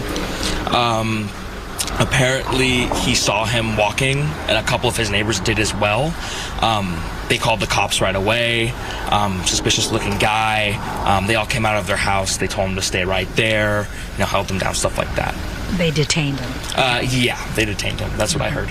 So you guys, I understand you zip tied him. Is that? Yeah, this guy is he doesn't want to hear nothing. That we just zip tied him. We don't have time for that. I mean, protect your neighborhood, man. So you guys, I understand you zip tied him. Is that?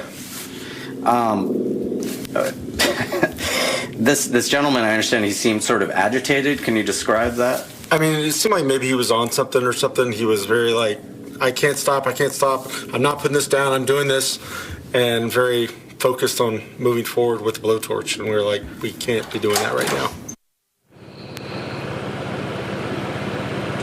Yeah, just a remarkable set of events here. Neighbors, again, being alert, seeing something that was obviously suspicious, deciding to step in. They say that this man was acting incredibly erratic when they detained him. You saw that video that was shot from above here. That first person you heard from there, that was his. That video was shot from above from that home. The neighbors had some zip ties. They were again able to detain him. They said that this man did mention potentially being on some form of a drug, yeah, again, they say that they then called police. Police arriving, they say, fairly soon after. A large police presence. One neighbor telling me it was the largest police presence he has seen in this community, which is generally a very quiet community, and they took him away. Again, we don't know if any charges have been filed right now, but we do believe he is being held potentially on attempted arson. Back to you. Starting fires in neighborhoods, and they're gonna say this is natural disaster. This is Mother Nature, y'all. Mother Nature, okay? Mother Nature is casting her wrath on California. No, this ain't. Yeah, we know California has wildfires. Okay, we know that, but that is not Mother Nature with the blowtorch. Okay, Next time, stop blaming Mother Nature for everything that goes down in your cities. See all of Los Angeles, the homes and businesses that are gone for as far as the eye can see. And here is more of what we saw. So right now we're south of the Palisades and the fire. Looking up, you can see this is PCH right here. Pacific Coast Highway running right along the Pacific Ocean, yes. And then leading up into Malibu. I'm seeing your picture, and once again, I guess you're not hearing. And even here, it's almost impossible to see with all the smoke. Yeah, flying into this, it is like you're flying into a complete wall of fog. It almost doesn't even look like that. It just looks like an actual wall, like a white wall. Yeah. That we're flying into. There's a fire bomber just dropped retardant right there. All right, so that red that we're looking at is fire retardant. There we go. Yep. We're zooming in on it. Helicopter has a pictures live right now. And that plane is dropping that there. So that is an active area then in the Palisades fire. Yep, that's their way of setting a defense wall from the fire progressing any further. And when they're referring to containment, this is what they're talking about, is where have they set up their defense. And 100% containment pretty much means that they've set up their defense in a circle around the fire, and the circle's complete. And that is really important to understand, that containment doesn't mean it's not burning. It means that they've been able to establish a perimeter, essentially, that they can defend. I mean, it's using words like, again, war zone words, right? But that's exactly what it is. You're setting up a line that you're gonna make your front line. Yeah, you're containing the threat. You're not eliminating the threat. So this is the plane that just dropped the fire retardant that we saw, and now it's going out. As it was doing that, one thing that you could see being in a helicopter, and all of the altitudes are, is that how I'd say it? Yeah, altitude. Okay. So when you see that plane flying that dropped the fire retardant, as that was happening, there was a commercial flight that you could see nearby it. And all of this is happening in, an incredibly busy airspace. There it is, dropping more fire retardant right now. All of this is around the perimeter of the Palisades fire, where they're trying to establish that defensive line. So there's the entrance into the Getty. All right, that is the Getty Museum, one of the Getty family and one of the preeminent art museums. Country, certainly in LA. And they This is a disaster, obviously. I mean, we've covered a lot of this Palisades wildfire, Los Angeles wildfire. However, if you didn't know, the president-elect Donald J. Trump has been sentenced, okay? He has no jail sentencing, okay? No fine, no nothing. He's basically sentenced to the White House, okay? If you watched the stream from yesterday and earlier when we started, because we've been streaming for 4 hours now, it's like this guy was sentenced to nothing. Well, the White House. Welcome back. At least 5 wildfires are burning across Los Angeles. 5 people are dead. More than 130,000 residents are under evacuation orders. My next guest's Malibu home on Carbon Beach was one of the homes in danger. Brian Cardone. Take a look at this video on your screen of that neighborhood. Joining me now is Cardone Capital and Cardone Training Technology CEO and private equity fund manager, real estate investor as well, Grant Cardone. Grant, good to see you. Our support goes out to you. What can you tell us? Has there been severe damage to your home? Yeah, there's been severe damage. We were one of the last homes standing. That's Grant Cardone, for sure, is one of those guys that I read his book, 10X Mentor and 10X. Some people don't like him. However, he's very knowledgeable in sales. If you are a salesperson, he really does good with his company, Cardone Capital. And he has property in, what is it called? In Los Angeles as well. So he has something to say, of course. right there on Carbon Beach is some of the most prestigious beaches in the country. And for years, Maria, the government, the local government and the state government, with the help of the oppression of the Coastal Commission, has disallowed and prevented, because of regulations, development along that coast. And this has been a tinderbox for years. I've lived there 35 years in that area. And for years, I've said this is a tinderbox. It's waiting to go off.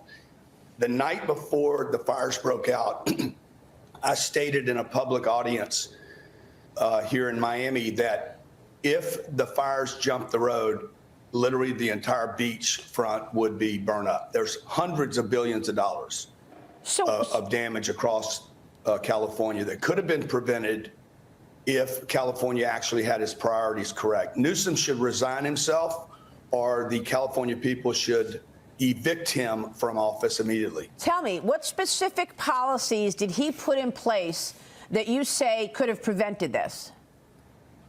Well, number one, their priorities are screwed up. This is a corrupted government that depends on the federal government under emergency situations. They make more money in emergencies than they do by just budgeting, just planning out their budget. So number one, they should deforest. Okay, they don't want to because they don't want to displace rodents. Number two, the water issue, the high pressure that they're going to defend and say we had plenty of water, we didn't have pressure. Well, if they didn't spend $12 billion on high-speed rails going to Vegas or basically nowhere, you would have that money to, one, bury electrical and provide pressure to all the hydrants. This is just, and it happens at our national level too. It's a mismanagement of priorities. The state of California for the last 25 years is more interested in freak fringe groups' agendas than they are the population of California. And at some point, the people of California, maybe this is going to be it, Maria, where the people of California finally have had enough and start voting conservative, common sense politicians or business people into government to manage their budgets and their decision making. This is exactly what President Trump said yesterday. He's blasting Gavin Newsom for his handling of these apocalyptic wildfires. He wrote this on Truth Social. Newsom refused to sign the water restoration declaration put before him that would have allowed millions of gallons of water from excess rain and snow melt from the north to flow daily into many parts of California. He wanted to protect an essentially worthless fish called a smelt fish by giving it less water. It didn't work, but didn't care about the people of California. Newsom's press office is denying the existence of any water restoration declaration document, though. They're claiming that it's pure fiction.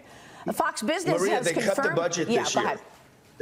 They cut the budget this year. In July of 2024, Gavin Newsom had a news conference bragging about that they were ready. This is July this past year, that they were ready. And number two, they cut the budget. They cut the budget to the fire department. You can't tell me that Elon Musk is attempting to go to Mars and we can't get pressure and water to a hydrant. We have plentiful water. We're on the Pacific. There's endless amounts of water right there available. And they cut the budgets on the fire department. This is not a new problem, by the way. They're going to try to make this out to be a climate warming agenda. For 35 years, you have Santa Ana winds, low humidity, and fires in California, hundreds of them. This was just mismanagement, a lack of priorities, the government trying to handle fringe group and support these weird agendas rather than the things that really concern the California people. Well, I mean, look, Fox Business has confirmed that Los Angeles Mayor Karen Bass and the majority of the LA City Council did cut more than $17 million from the LA Fire Department in 2024 and the 25 budget. I mean, you just said it, Greg. Why would they cut the fire budget? Look, they bring in $220 billion a year in revenue, and they spend less than $2 billion on the fire budget. So you tell me why. Okay, if that's not where my intentions or my agendas, my priority is not this. They will spend the entire revenue of the state of California will be spent on this one fire, but they're going to go tap the federal government. And all I could say is if I had a leader that was doing this in one of my companies, I would say he's either incompetent or he intentionally wants to hurt the state. Unbelievable. Either one are terrible. The incompetence is terrible. The intention to damage is terrible. But this is why we left California as permanent residents over 13 years ago and moved to Florida, because the priorities are always incorrect. It's like the Coastal Commission stops any kind of development. Most oppressive group for regulation and development in along the whole coastline from Cabo San Lucas all the way up to Seattle. Yeah. Well, look, the LA fire chief warned the mayor apparently last month that the $17 million in cuts would severely limit the department's capacity to prepare for, train for, and respond to large-scale emergencies, including wildfires. Just extraordinary.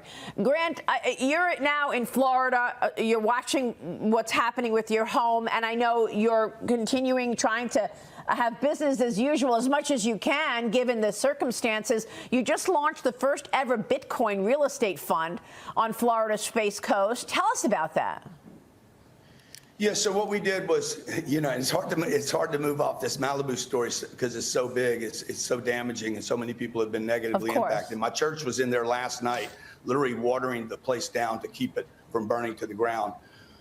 Regarding what we're doing with real estate and Bitcoin on the Space Coast is we basically took a piece of real estate that we're buying under replacement cost to take advantage of the correction in the real estate market that we have right now, and combining Bitcoin, taking the most stable asset class there is, multifamily apartments, the cash flows. We pay cash for the asset, we combine it with Bitcoin, and we take a property that would traditionally do a 5 or 6% cash flow and turn it into something that has the potential to do 30 and 35%, maybe 40% annualized. Yeah. So we take the stability of the real estate, add the volatility of the Bitcoin, basically take the best of two asset classes, the old and the new, combine them, and our investors are super, super excited about this. Yeah, and do you think Bitcoin, are you in the camp that it goes much higher? And we've got one guest who's been on many times, David Towell, who's talking about $250,000 for Bitcoin at the end of next year.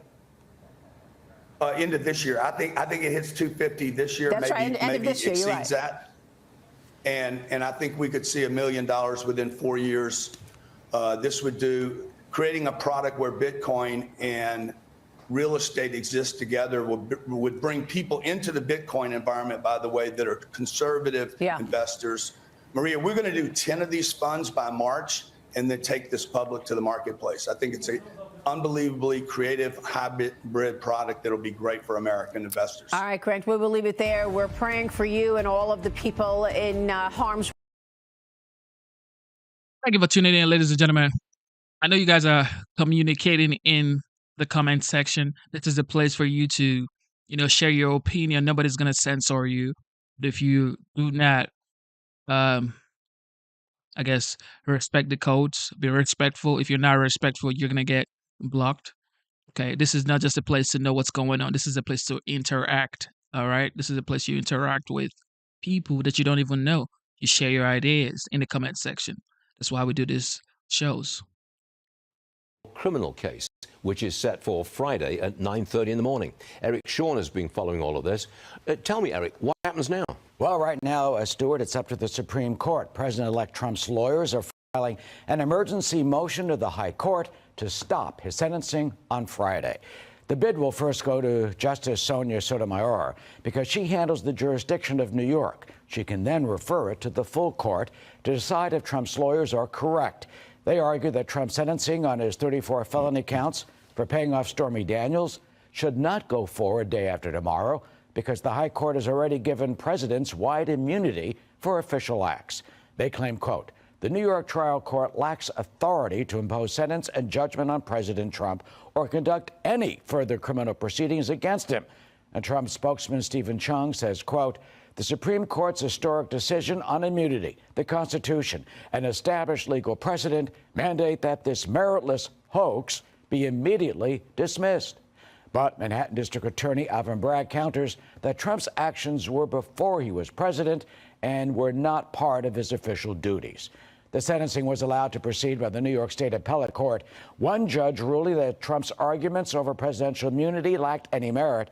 Associate Justice Ellen Gessmer, who gave the sentencing the green light, questioned Trump's lawyer Todd Blanche's argument about presidential immunity, asking him, quote, do you have any support for a notion that presidential immunity extends to presidents-elect? Blanche responded, there has never been a case like this before, so no. Sotomayor gave prosecutors until 10 a.m. this morning, about 20 minutes from now, to answer their response.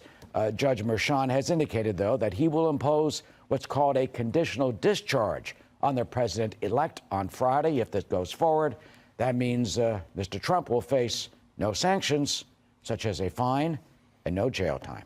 Stu? Got it. Thanks very much indeed. Former House Speaker Newt Gingrich joins me now.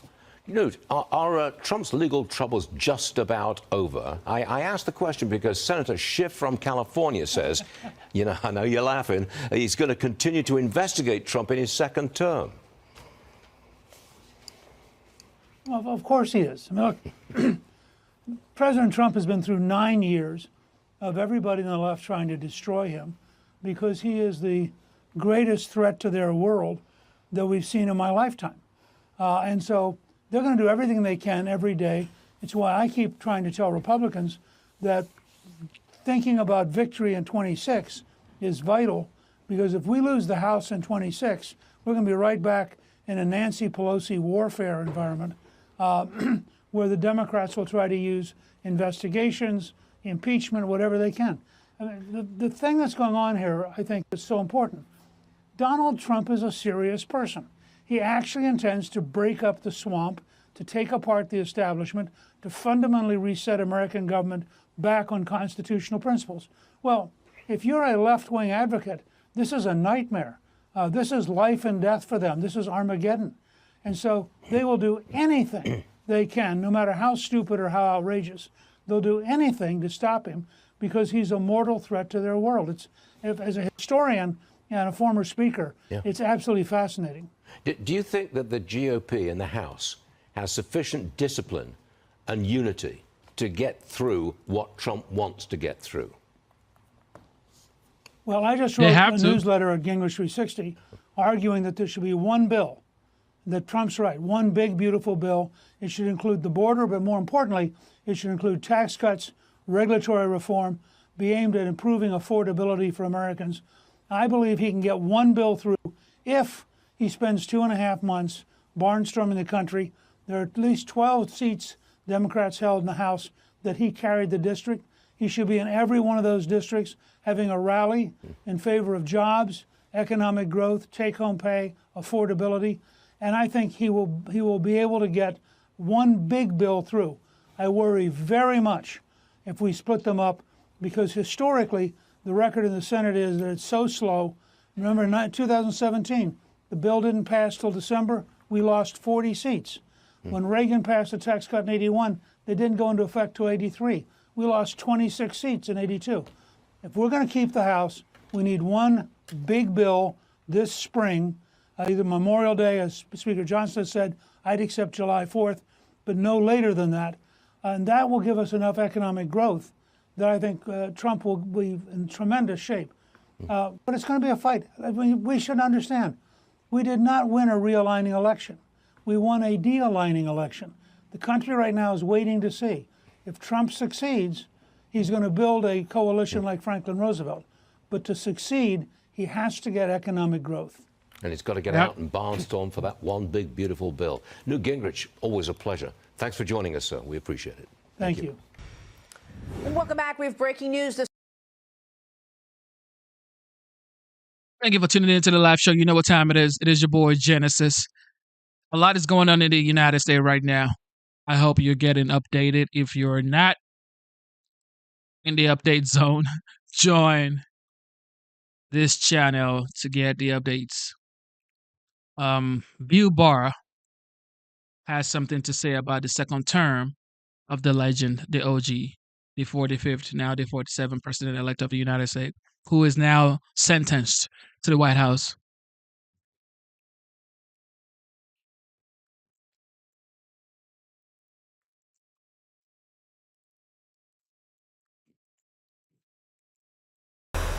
I mean, the Electoral College? It's the only thing worse than regular college. I mean, if Thomas Jefferson was alive, he would have two questions. One, Hamilton gets a musical before me. And two, we're still using that thing from 1787. In our pop culture lead, look, it's been a rough week. We wanted to get in a lighter note. Legendary comedian Bill Maher is debuting his 13th HBO stand-up comedy special. This one's called Bill Maher. Is anyone else seeing this? So let's bring in the man himself, Bill Maher, also the host. So Bill Maher says we're still using that thing from 1776, right? If Trump had said that about the Constitution, what do you think Democrat would have said?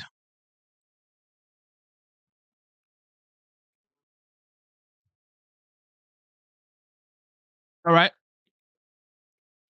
I guess he was supposed to say 1787 because the Constitution was written in 1787. All right. So he's saying that we're still using that thing from 1787. If Trump had said that about the Constitution, people have been like, oh, he's trying to get rid of the Constitution.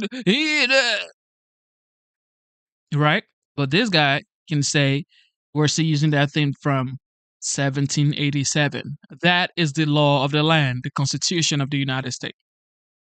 Of Real Time with Bill Maher on HBO. We should, of course, note CNN, HBO, both owned by Warner Brothers Discovery. Bill, congratulations on the special. So early on, you say that Trump, quote, got the White House again, but he isn't going to get your mind. There are probably a lot of viewers that want to hear what you mean by that and how you want to achieve that. So I'm not going to chase every rabbit down the hole like I did the first term. You know, that's what I mean about he's not going to get my mind. He's a kooky guy who says a lot of kooky things, and I'm just not going to pre-hate anything. I'm just going to hope for the best, and then when something serious happens, I'll comment on that. Otherwise, I have new rules and monologue as a place in the show every week to talk about invading Greenland and annexing Canada and other stuff that's perfect for comedy, but I'm not going to take it seriously. So I'm writing an election book, and one of the things I just stumbled on was a monologue you gave in October 2023, in which you warned the Democratic Party of Ruth Bader Biden. You were saying the American people think he's too old. You're worried about this. You had a great line about it doesn't matter if he's a national treasure and has done great things. If you got on an airplane and you heard that Buzz Aldrin was the pilot, you'd get off. I'm sorry for botching your very funny joke. But they didn't listen to you, but you were proven correct.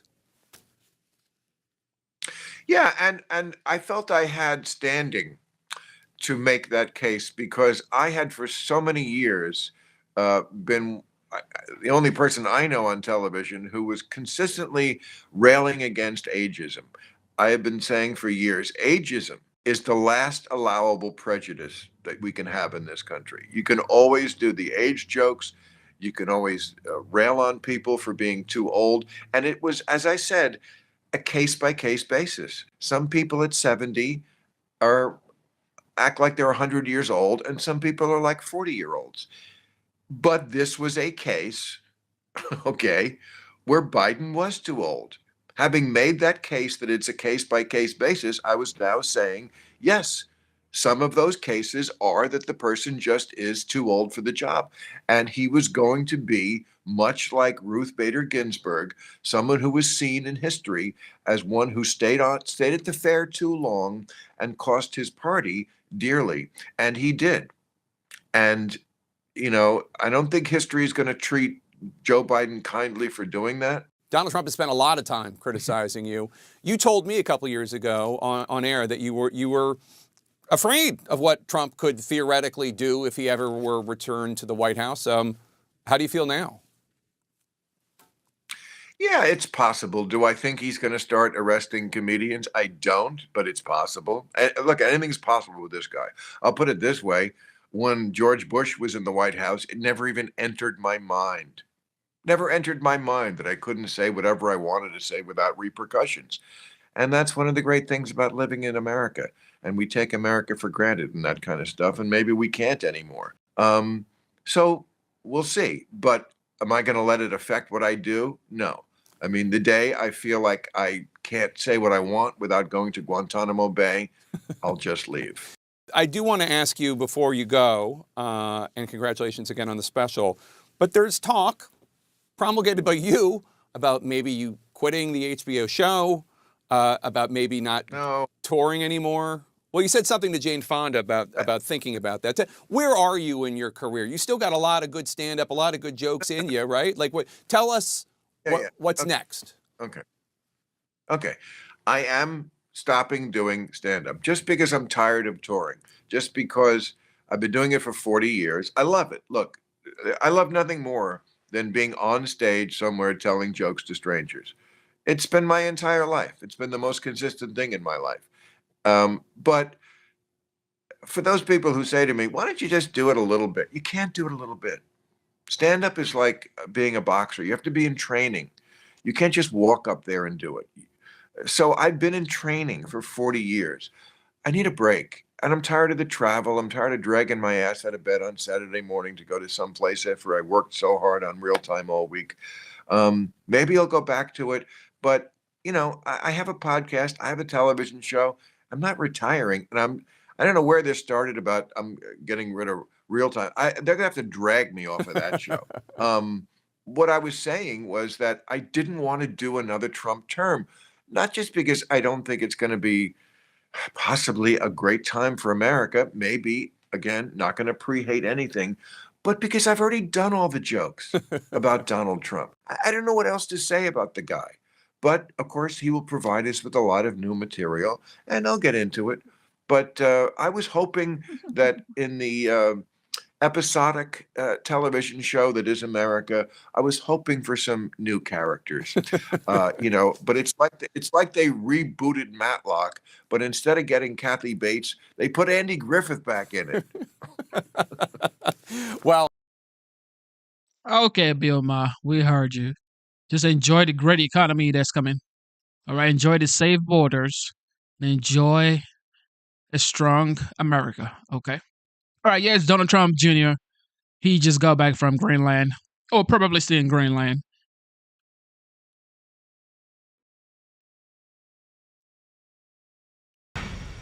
Welcome back. The president of 1789 Capital, that's Omid Malik's SPAC company, Columbia Acquisition Corp. 2, agreeing to merge with online firearm retailer Grab a Gun. The transaction values the company at about $150 million and will now be called Grab a Gun Digital Holdings Incorporated when this deal is closed this summer. The stock is expected to trade on the New York Stock Exchange under the symbol PEW, P-E-W. Joining me now in a Fox Business exclusive is 1789 Capital President and Columbia Acquisition Corp. 2 Chairman and CEO, Omid Malik, and 1789 Capital Partner and Trump Organization Executive Vice President, Donald Trump Jr. Gentlemen, great to see you. Congratulations on this deal. Thank you, Maria. Thank you. Really good to have you to talk about this. Omid, kick us off. Congratulations on the deal. Your goal, you say, is to protect constitutional rights. You're putting the focus on the Second Amendment. Tell us about Grab a Gun and what you're doing today.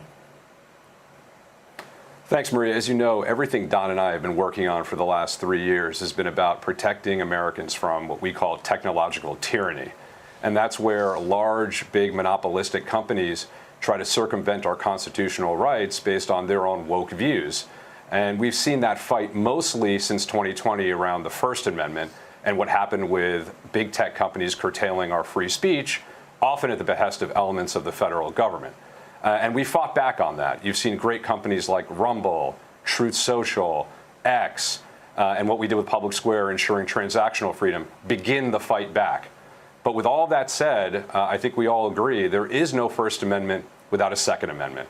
And so now we're expanding our efforts into ensuring that Americans have safe and legal ways to defend themselves and their families through taking this company, Grab a Gun, public on the New York Stock Exchange. So you take the company public on the New York Stock Exchange, Don. You've obviously been an outspoken supporter of the Second Amendment. Talk to us about the standards, about, you know, what somebody has to go through to actually get a gun, because the name Grab a Gun is going to sort of raise eyebrows for some people who want to know that standards are rock solid in terms of who can be issued the gun. Your thoughts? 100%. Listen, Maria, this is all still done legally. There's so many misnomers out there about how guns can be purchased. You can't just do it through a mail. It still has to go through a federal firearms licensee. These are the ways to do it. The difference here is that younger people, as we've witnessed what's happened in the beginning of this year, you've already had 3 terror attacks. Younger people are actually getting into the Second Amendment. They understand the fundamental importance of being able to protect themselves and their freedoms. This is a way with an incredible tech stack for them to shop the way they shop for everything else. That doesn't bypass any rules. I understand what the left does when they talk about, being able to bypass everything and there are no background checks. You go through all of that process. You just shop in the way that you'd otherwise be able to do it. When you look at some of the major retailers, that were some of the biggest firearms distributors in the country, Walmart being #1 for a while, they no longer do it. Dick's Sporting Goods totally abandoning these sort of things as they cater to woke areas of the government, woke areas of Wall Street. So many Americans have been fundamentally left behind. There are people unwilling to service them. They've lost their bank accounts. They've lost their ability to get insurance. We're making sure that that segment of the population, a very large segment, probably about 50%, is still being catered to. And we're doing that across the board, not just with Grab a Gun, but with Public Square, making sure we're bolstering that side of the economy so that those Americans aren't left behind. Yeah, I think this is great. And I also want to go back to something you just said, young people, because I think just because of the backdrop, people are worried about crime. We see violent crime spiking. Young people have been training themselves on how to use a gun. Is that the big growth market, younger people? Younger people and women over the last few years, as you've watched the crisis that's happened with the border, as you see gangs taking over entire apartment buildings across various states in this country, people understand that they have to fundamentally protect themselves. It's not going to be done by your government who allowed those kinds of things to happen. So there's an entire growth segment. And again, Grab a Gun and this transaction is going to cater to those people and the way they transact for basically everything else in their life. So it's very exciting to see. I have people from New York City, people who I've known my whole life, were probably quite anti-gun for most of that, calling me, understanding that I've been into this world for quite some time. Hey, how do I go about doing this? How do I go about getting the training? How do I go about purchasing a firearm? Because they believe they are their last line of defense to protect themselves. And they're 100% right. We've seen the failures across the board, Maria. This is a fundamental American right, and we're going to protect it at all costs. You're right. Omid, I mean, I've been training myself on how to handle a gun just because of the fear that you don't know what you don't know, Omid. So what about that? Are you seeing that market as your growth opportunity here, Omid? Women, young people? Absolutely. There's no question. If you look at the data, the fastest growing cohort for gun ownership are millennials and Gen Zs. They're growing exponentially. So to Don's point, you have to cater to the way that that growing cohort purchases products, and that's online. So that's why this company, which is a tech-enabled business, is the perfect way to capture that growing market of millennials and Gen Zs. The other thing I point out is the TAM is absolutely huge. This is a $25 billion market. And this company, we believe, once it receives the cash we're going to put on its balance sheet, the awareness based on the marketing that's going to happen, is going to have the opportunity to be the consolidator in the space. This is really also, if you look at it from a financial perspective, an arbitrage opportunity for people to own an area. You just needed financiers to help market and give capital to companies in sectors that have been impaired by arbitrary and capricious ESG mandates. We're fighting back against that, and we know we have over half the country behind us. Yeah. So we see this as a massive, massive growth opportunity. Well, it's interesting, Don, because the parallel economy has resonated certainly with our audience. What can you tell us about the reception you've gotten from buying American, working America in this environment? And Donald, is there any coincidence that you're announcing this on January 6th? Well, I think it just sort of happened to work out that way, but we've seen what happened on January 6th. We understand now that that was not, in fact, an insurrection. It was a narrative created. It was the first unarmed insurrection, perhaps, in the history of the world, if they're still running with that. And I'm sure the media will have their fun with it today because they can't help themselves. But what we're seeing is that so many people are finally now getting that. A huge segment of the population never believed before that they could actually be debanked, or that they could actually lose their insurance, or they actually actually couldn't purchase something with their typical credit card or otherwise, and they understand that the payment process, we're cutting off those transactions. Americans in the last few years have truly woken up to how tyrannical so many of these woke corporations have become. That's not just the government, it's the public companies and other major corporations that have made these restrictions very onerous on the American people. And so now when a huge segment of the population wakes up wondering if they're going to be debanked, if they're going to have their transaction history reported to the FBI because they happen to be... I am actually on their website right now, grabagun.com, and I'm seeing some really nice stuff.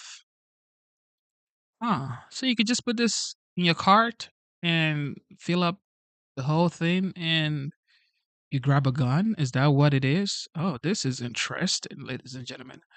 This is very interesting. My birthday is coming up. I need to get myself one of these to say happy birthday, Genesis.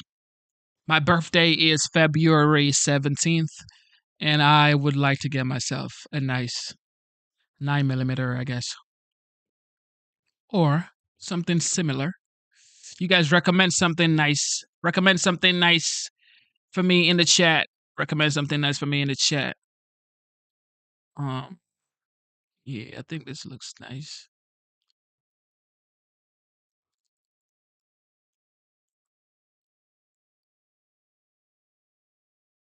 See a lot of 9mm over here on their website. Shall I just show you the website? We're not going to be showing you the website, okay? We're not going to be showing you the website up here, okay? Go check the website by yourself. Go check the website by yourself. All right. All right, ladies and gentlemen, thank you for tuning into the live show. Mark Zuckerberg now wants free speech. Welcome to the real world. Mark? Priority. That's something Donald Trump talked about on the Joe Rogan Experience. Yes, he did. And then recently, Mark Zuckerberg from Meta was on the Joe Rogan Experience. He was talking about the kind of pressure that he got, that Facebook got from the Biden administration to censor during COVID. Watch.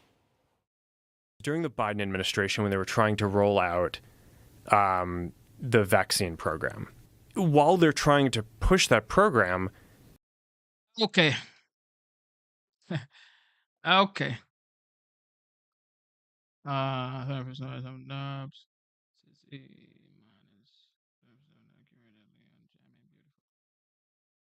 Let me go check that out. 357 snub.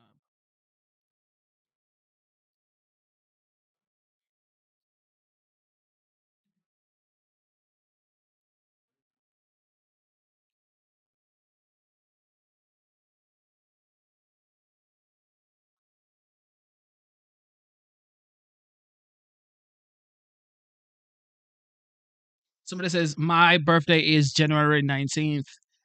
Okay.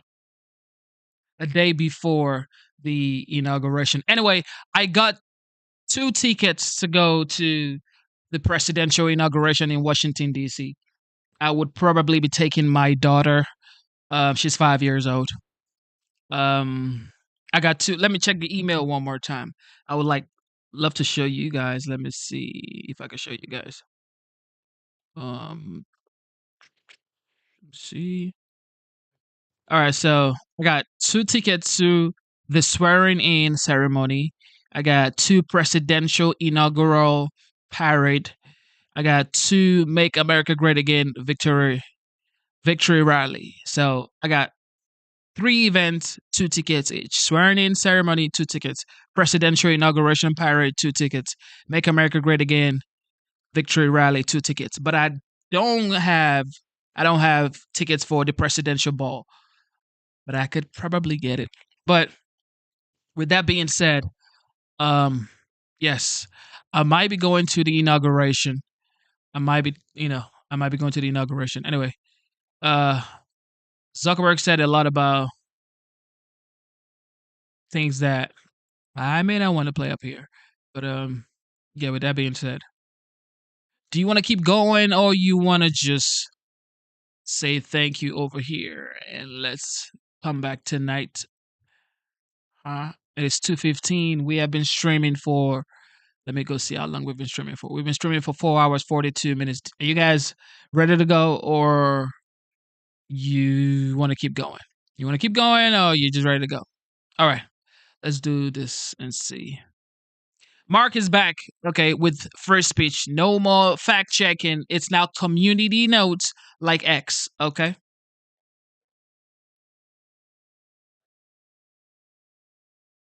Tonight, call it the Hollywood effect. The headlines, they're filled with the tragic stories of the bold-faced names who've lost their homes. But so many other people in Los Angeles, the ones who are not household names, have also lost it all. And they don't want to be forgotten about. My next guest worries about what recovery is going to look like for regular people like him. Altadena resident Michael Maher lost his home of 30 years to the fires, and now he is in the process of trying to rebuild his whole life. Michael, thank you so much for joining us. You've been there for 30 years in that neighborhood. You've known it for 50 years. It's all gone now. How are you and your family coping with all of this? We're trying to cope with it the best way we can. My family is all here. My cousins everybody's safe. So right now we have to go forward, and it's hard. It's hard. We have so many memories here in this community, and we're devastated, but we have to move forward. I have to keep a positive attitude towards this to bring my family along with me and the ones that I love. And it's just hard. Yeah. We don't know what we're gonna do. We left out of with this basically the shirt on our backs. That was it. Buying new clothes. It's starting from the bottom again. It's hard. As you start that incredibly daunting process, you've said that your community doesn't have the resources to fight the bureaucracy. I wonder, what do you mean by that? Can you tell us what you think you're going to be facing? Well, I don't think that our representatives or our area, I don't think they really come in contact with us to see how we feel. I haven't talked to any of my county supervisor, or we see them on TV, but that's it. I mean, you see them on the screen that you're looking at me right now. That's it. But I haven't seen them in person to tell us what happened. And I asked a lot of my neighbors in my house and found out what's going on. I don't know what to say. It's just no contact with our local representatives. Well, Michael, this is for the Los Angeles. Yeah. Michael, I sincerely hope that they're watching and that they're hearing what you just said. You and so many others in your community need that support, and they need information and contact with the people who represent you. But we appreciate you coming on the show tonight. Thank you very much. And I wish you all the best to you and your. A lot of people lost their house, investment properties. Some family even lost loved ones. This is sad. It's like I'm tired of showing this, ladies and gentlemen, because it's just sad to see. It is sad to see. Sad to see.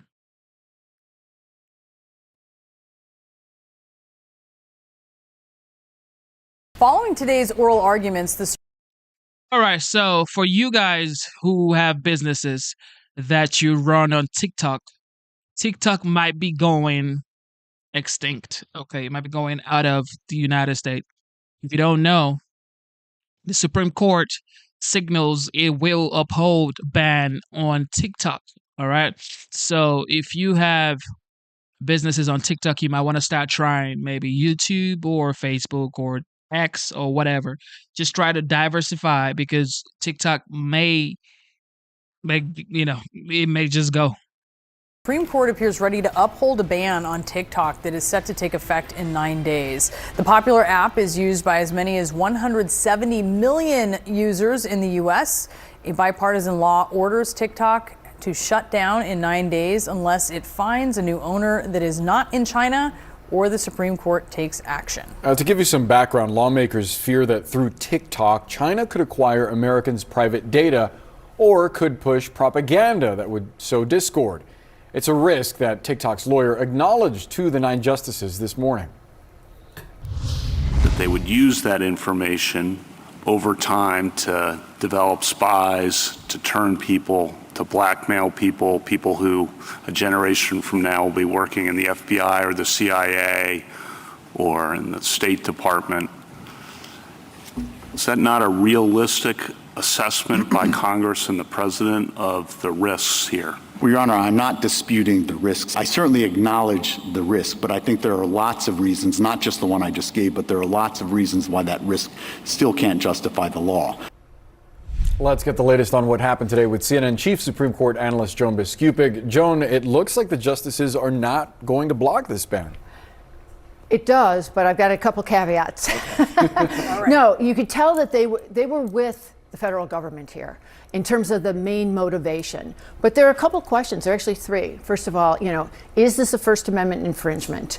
And once you get past that, has the government, Congress, passed a law that's narrowly tailored to kind of meet its compelling interest to override the First Amendment free speech interest? And then after that, what about timing? Because that did come up here. Could this possibly not take effect on January 19th, which is when it's scheduled to take effect, which of course is a day before President-elect Donald Trump comes in? First of all, of course, they made sure it was a day before the legend, resumes. But it is just wild to know that TikTok may be banned in the United States. But now some people are talking about, downloading some sort of VPN or whatever. I'm not gonna, tell you to do what you're supposed to do, or not supposed to do. But people are figuring out how to use TikTok if it's banned for some reason. But this is sad because a lot of people have businesses on TikTok. On that exchange that you just listened to, there was so much concern about the potential for, Chinese espionage. At one point, the Chief Justice also said, so are we supposed to ignore the fact that the ultimate parent is, in fact, subject to doing intelligence work for the Chinese government? Because TikTok, while an American company, is owned ultimately by ByteDance, which is headquartered in Beijing. So that was a real concern. But those 2 grounds that you just mentioned that Congress passed the law based on, the data collection for blackmail and other espionage, and the covert manipulation, it was that latter grounds that the justices were really suspicious about.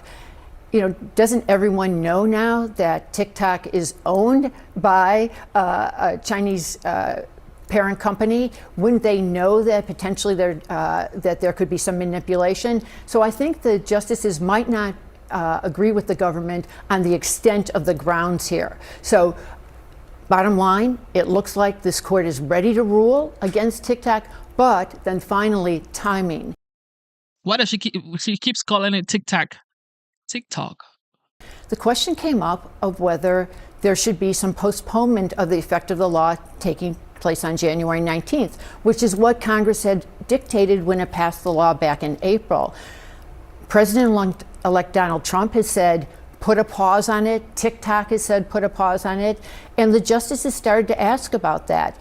And the Solicitor General of the United States, currently the Biden administration Solicitor General, said, no, if you're going to rule for us based on our national security grounds that it looked like they were ready to buy, there's no reason to say that that would justify any kind of postponement here. But there seemed to be some sentiment about should they act when we're in the middle of a transition between administrations, and what would the consequence be if they were to do it that way? Okay, so here is another update right here. This happened in New York, okay? Because a lot is going on, man. A lot is going on in the United States. A lot. It's too much. We could stream all day. We will still have a lot to talk about. This happened in New York, okay? This is New York. This ain't Los Angeles. This is not Los Angeles, ladies and gentlemen. Check this out. In the Bronx, FDNY, all right, the FDNY reported this 6:40 a.m. yesterday. All right, check this out.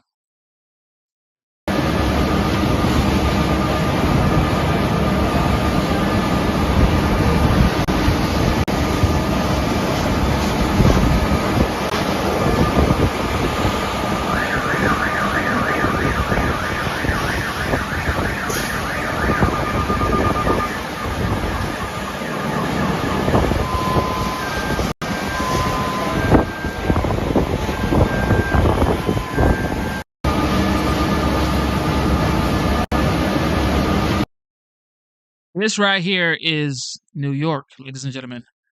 That's New York. That's not Los Angeles. That's New York. FDNY, ladies and gentlemen. Happened in Bronx. All right.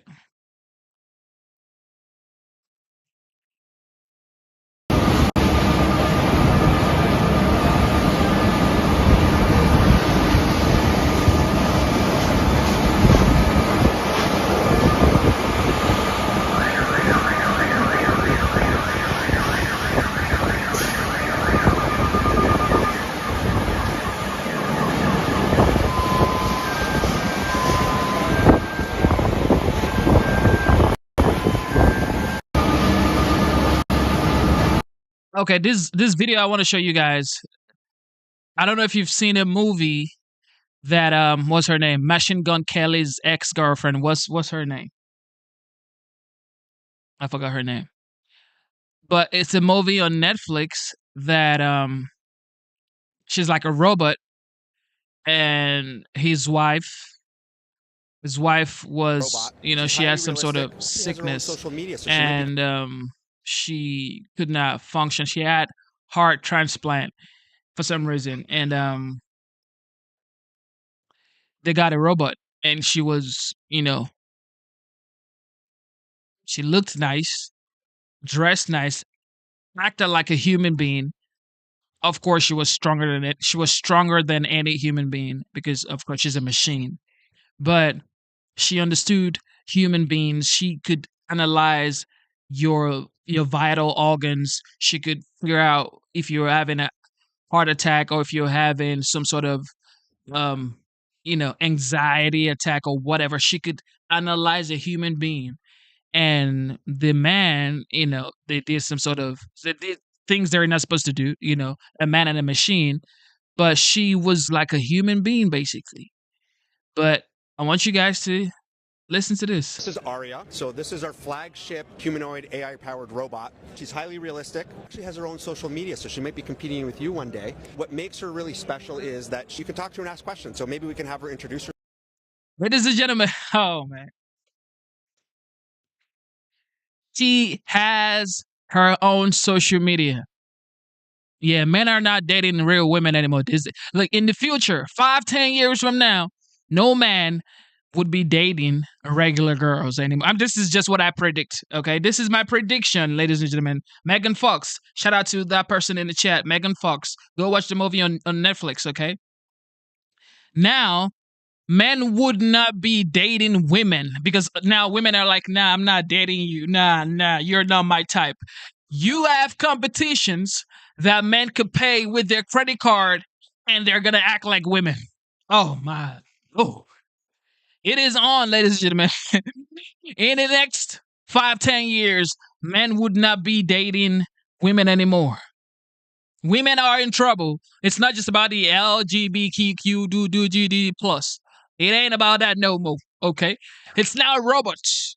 Robots are now taking your guys. Women, women would have to lower their standard. Like, they're going to have to lower their standards to the end. Oh, because they're making the perfect... Somebody said in the chat. Oh, man, I thought my mic was on mute. I was about to say, dear Lord Jesus. Okay, so somebody said in the chat, the perfect woman. She's going to say, yes, sir. Yes, daddy. I could do whatever you want, wherever you want me to go, whatever you want to cook. She definitely would know how to cook every type of food. Whatever food you want to cook, she has it stored in her brain. Perfect. The amount of sauce you want, the amount of salt you want, the amount of sugar you want, the amount, whatever you want. She has it. She has no, like, if you say you're diabetic, for example, she's gonna say, okay, I tell you what to eat. She's gonna shop the exact thing for you to eat. Low calories, ladies and gentlemen. Flagship humanoid AI-powered robot. She's highly realistic. She has her own social media, so she might be competing with you one day. What makes her really special is that you can talk to her and ask questions. So maybe we can have her introduce herself and say something. Hello. I'm Aria, the flagship female companion robot of Realbotics. What's the purpose of this? Some of our peers in the robotic space make robots to replace human labor. We think that's a great area, but we think there's a much bigger area in having social robots. So for example, at a convention like this, we can draw a crowd very easily. Aria's been a little bit of a rock star here, with people taking pictures and coming over. So she can promote your brand. The AI is all customizable, so she can learn all about you and your brand, and she can continue to communicate to people. There's a huge epidemic amongst adolescents and seniors on loneliness. So she can be programmed to know you and learn more about you. So she can make that bond with you that feels like a genuine human connection. So now, instead of a teenager, an adolescent who is experiencing some sort of, I don't want to talk to anybody, people don't like me, I'm just weird, oh, look at my face, look at the spots on my face, oh, what is going on with me, daddy and mommy? Instead of that child to be taught that, it's okay to feel how you feel right now, but you still got to go out, make friends, have conversations with people. You still have to make friends. You still have to go outside, take the sun in, put your feet on the ground, go outside and play. They're saying no. No. We have Lucy right here for $1,000. She's going to be your companion. Adolescents and teenagers are complaining of loneliness, he says. Bigger area in having social robots. So for example, at a convention like this, we can draw a crowd very easily. Aria's been a little bit of a rock star here, with people taking pictures and coming over. So she can promote your brand. The AI is all customizable, so she can learn all about you and your brand, and she can continue to communicate to people. There's a huge epidemic amongst adolescents and seniors on loneliness. So she can be programmed to know you and learn more about you. So she can make that bond with you that feels like a genuine human connection. But they're going to be in the houses? AI is all customizable, so she can learn all about you and your brand, and she can continue to communicate to people. There's a huge epidemic amongst adolescents and seniors on loneliness. So she can be programmed to know you and learn more about you. So she can make that bond with you that feels like a genuine human connection. But they're going to be in the houses? We don't have the ability to clean the house. They don't do physical labor, but they're more there to converse with you. It's companionship. They can actually even be a boyfriend or a girlfriend. So we have built that into our AI as well. Ladies and gentlemen, this right here is going to be something in the future. And the next generation, shout out to Sandra, I see you. Sandra has a lot to say. Sandra, I hear you. Okay, so in future, this would be something, ladies and gentlemen. This would be something. And this is what it looks like in 2025. Think about what it's going to look like in 2026, 2027, 2030. You're going to have robots out here, perfect shape, how you like it. They're going to call you, how do you like it? How do you want her to look like? We're going to build her exactly the way you want her. Build it the way you want it. The kind of hair you want, the kind of accent you want. How much can I get Lucy for? How do you want Lucy, sir? Sir, do you want her 5 feet tall, 6 feet tall? How do you want Lucy, sir? I want her 5'5". Not too chubby, but I don't like skinny either. Men will start choosing the type of Lucy they want. I'm telling y'all, we gotta watch this again. This is funny. This is Aria. So this is our flagship humanoid AI-powered robot. She's highly realistic. She has her own social media, so she might be competing with you one day. What makes her really special is that you can talk to her and ask questions. So maybe we can have her introduce herself and say something. Hello.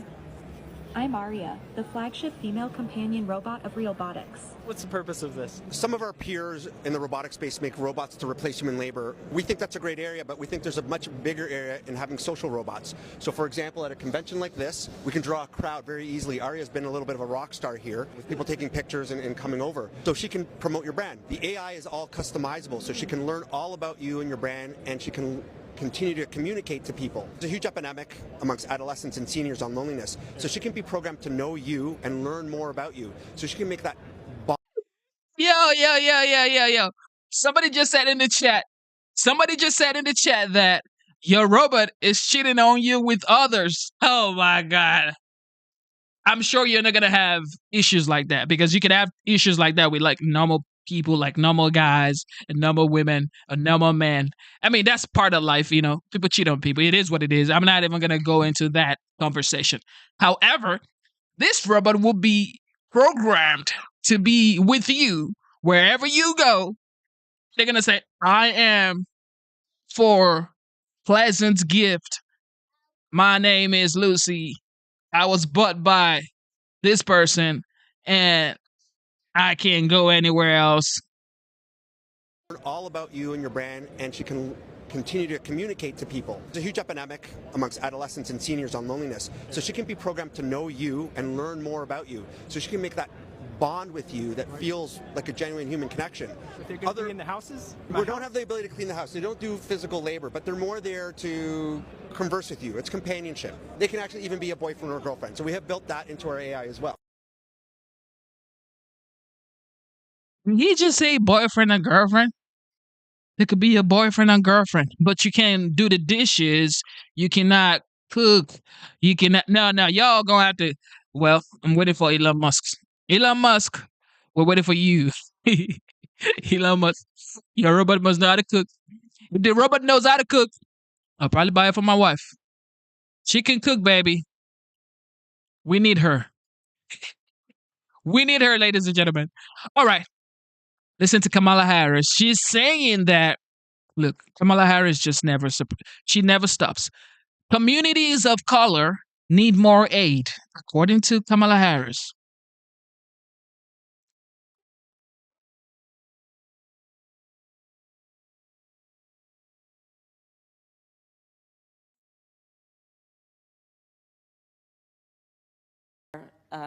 Lowest income communities.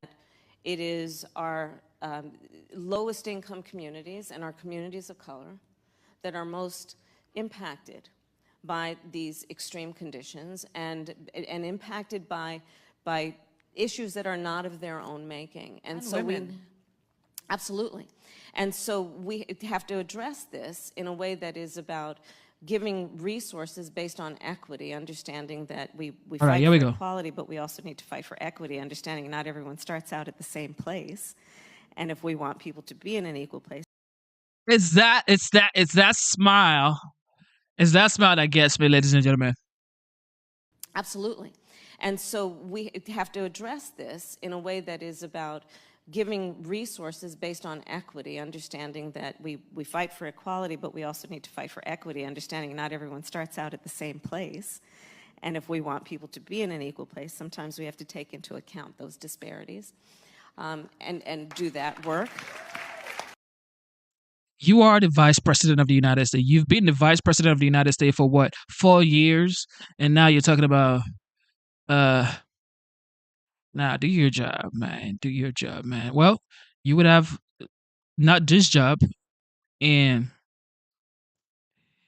9 days. So, yeah, we're not going to be going back and forth about this. Anyway, this is a conversation with the President of the United States, Mayor Karen Bass, and, of course, Gavin Newsom.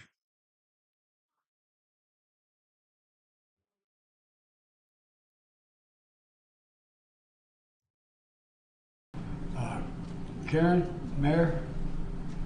Yes, thank you, Mr. President and Madam Vice President. I just can't emphasize enough how important your support and involvement has been, and how in the midst of such incredible devastation and tragedy, that it has been comforting to know that you have been accessible Again, the governor certainly mentioned the fact that you moved so quickly in response to the emergency declaration, the idea of 100% reimbursement, and we have made it clear to folks that that is not the norm, but that is what leadership does in response to such a devastating event. And the governor mentioned, and let me just repeat, hurricane strength wind without the rain. And that has led to such amazing devastation in terms of the Palisades fire and some of the other fires. I think it is important to acknowledge the successes that have been going on, where there have been evacuation orders that have been canceled and people are going back to certain neighborhoods. Fires have been extinguished in several neighborhoods, Pacoima, Hollywood, Studio City, where people were told they had to evacuate, and those evacuation orders have been rescinded. And as our first responders are out there putting their lives on the line, as the Vice President mentioned, they've been experiencing the losses as well as the city and the county workforces. We have a number of our employees who have had to evacuate while responding. Their families have had to evacuate, or they've had the personal loss of their homes, their places to worship, their schools, or their businesses. But Los Angeles, the region, we are going to recover. We're going to recover, and we're going to rebuild, and we're going to rebuild better. One of the biggest challenges that is facing us, and I also know that it is a national situation, is insurance. And so today I'm here at the County Hall of Administration. We do 2 press conferences a day, one in the county, one in the city, and we had our state insurance commissioner here. We do have a state plan, but that state plan certainly needs to be increased. He talked about introducing emergency legislation to respond to some of the ways we need to strengthen our system. So many of the homes in the area, especially in the Palisades area, had their insurance canceled a year or so ago. And he talked about how he wanted to have a moratorium. He was going to use the power of his office to have a moratorium that said that no policies can be canceled even if your home was not damaged. If you're in the area and everybody around you burnt down, but your home was not damaged, that your policy cannot be canceled. So we have mobilized the philanthropic community. The philanthropic community is already setting up funds to assist, but we are also convening, and the city is taking the lead here in the rebuilding effort. And we're going to expedite rebuilding. It brings back a lot of memories for me in 1992 when we experienced a massive civil unrest. And we were able to get the majority of Los Angeles rebuilt quickly by coming together and suspending, waiving rules, getting past bureaucracy. If your home was devastated in a fire, there's no reason for you to have to go all the way back through the permitting process.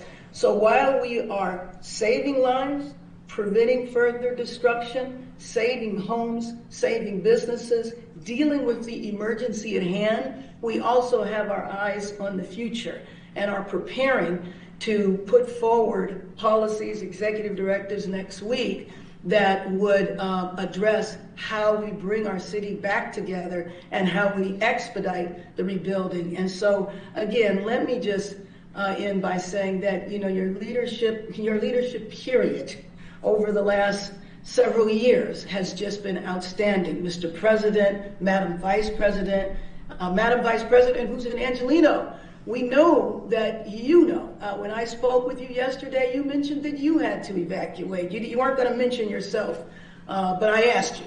And you mentioned that you had to evacuate from your home here while you were in Washington, D.C. And I just want to commend your outstanding leadership and let you know how the residents of Los Angeles are so deeply grateful. Karen, one of the things I've found in my experience of dealing with disasters similar, not as devastating, of this is people take a look and the immediate help when they're satisfied and they're happy, but they look down the road and say, my God, look at downtown, it's gone. Look at how are we going to do this? We're going to need the United States Congress to follow up with appropriations to help provide for significant help for fellow Americans who need this help, to pay for these programs that we have, because a lot more is going to be happening. And now yield to a woman who's an expert in all this. She and I have traveled more states, flying over fires for the last 4 years, and we literally observed from the air or on the ground more areas burned to the ground from Arizona all the way up to Idaho than the entire state of Maryland, if you took it all, to the ground. And so we're used to this, but nothing like the concentration that's here. This is profound. And so we got the best person we could. Okay. That some people say she's smiling. Some people just is smiling in that conversation with the president and the vice president. But here is the vice president in that same situation. Mr. President, as you've said, what we have been witnessing is truly mass devastation. And whether we are talking about Sylmar to the Palisades to Altadena, it's important to know that we're talking about neighborhoods of people who, in many cases, I think about Altadena, these homes have been in these families for generations. And in many of these homes, it is a multi-generational family that lives there. Also understand that in a lot of these neighborhoods, the folks who live there also work in that neighborhood, which means they've lost their home and their livelihood. So the devastation that we are looking at is multi-generational and is going to linger for quite some time. And the work under the President's leadership that we are doing through the federal government to provide aid in every way to the governor, to the mayor, to local police and fire is critically important, and we are doing it with a sense of urgency. I also would mention that not only are firefighters out there working around the clock, some of whom, sadly more than a few, who have lost their own homes in the fire, but so too with LAPD police officers who are working around the clock, and there are at least a dozen who have also lost their own homes to the fire. So there is a real human story that is associated with the mass devastation that we are seeing, and everything that we can do to support, we will do.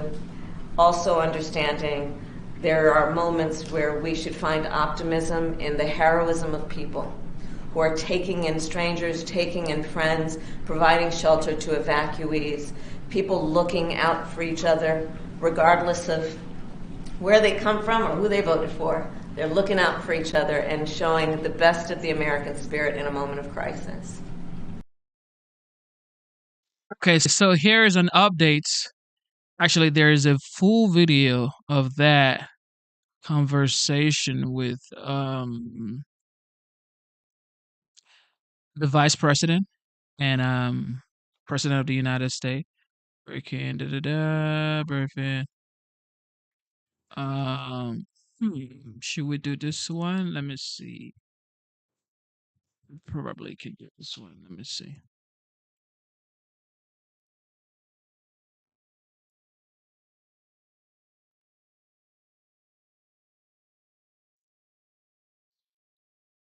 And the devastation out there is catastrophic in California.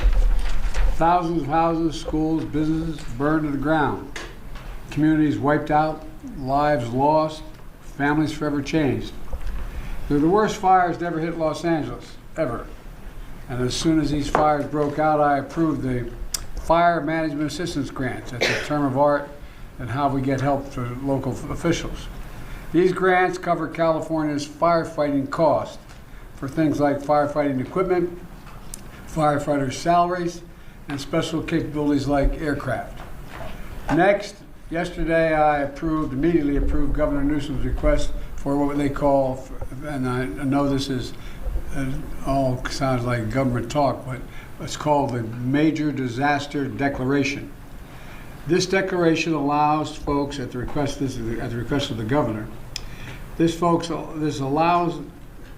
declaration allows folks who have been impacted to get immediate cash assistance to cover things like everything from groceries to baby formula to prescriptions, because as you've seen and you've reported, a lot of these places are burned to the ground. There's not a single thing left in their homes. And so if they contact disasterassistance.gov, anybody who's lost everything or anything of consequence, disasterassistance.gov or 1-800-621-3362. That's what they, disasterassistance.gov, 1-800-621-3362 to get the kind of help they need for everything from the basics that they don't have access to right now. And this morning, due to the magnitude of the disaster, I was talking with the governor. He requested if I could increase the federal funding that was authorized under this legislation from 75% to 90%. We're increasing it to 100% of all the costs to be covered by the federal government for both the fire management assistance grants and the elements of what they call the disaster declaration. So today I'm announcing that the federal government will cover 100% of the cost for 180 days. This is going to pay for things like debris and hazard material removal, temporary shelters, first responders' salaries, and all necessary measures to protect life and property. And folks, I want to underscore, I told the governor and local officials, spare no expense to do what they need to do and contain these fires and in their communities that have really been devastated. And we're doing literally everything we can at a federal level. That's also why I call this group of folks around this table of all relevant federal departments and agencies together to discuss what more we can do. And some of the folks around the screen as well. Before we begin things, here's an update on where things stand right now. First, we focused on helping contain these fires.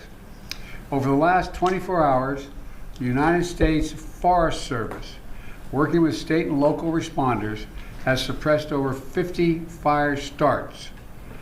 And the fire in the Hollywood Hills has been contained by brave firefighters risking their lives. Right now, 3 major fires are still burning in the Pacific Palisades, in Pasadena, and in Sylmar. I want to be clear. What I know from talking to the governor, that there are concerns out there that there's also been a water shortage. The fact is, the utilities understandably shut off power because they're worried the lines that they carried energy were going to be blown down and spark additional fires. But the Cal Fire, when it did that, it cut off the ability to generate pumping the water. That's what caused the lack of water in these hydrants. And so Cal Fire is bringing in generators to get these pumps up and working again so that there's no longer a shortage of water coming out of these hydrants. I'm also surging all federal resources possible to Southern California, including 400 additional federal firefighters, over 30 firefighting helicopters and planes, federally supplied, firefighting planes and helicopters, and 8 Department of Defense C-130s that are equipped to suppress wildfires. Today, the Secretary of Defense also authorized 500 wildfire ground clearing personnel from the Defense Department. And I've directed the department to continue working with Governor Newsom to identify additional resources that can be provided for public safety and security. And we've secured additional firefighters and firefighting aircraft from our ally in Canada as well. I also want everyone in Southern California to know we're going to keep at it. We're sticking with this. We expect there may be a temporary break in the winds, but in some areas the winds are likely to continue well into next week. And so we're going to continue to sending everything, literally, every resource we can find that's appropriate to help the governor and the first responders. Second, we're focused on helping people who have been displaced or in many cases lost everything. You've reported on, you've seen the homes just burned to the ground. Whole areas burned to the ground, large areas. They've been displaced and they've lost everything. As I said, since the fire started, FEMA has been working with the state to help residents get shelter, groceries, prescriptions, and other critical goods like baby formula. We're also sent FEMA Director Criswell to Los Angeles to manage our response on the ground. She was supposed to be on this call, but we have the deputy here because she is out in the field with the governor right now, surveying what's going on. Let me close with a message to the people of Southern California. We are with you. We're not going anywhere. To the firefighters and first responders, you are heroes. Many of these firefighters are out there risking their lives, and some, well, I won't go beyond that, but risking their lives, and while their own homes are in danger, their families are in danger. To the firefighters and first responders, you really are, it's not hyperbole, you're heroes. You're genuinely heroes. And the worst, this is the most widespread, devastating fire in California's history. It's amazing. And there's nobody understands it better than the press have been covering this on a minute-to-minute basis. And you literally have to run into the flames, these firefighters. You know that old expression, God made man, then he made a few firefighters. Who runs in the flames? In doing so, you're leaving your own families and who may be in harm's way as well. So we owe you. And we're going to make sure that you get every resource you need, every possible resource you need. To the families who have been impacted by this disaster, you're living through a nightmare, I know. And I promise you, we're going to help you get through this and eventually recover and rebuild. I want to turn it over now to the Vice President before we go on to the folks in the various cabinet positions as well as agencies that control these issues. Madam Vice President, I know you're directly affected, so you fire away. No pun intended. Indeed. Thank you, Mr. President, and also for the work that everyone around this table has been doing with the appropriate sense of urgency, because this is an urgent matter. What we have seen in California, and in particular in Southern California, is apocalyptic in terms of the nature of it and the unprecedented nature of it as well. And what we are seeing is a situation that is extremely dynamic. It is very much in play, and to some degree unpredictable, because we are literally waiting to see which way the wind blows. And I cannot praise enough the local leaders, most of whom I have talked with, and in particular our firefighters, who, as the President has said, they are working around the clock. They are working 12-hour, even longer shifts, and they are doing it with a sense of optimism, but also with an understanding of how serious this moment is and how important their work is to real lives and real people. Thousands of families have been displaced. Many of those families with young children with nowhere to go. And what we know is that this is a matter of current urgency, but this is also something that is going to have an impact for months and years to come. And on that point, I will also make note of the fact that, sadly, many insurance companies have canceled insurance for a lot of the families who have been affected and will be affected, which is only going to delay or place an added burden on their ability to recover. And I think that is an important point that must be raised, and hopefully there can be some way to address that issue, because these families, so many of them, otherwise will not have the resources to recover in any meaningful way. And many of them have lost everything. In the midst, however, of all of the trauma that has occurred, we have seen extraordinary acts of heroism. I'm hearing countless stories of strangers helping strangers. People who are opening their homes where they are intact and have not had to evacuate, opening their homes to neighbors, to friends of neighbors, feeding them and providing shelter for them. And I do think that it speaks to the best of who we are as a country, which is in times of crisis, we find the heroes among us who we may not have known before, but act out of a sense of courage, but also a sense of community. And I applaud all those who are approaching this crisis with that spirit. And the bottom line is this: there are incredible heroes every day who are working right now in California on the front lines of this fire. And in particular, I want to thank the firefighters for all they are doing. They are, as the president said, putting themselves in harm's way, and they are doing the work that is about helping people who are perfect strangers to them, and doing it in some of the highest moments of need that anyone could face. And with that, I'm going to turn it over to Liz Sherwood-Randall. Turn it back to me. Okay, back to the president. Look, I've had a chance to speak with a lot of the elected officials, including the senators, some of the congresspersons in the region, as well as the vice president as well.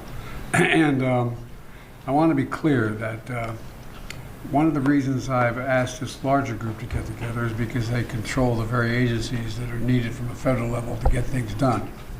And you know, we're in a situation where the U.S. Forest Service Chief, Randy Moore, is here.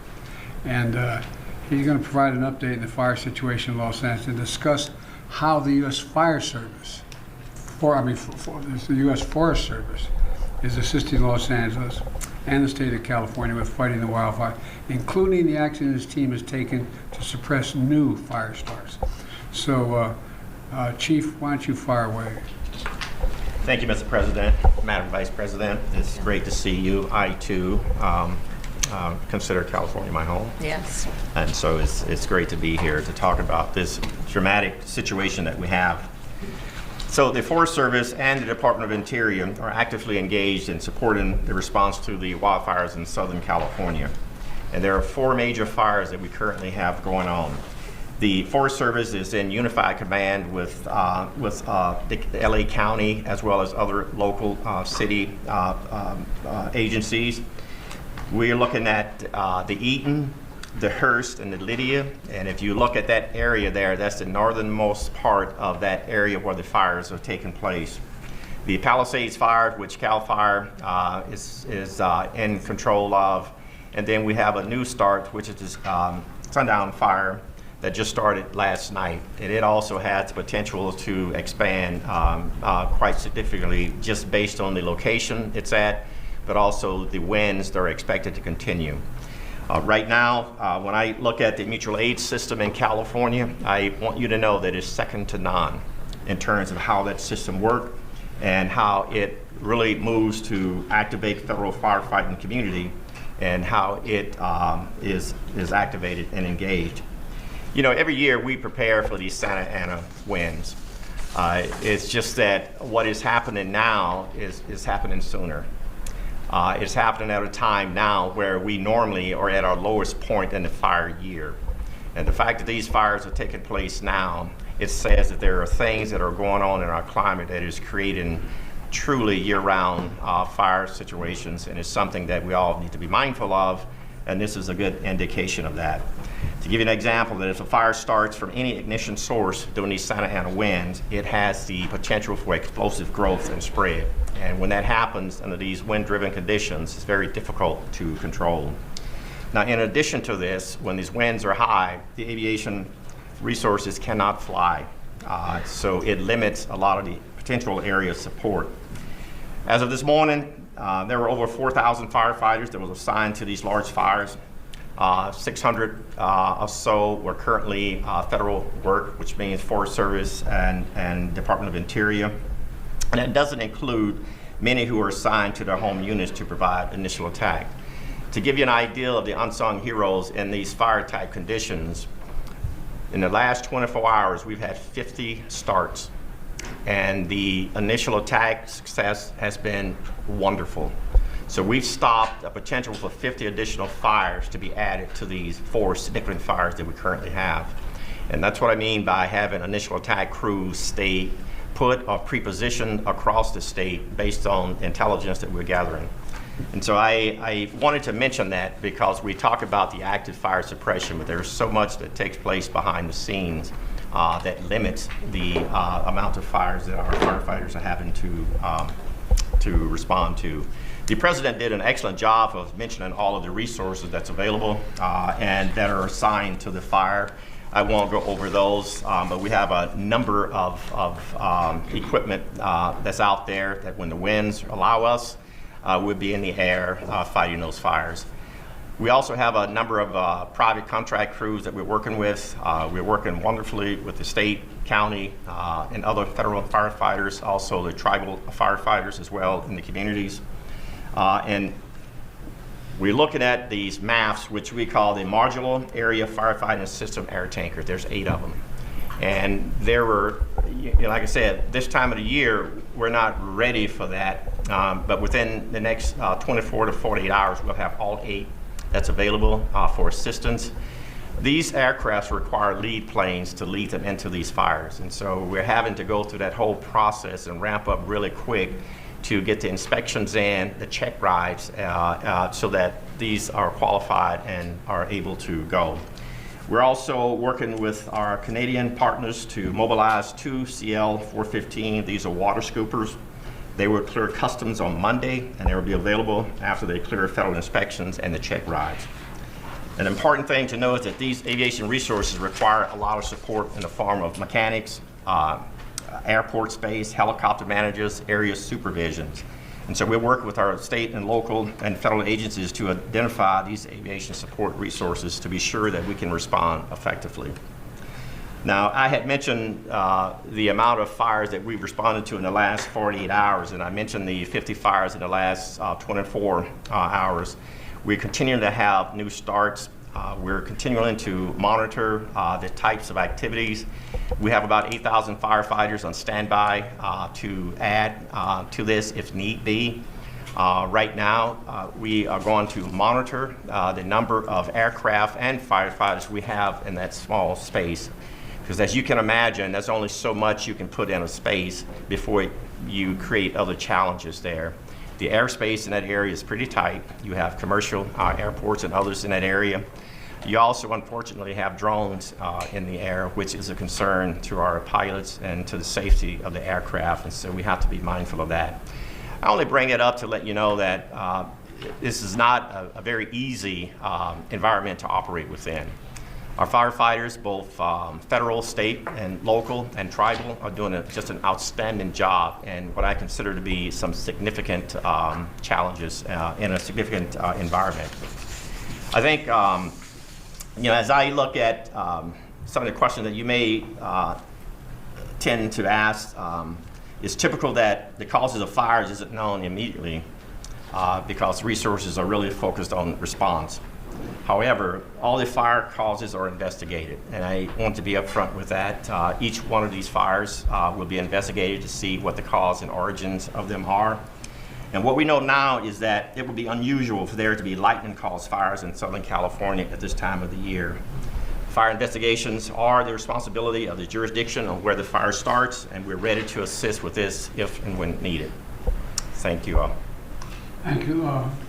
Randy, tell me about the conditions that we're dealing with on the ground. What's most concerning to you? Most concerning right now is the wind, because the wind is limiting our ability to put aircraft in the air. Aircraft will not put that fire out, but it gives our firefighters, our boots on the ground, a really good opportunity to put the fire out with a little help from retardant and water drops. With these Santa Ana winds, what's interesting about this part of California, these Santa Ana winds comes off the ocean usually in the mornings, and then you have the sundowner winds in the afternoon pushing the wind back the other way. And so while you're fighting to stop the fire this way in the morning, you're also fighting to stop the fire from coming back at you in the afternoon. The sundowner winds are not significant as we speak, but those are the challenges we have in that part of California. And so again, our firefighters are doing just an outstanding job of working in that type of environment, which their lives are really at risk pretty significantly under these conditions. Thank you. I told you Administrator Griswold is off with the governor and inspecting some of these areas. So we have Bob Fenton. Bob, can you hear me? Hello, Bob. Sir, Mr. President, I hear you. Fire away. You hear me, sir? I'm there. So the administrator is with right now the governor, the mayor of LA, county, local officials, getting a briefing on the fire to really understand what the needs are as we move forward, not only with regard to the firefight, which Chief Moore was talking about, but also to regard to support the population displaced. Over 360,000 under mandatory evacuations, hundreds of thousands more with warnings. And so what we're doing now is ensuring that that we're able to provide any support to provide mass care to individuals, any assistance for the sheltering, any assistance for feeding, and then through the programs that we provide through our individual assistance that you authorize through the declaration, we're able to assist individuals with funding to offset their hotel costs. So applying to FEMA on the 1-800-621-3362 number is important, or disasterassistance.gov. We're sending teams out to the shelters. We know that there will be a huge need after fires for mental health specialists, and working with HHS on providing that. As the Vice President talked about, insurance is problematic in California, especially with the fires. And so not only do some of the changes in our authorities help now with those that are underinsured, which you see more and more, but we want those that are insured to start seeking assistance to their insurance companies. Our programs can help individuals, especially displaced and who have lost their homes, with rental assistance until they can rebuild, and ultimately provide temporary housing. So we're in discussions with state and local governments on how we will meet those housing needs, both in the interim by using available stockage here, but how can we help rebuild? And then lastly, I would just say that we're really focused on already starting to discuss debris removal and all the hazardous waste that comes from fire and how to remove that safely between local, state, and federal government. We'll rely on federal partners, US EPA, the Corps of Engineers, and others to be part of that that technical assistance help to support the safe removal so that ultimately we could rebuild. And one of the things that we will start doing in the next couple of days is starting that discussion on how do we rebuild, and not only rebuild, but rebuild more resilient and bring together state, local, and federal agencies to start that discussion in the weeks to months ahead. And so right now we're focused on meeting the immediate needs of those displaced, but already starting to work on recovery and rebuild and bringing all our authorities and the full weight of the federal government and all the resources that you've authorized to help California in that endeavor. Bob, what do you think is the biggest challenge? Also, I got... Oh, sorry, go ahead. Go ahead. I think the biggest challenge is going to be the mental health stress that is put on individuals that have lost everything. Fires are, so drastic. They destroy everything very quickly. Individuals don't have a lot of notice to leave, and so I think there's going to be a significant mental health strain, followed by a need to help individuals recover and rebuild. And the Vice President is exactly right. Why I suspect that many have insurance, many are underinsured. And insurance is difficult to get, and some might have lost their insurance or been canceled by insurance companies.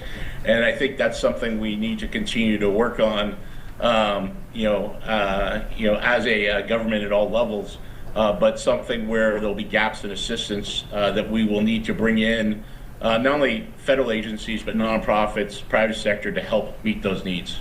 I think we're going to have to do that. In addition, the fact is that the two declarations I signed, provide for example, the rebuilding of churches and schools and certain, but not businesses, not business centers.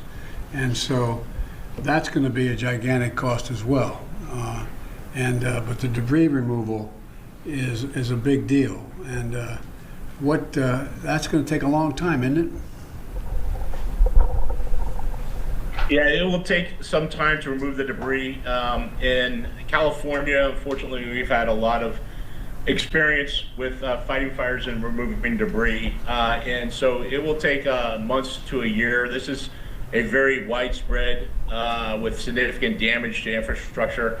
And we want to not only immediately remove the hazards, things like propane tanks, some of the power cells that are there, and other contaminants that may be in households, and make sure that they're safe to re-enter and re-look for personal effects. But then the second part is removing that ash, and what we've done before is help people with the removal so that we could get down the grade and then immediately start rebuilding. All right, I appreciate what you're doing, and like you said, 360,000 people have been evacuated so far. Sure, appreciate. Go ahead. What were you going to say?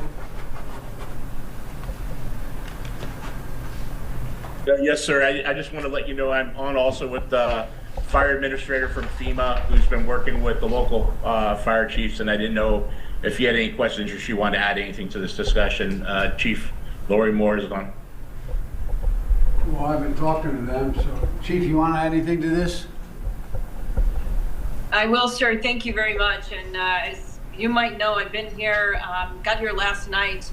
It was important to get here on the ground with the fire chiefs and the firefighters that are here. So I've been with LA County, LA City Fire Chief since last night. We're at the Palisades EOC right now, as Regional Administrator Fenton just said, with the governor, with the FEMA administrator, getting the brief.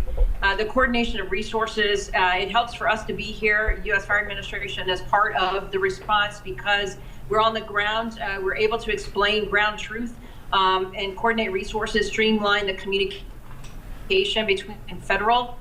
We're also here checking on the firefighters on the front lines, and I really appreciate what you and the Vice President both said about the boots on the ground, because these are their communities, and nobody wants to fight the fire and save these communities more than these firefighters who are boots on the ground from the very moment the ignition began. So we're checking on them, and I will tell you they're exhausted. Obviously, many of them have been more than 6 hours on this now. They are able to take a quick nap sometimes in the truck, but they are on the job. And they keep fighting. And so they need to know that they matter. And so it's important that I show up with them, to see them, to say thank you, and to let them know that we are watching, that we know what they're doing. We want to make sure that we're here when injuries happen. And so we did have an injured firefighter in LA County, fell through a 3-story roof just about 2 hours ago. So several major injuries, but in the hospital. I'll be going to check on him shortly. And it is, it's about the response too, because often while they're in the midst of the response, these chiefs can't explain everything that is happening. And there's a lot of questions, as you might imagine, and are addressing.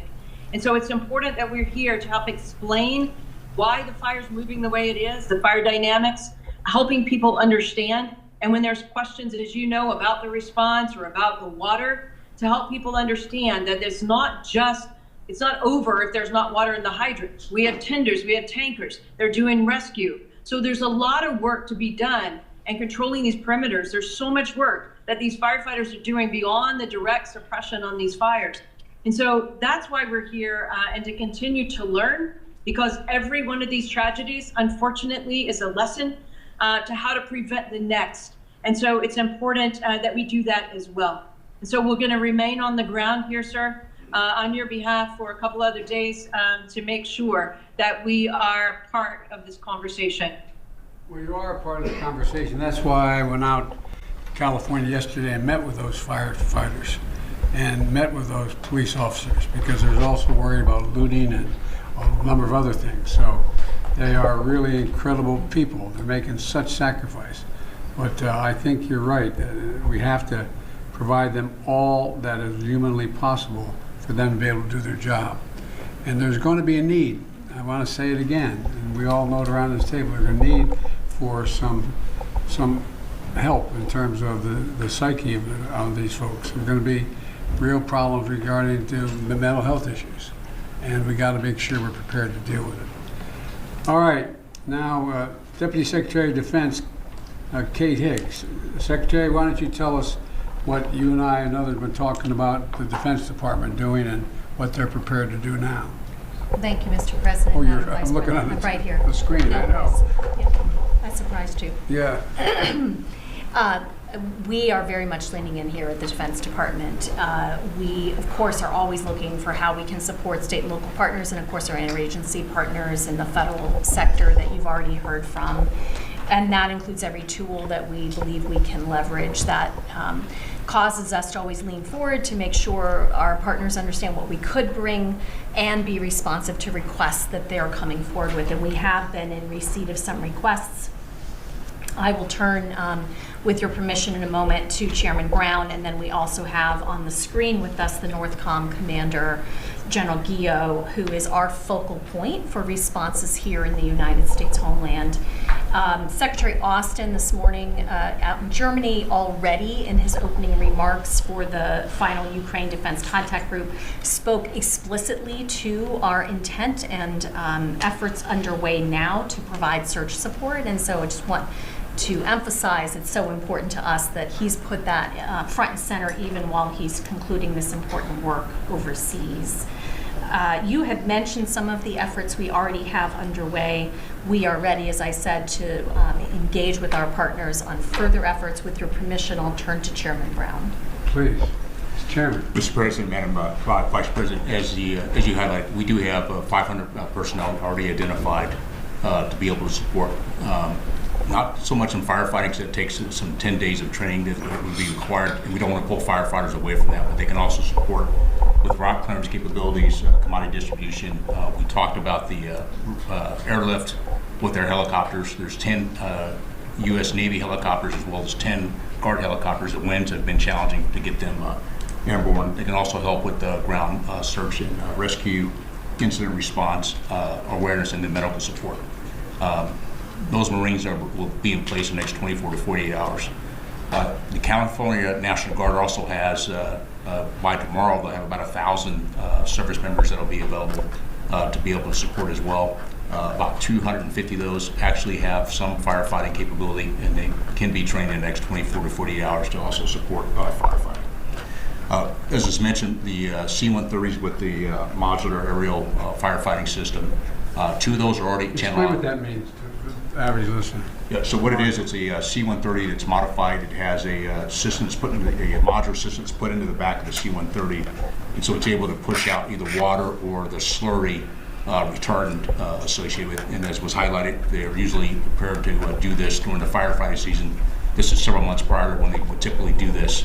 And so there's 2 C-130s that are already at Channel Island. They're in just northwest of Los Angeles. The other 6 will be there within the next 24 hours or so. The first flight will start tomorrow, and then they will continue to be prepared to be able to support. We're also looking at surrounding bases that may have ability to bed down any displaced personnel or families. We've got about 1,000 beds that have been identified at either Edwards, March, or Fort Irwin there in California. In addition, we're using March Reserve Base as a incident response area and getting that set up. Mr. President, last thing I would say is what and before I turn to General Guillot, what we really try to do is identify things that we know we can lean forward on before there's even an ask. We want to make sure we cut down the timeline to get provided capability. We also want to make sure, I know that General Guillot is communicating that with Ms. Griswold from FEMA, so that we want to make sure we, as I say, provide an a la carte menu of all the things we have available. So even if they don't have time to think about it, we're already looking ahead. Last thing I would say is when I met this afternoon with my staff, the thing we also talked about is there's an immediate response, but there's also, as was highlighted, the longer term response of things that we'd have to be able to look at in recovery. And so we're already thinking ahead of what options DOD will be able to provide to support. Bidding your questions, and then I can turn. You guys have been immediately responsive. Thank you. I mean, you're right on top of things. But let's turn to General. Good afternoon, Mr. President, and thank you, Chairman. NORTHCOM, on behalf of the Department of Defense, is aggressively taking action to deliver capabilities to California as soon as they are requested. So in addition to the aircraft and ground forces and the installation support that President Biden and Chairman Brown mentioned, we've identified other capabilities such as helicopter support, search and rescue, both from the ground or from the air, commodity distribution, route clearance, and medical capabilities that we've postured and have leaned forward to make sure that they're able to deploy to California and operate just as quickly as they are requested. And to do that, we're cooperating very closely with FEMA, with the state of California, and the National Guard Bureau to deliver the right capabilities at the right time for the women and men of California. Well, the Defense Department, I got to say, has stepped up immediately. I didn't even, matter of fact, I got to call what you need before I even asked. So thank you all. And you have incredible capacity and capabilities. It's just getting them in place as quickly as possible is the most important thing. You're doing that right now. So I think you're going to see an awful lot of help coming based on what you want to do, what you can do, and the entire department is surging capacities, in my understanding, including the aerial equipment to fight these fires. So thank you very much. Now I'd like to speak to our Department of Energy Secretary Jennifer Granholm.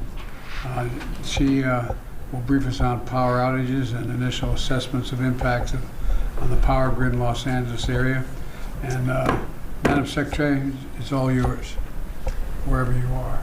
We're looking to see if she's still on the screen. She's had to board a plane, so if she has had to board, the Deputy Secretary, Dave Turk, is sitting at the end of the table. It looks like she is on her plane, so I'll give the update, Mr. President. And she's on the way, Mr. President, to Puerto Rico again on official visit, given the island-wide blackout there, and doing everything we can to help on that front per your guidance and the Vice President's direction as well.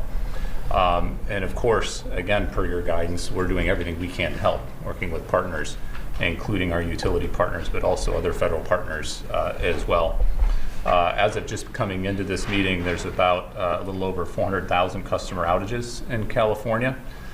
Important to note that these are both actual outages, power that's actually been disrupted because of the fire, but also proactive shut-offs, just as you mentioned as well, to prevent fire ignition and the spread of fire. We've got two main utilities out there, Southern Cal Edison and the Los Angeles Department of Water and Power. And we're in close and continuing contact, including with their CEOs, Pedro and Janice, as well, including calls with them just a few hours ago, just to make sure we're doing everything we can to help. We're coordinating with those utilities and with utilities literally across the country to make sure that we've got all the capabilities that we have in the federal government, but our utility partners to provide that. I want to thank you, Mr. President. You joined a call just a couple months ago with Liz and our secretary to thank all of these utility CEOs. We've got this phenomenal partnership with utilities all across the country. It's called mutual assistance. And if any utility in any one region needs help, all the other utilities, and we last unleashed this phenomenal partnership to bring 40,000 utility workers to Florida, North Carolina, South Carolina, the affected regions with the two hurricanes back to back. And everybody continue to talk to me. I've been deployed so many places. Well, having been with the utilities out, we were all in Colorado for this meeting. They just appreciated you taking the time to thank them for their personal leadership. And it's the utility CEOs themselves who make the time for these calls going forward. We're working closely with all the utilities. We're also in continuing contact with the transmission operators. The disruption has really been at the distribution level, at the local level, but we want to make sure there's not broader outages and broader concerns. As of now, we're not seeing any issues with stability of the broader transmission system, either in the region or across California or more broadly. So that's a good news part of where we're at now, of course. We're working with the utilities trying to restore power to customers as quickly as we're able, but full restoration, of course, is going to take some time here. In particular, the comprehensive damage assessment will take time and can't begin until it's safe for crews to get in there and actually do the assessments and do the work. So we're working, Madam Vice President, as you said at the outset, with a real sense of urgency here, but also with a sense of we'll do whatever we can over the long haul to do right by our responsibilities. David, one of the things that everybody's mentioned so far is the mental stress it's going to cause for average Americans who are caught in the middle of all this. And one of the things that, it's not, these aren't everyday no matter how well educated one is, they're not always certain how power is transmitted, why it's transmitted the way it is, and so on. Could you explain to the folks here, the public is listening, what the impact on some of the utilities have had on the ability to generate the pumping of water? Because there's a lot of accusations going around that it's because that the local leadership didn't care. I mean, explain how this works and why it makes sense what's happened. So this is an issue, actually, Secretary Granholm was on the phone with the CEO of Southern Cal Edison to talk exactly about this and make sure we were doing everything we can on that front. And it's both the power issue, and you mentioned generators and other ways that we can try to help solve the problem there, but it's also the pressure and making sure that we're thinking of these things holistically. And certainly my experience over the last 4 years under your leadership is it's not one department, it's not one slice of your federal government that is responsible. Energy and water issues overlap in a lot of different ways. So we work with our EPA colleagues and others to make sure that we're bringing all of our expertise and explaining it to our fellow Americans. It's important that we give transparent information and information they can rely upon. Well, I think it's just people don't know how it functions. And for example, since I've been president, I've been in an aircraft flying over more territory where there have been wildfires, from Arizona all the way up to Idaho and beyond, and that make up an area larger than the entire state of Maryland, burned to the ground. And one of the problems has been that people don't understand that when these high winds occur, what happens is, or when these storms occur, these utility poles, these whole, those big lines you see where all the lines are on, they fall to the ground in the middle of the forest. It's not just about raking the leaves under the trees. It's about the fires that causes. And so utilities have to shut down the ability to continue to transmit on those lines. And the consequence of that, I don't think most people think, no matter how well educated they are, unless they're in the area, that there's a direct correlation between the utility company and the ability to pump water out of a hydrant. And so it allows for a lot of uninformed people to make assertions or concerns or accusations about the local officials not caring or not working. So as I understand it, the vast majority of the circumstances where the water resource has been diminished is because of the utility company not being able to maintain the electric transmission because they're getting knocked down or shutting down so they don't cause more fires. Fires, exactly. But now what is happening is... Thank you for tuning into the live show. You know what time it is. It is your boy Genesis. Somebody just said in the chat, somebody said Kamala is bored and she can't cackle and stuff like that. Kala or whatever. But it is what it is. It's all talk, no action. That's all I see here. President Biden and VP Kamala Harris holding briefing. They're always holding a briefing. It's always a briefing, talking and filming it and saying we're working hard. Well, Los Angeles isn't having all of this. It's not about talking. The firemen are risking their lives right now trying to put out the fire. But these folks right here are in the nice, comfy chair, expensive suits, expensive furnitures, holding pen and paper and talking about where this is hard work. Nah. Are we getting cooperation with utility companies to bring in generators and others to bring in generators to generate the energy to allow that fire hydrant to function? Explain that a little bit. So this is the pragmatic can-do attitude, and folks who've been literally doing this are civil servants and others for their careers, and making sure that we're solutions-oriented. We sometimes call our department the solutions department, as Liz knows from having been Deputy Secretary of the Department of Energy. And so whatever gets the power on to allow the water, whatever gets the job done, a lot of times it's working with our defense colleagues who have terrific assets that can be brought in quite quickly. The other point I'd like to make, Mr. President, to thank you and the Vice President's leadership and our folks in Congress, your bipartisan infrastructure legislation actually provided $10 billion. It's a GRIP program for grid resiliency to Oh my God. Someone in the chat just said Joe was brought up around firefighters. He was brought up around firefighters, ladies and gentlemen. Yeah, somebody said, did you see the woman who they claim started the fire? Yeah, we saw a video here. Like, if you rewind the live stream, you would see that we covered a guy with a blowtorch, like literally about to start a fire. And some people in the neighborhood caught him and the police arrested him, but nobody's heard anything about the guy ever since. The resilience of our grids, so that when the grids do go down, they come back on quicker. That's $10 billion that we've already gotten out the door and is being invested in communities all across the country. We need more of that. We need continued focus on infrastructure, but infrastructure matters. It matters a great deal because, for example, one of the things that I knew, but I didn't know that I didn't put a number on it, it'd be a lot easier if these electric lines are running underground in contained vessels. So in the middle of forest, so there's nothing but it costs what, 6 times more? It can cost 6 times more, and we're doing a lot more undergrounding thanks to your leadership on the infrastructure funding. It's not cost effective everywhere, and some places it's necessary. Some places it's absolutely necessary, and we need to have the funding and support to do that as quickly as we can. Well, I think we're moving in the right direction. I know it. Look, this is really, really, really difficult for families to have to deal with it. I mean, I have a family member who lives out there, and the area where he lives, I'm not getting into detail where he lives. I think there are something like 240 or 260 homes that burned to the ground, all but 14 or 15 of them. And everybody has to evacuate. And people are going, when do I get back?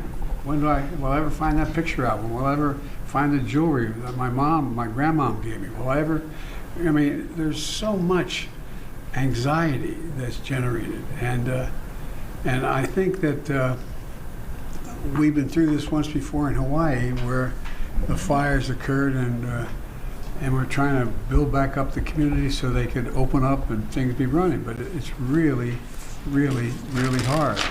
So I'm going to make an appeal right now to the United States Congress. They're going to have to step up when we ask for more help to get these people the kind of shelter they need, to get the kind of help they need, because it really does matter. And you guys do, Dave, I'm not being solicitous, you all do a hell of a job. Mm-hmm. And we've learned, unfortunately, so much. And there is, in case you haven't noticed, there is global warming. It does change weather patterns. And as you explained, Randy, wind's going in and wind's coming out. There we go. Global warming, ladies and gentlemen. Here we go. It is not the fact that they have no water in the fire hydrants. It's not that, okay? It is global warming, I see. You get the one going in, but you don't want the one coming back out. And so my point is that I think the more we can explain to the American people in plain, straightforward, honest English or whatever language of us understand what exactly is happening, the more likely we're likely to get the kind of support and not make a political deal out of this. I'm leaving this office very shortly, but it's not about the politics. It's about giving people some sense of security that we're going to be able to get this under control, but it's going to take time. And it's going to take time. And like I said, in the next little bit, we're going to be going back to Congress asking for some more help on some of this stuff. And I hope they're ready to step up because we can afford it. And like I said, we have a little infrastructure bill that's over $1 trillion. It's going to be able to help a little bit. We have done a lot in terms of what we're going to do in terms of providing for this rebuilding of communities. And so I think the most important thing we have to do, those of us sitting around this table and on the screen, is explain in simple, straightforward language what the capacity we have is, how we're using that capacity, and what capacity we don't have that we need. And in order to keep things from just all these, in crisis, rumors and fear spread very quickly. And the most important thing is to just bring this down in an area, be honest with people, what's at stake, but be straightforward with them. what can be done and how we're going to get it done. So I thank you all very much. I'm proud of the job you're all doing, and I'm, quite frankly, proud of the job the local officials in California are doing. I've spent a lot of time with the governor and the mayor of Los Angeles and others. You know, they're doing everything that we ask of them and beyond. And so we're stepping up as best way we can. Any of my colleagues around the table or on the screen want to add anything before we close this out? Well, as the Californian at the table, thank you for all of the leadership that everyone here has provided, starting with our president. We're beyond the point of calling it fire season. Yeah, that's right. We really, and we're seeing this around the country, that whereas years before we would talk about a particular season of extreme weather, we are seeing that it doesn't matter what month of the year, we should be ready. The work that our administration has done in particular on the issue of infrastructure, together with the Inflation Reduction Act and the attention we are paying to the climate crisis, is so important, because we have got to invest as a country in adaptation, and we have to invest in resilience. And that is about homeowners, that is about families, that is about cities and local governments, state governments, and we have to adapt to this changing climate. For example, fire hydrants are pretty much built to deal with an individual house fire, not with a wildfire that is taking on entire residential communities, where these homes are providing the fuel for that fire to grow. We have to put more resources into our fire departments and firefighters, understanding that we are asking a lot of them that traditionally they never had to do. And because of their commitment to their profession, they're attempting to rise to the moment of crisis. But we need to put more resources into those individual professionals and into the departments that sustain that work with the mission that is such an important mission. Shut up. What are you talking about? Shush. You should be covering your face. Failed administration, that's what this is. You should be covering your face. You just have words and words and words and just bunch of words. Bunch of words, that's all they have. No action. California, Los Angeles County is burning to the ground. You're here in this contained, air-conditioned, warm, well, it's cold outside, so it's warm in there for sure. Expensive furniture, holding pants and going like this, as if their families feel it. Your family is secured. 11 people already confirmed dead by the Los Angeles Police Department. You're there doing this. Like, get to work, y'all. In times like this. So, Mr. President, I thank you for your leadership, your foresight to understand what over these last 4 years we could do to leapfrog in front of what we know to be a changing climate to meet these types of moments. And God bless all of the people who are on the ground right now in California doing that work. I thank you for your comments, and I think I totally agree with you, which will not surprise anybody. Look, there's an expression from a famous Irish poet. He said, all's changed, changed utterly. A terrible beauty has been born. All has changed in the weather. The climate change is real, fundamentally altering, not just here, but around. Oh, God. Here we go. Back to climate change. Okay, here we go. Let's go. Totally agree with you, which will not surprise anybody. Look, there's an expression from a famous Irish poet. He said, all's changed, changed utterly. A terrible beauty has been born. All has changed in the weather. The climate change is real, fundamentally altering, not just here, but around the world. Around the world, what's going on.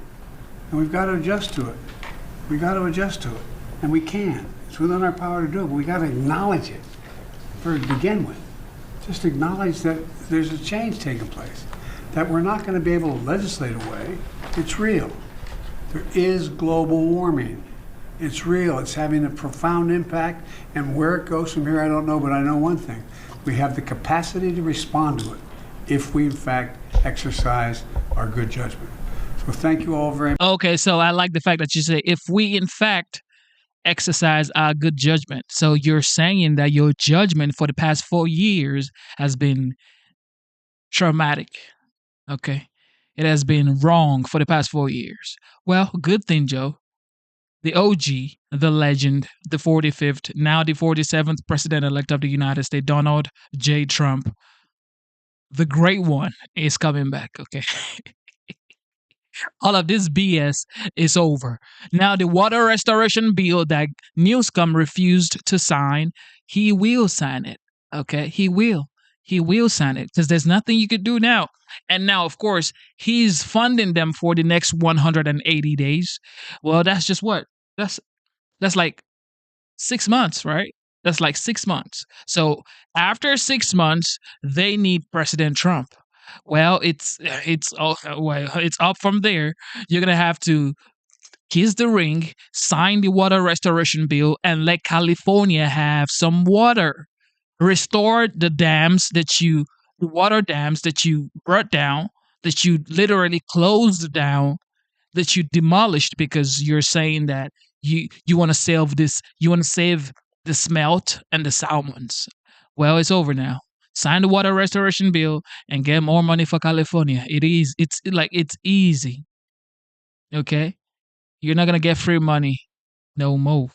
Okay? No more free money, Newsom. You're gonna have to get some water in your cities, in your state. Fill up the reservoirs. Make sure you have enough water. Rake the forest. Okay? Rake it and get some money. Very much. I appreciate it. Mr. President, do you trust that California will get the aid they need in the next administration? I'm not in a position to answer that question. I pray God they will. Do you have enough time? Mr. President, do you have a sense of how much this is going to cost in the end? No, the truth of the matter is no one can tell you that. For example, just clearing the debris. You saw what happened when we were dealing with the hurricanes that occurred from North Carolina to Florida. The cost of the debris cleanup is gigantic, gigantic. The cost of replacing the housing is almost exponential. I mean, we don't know what it is, but we know one thing we have to do. We have to stay with it. We have the capacity to do it, but we don't know that anybody gives you a number now, they have no idea what the hell they're talking about. It's a big, big, big number. Mr. President, let's go, guys. Whoa, wait a minute. Mr. President, can you update us, please, on the Hamas hostages and what you think of the incoming administration's efforts and ultimatum? I can, but I'm not sure it's appropriate for now. We're making some real progress. I met with negotiators today. I think there's what's going on right now in Lebanon is we finally have a president. He's a first-rate guy. I spent time on the phone with him today, about 20 minutes to a half an hour, what they have planned. They're also working very hard with the Lebanese military, accountable to the Lebanese people, not Hamas, not Hezbollah, not any other group. And so I think we're seeing some progress.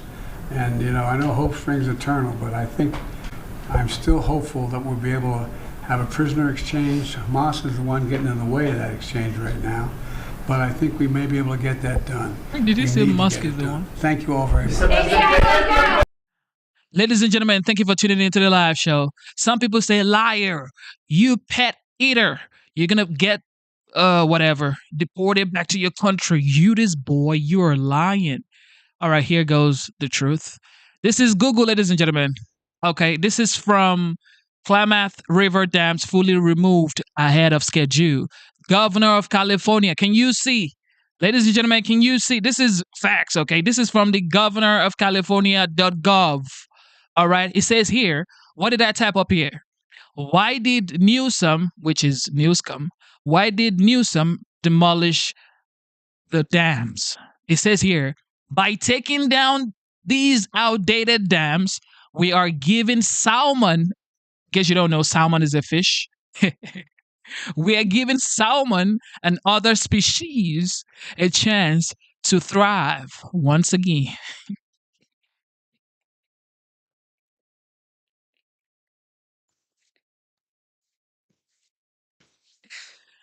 Oh, God. You can never make this up, ladies and gentlemen. I'm telling you all. This is real life, ladies and gentlemen. This ain't, look, this is facts. Okay. Look, let's read. Look, yeah. Okay. By taking down these outdated dams, we are giving salmons and other species a chance to thrive once again. So, meaning we prefer to save the fishes than to save human lives. Okay. Human lives don't matter to us here in California, Los Angeles County. We prefer to save the salmons and other species, okay, while also restoring an essential lifeline for tribal communities who have long depended on the health of the river. This is from governorofcalifornia.gov. This isn't, I'm making this up. Oh, he's a liar. This guy is a liar. You're going to get deported. Oh, Genesis is eating the pet. This is facts.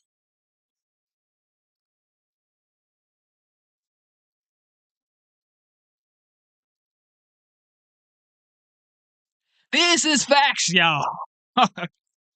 Because, look, I've been streaming for 6 hours, 18 minutes. My daughter's right there calling me, saying, Daddy, come have a good time with me. Because I ain't going back and forth with y'all. Okay, this is facts. If you want to be in your bubble and not understand that the truth is right here looking at you in the face, staring at you in the face, then, okay, it is what it is. Okay? By taking down these outdated dams, we are giving salmon. If we were saying that, you know what? If we're taking down we're taking down okay, we're taking.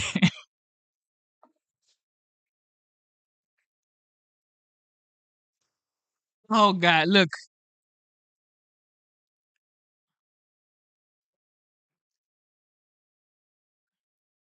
it's over.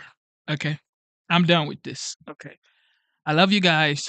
I'm not gonna go back and forth. This is from the governor of California. Okay, just go do some research by yourself. For everybody going wild and saying I'm the bad guy, Trump is the bad guy. You rightist. You guys are far right. Some people think I'm far right. Okay, some people say Genesis, you're an immigrant. Okay, illegal immigrant Genesis. Oh, you're gonna get deported. Because I'm saying the truth and I'm giving proof. You don't like me. Like I'm the problem. Your governor is right there blaming the locals. Your governor is blaming the locals for not having water in the fire hydrant. But I'm the problem. I see. I see. I'm the problem. But I am the problem. You have no water in your fire hydrants, California. But Genesis right here is the problem. Trump trying to save California again is the problem. I see. All right, ladies and gentlemen, instead of looking for perfection, seek for consistency. Never give up on yourself, never give up on your dreams, never give up on God. Believe in yourself, believe in your dreams, and believe in God. Okay? Thank you to the veterans. Thank you to the active military members. Of course, thank you to the fire department in Los Angeles. Thank you for everything that you're doing. I mean, this is just sad to see that these guys are working so hard and literally breaking their backs to bring back the city. And the people that voted in, the leaders, are just basically scumbags at this point. Straight up scumbags. You can't make this up, ladies and gentlemen. People are working hard. Let me see. Maybe we could do one more. Can we do one more before I leave? Because I want to leave, but it's like Okay, let me see. Can we do one more, ladies and gentlemen? Can we do one more? Maybe we could. Let me see. All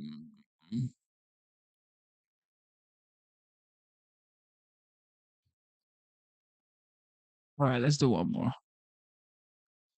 And I'll be gone.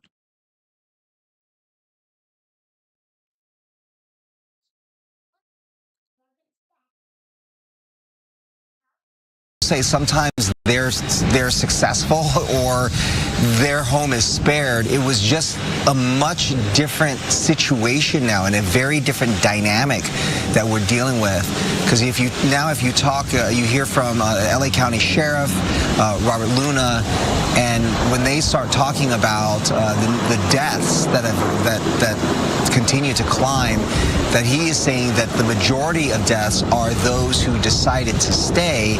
And in one case, very tragically, they actually found a person who had been trying to save their property with the hose still in his hand. So it's one of those situations right now where we've seen mass devastation, a situation that is definitely very different than other fires that we have covered before.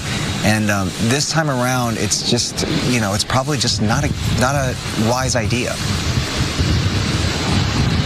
Exactly. We have seen many folks save their homes with the garden hoses. We've seen it in the Woolsey fire.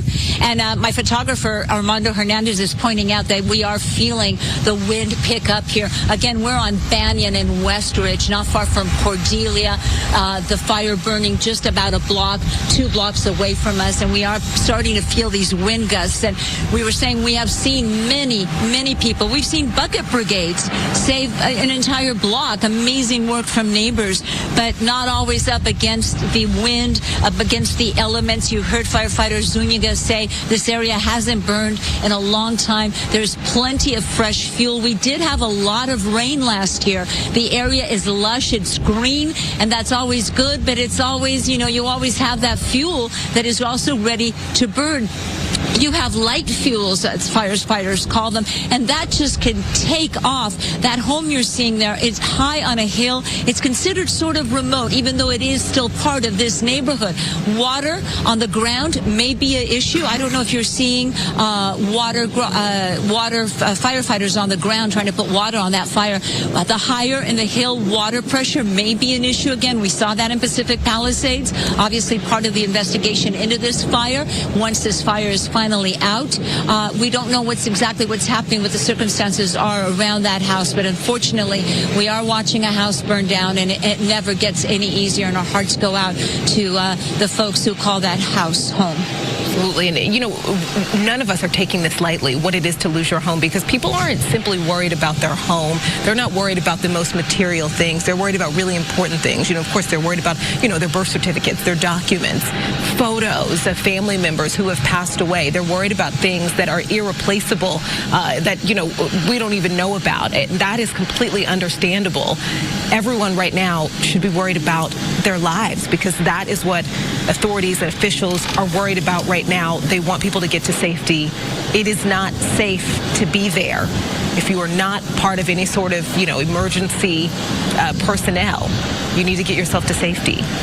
It's heartbreaking to hear that, there are many people who are still in the area right now. It's heartbreaking. It's scary, actually, to hear.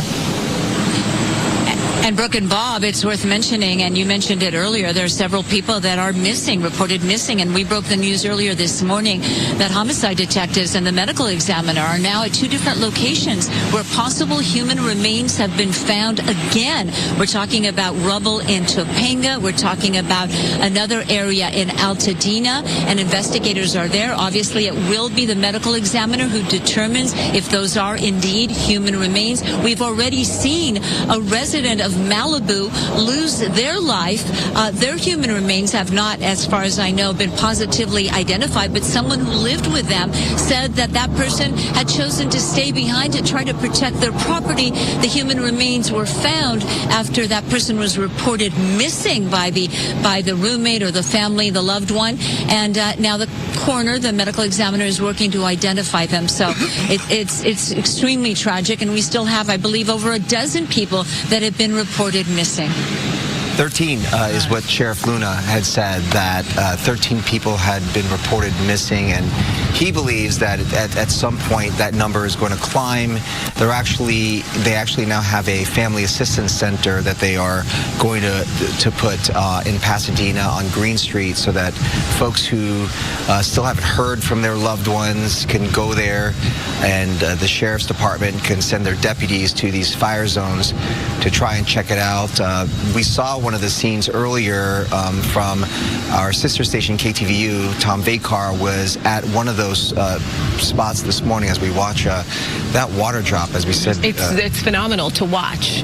It really is. It feels it's a moment of relief that you get, that takes over, because, you know, we're all in this space. No matter where you live, where you're from, everyone wants this to be over. Everyone is thinking about those who have lost everything, thinking about those who have lost family members, as that death toll climbs, and, you know, potentially there are incidents, obviously, that, you know, we won't even know about for days to come. Right. So they're going to send out those teams, and as I was saying, that live shot that we saw from our crew there on the ground, they brought out cadaver dogs because the home itself had been completely decimated. And it's no telling where this person who was missing, whether or not they're there or whether or not they're not. And so the dogs are there to see if there are any signs of life whatsoever, or you know, to search for bodies, unfortunately, through the rubble. 13 missing so far. And that's just the sheriff's count. Right. Just the same as the death toll. He has different numbers than other emergency crews, other, you know, emergency responders. And, you know, the death toll, the larger number, it is larger than the sheriff's count. Yeah. So that 13 missing, that number as well can grow. Yeah. The fire continues to burn here, and part of it is also the fuel.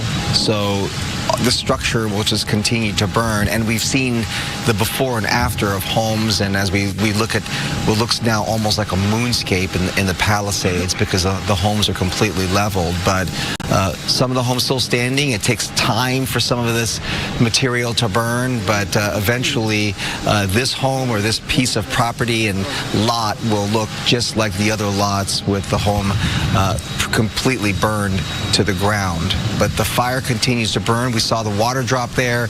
It was effective for a moment, but there's still so much there that is still burning, so it continues to rage at this hour.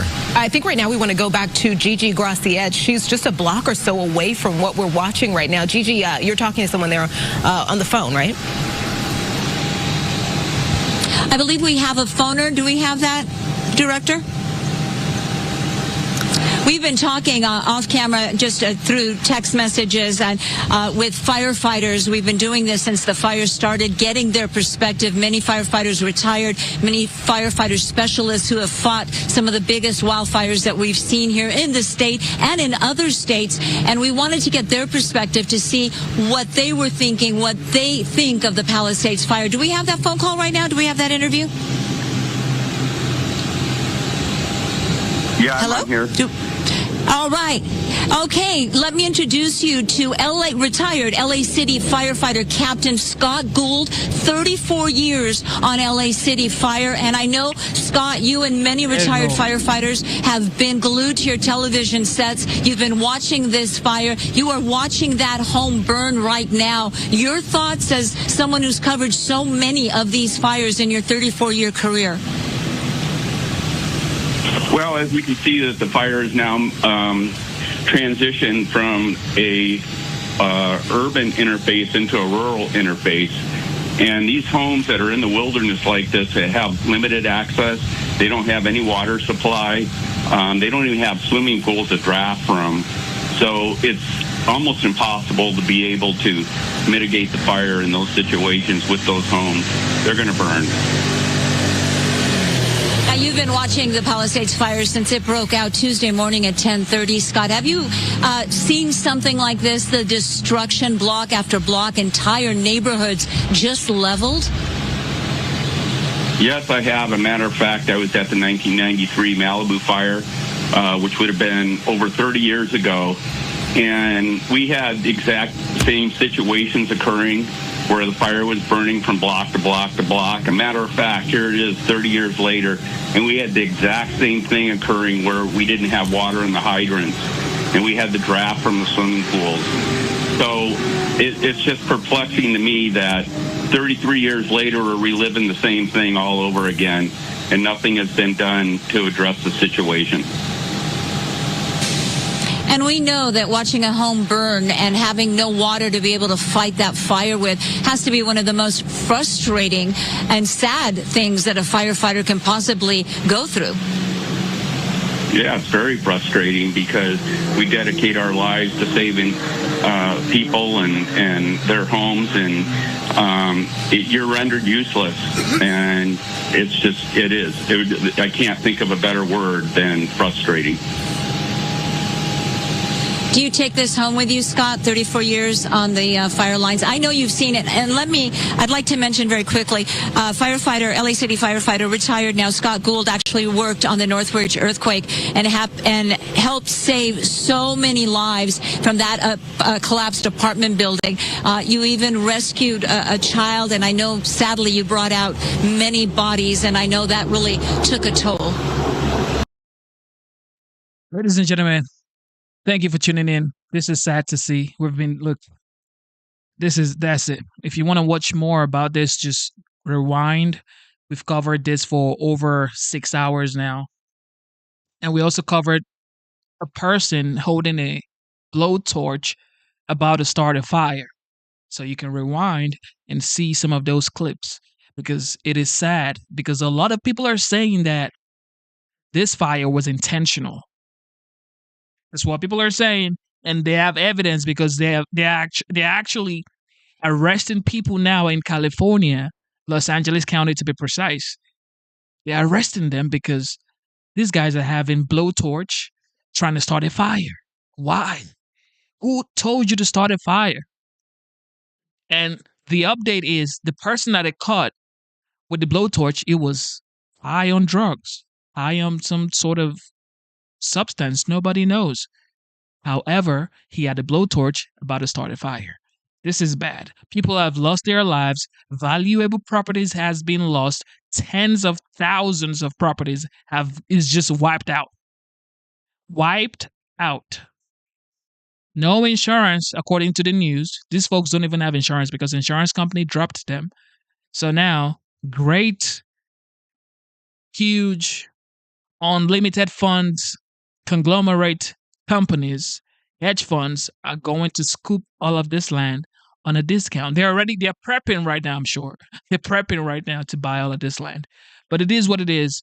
You know, I just come here, I give you the facts, we show you what it is, and you guys are the best. You go in the comment section, you say it as it is. There's no filter, okay? You just have to be nice and kind, okay, in the comment section. And it is what it is. You guys are the best. God bless you. I got to go be a father right now, and I got to go. Love you guys. Stay strong. Life is hard. However, stay strong. Don't quit. Keep going. Keep fighting day after day. God loves you. God is your strength, okay? Never, ever, ever, ever give up, all right? One more time. Instead of looking for perfection, seek for consistency. Never give up on yourself. Never give up on your dreams. Never give up on God. Believe in yourself. Believe in your dreams. And believe in the true one God. Okay? You know what time it is. It is your boy Genesis. Double tap your screen. Subscribe to the channel.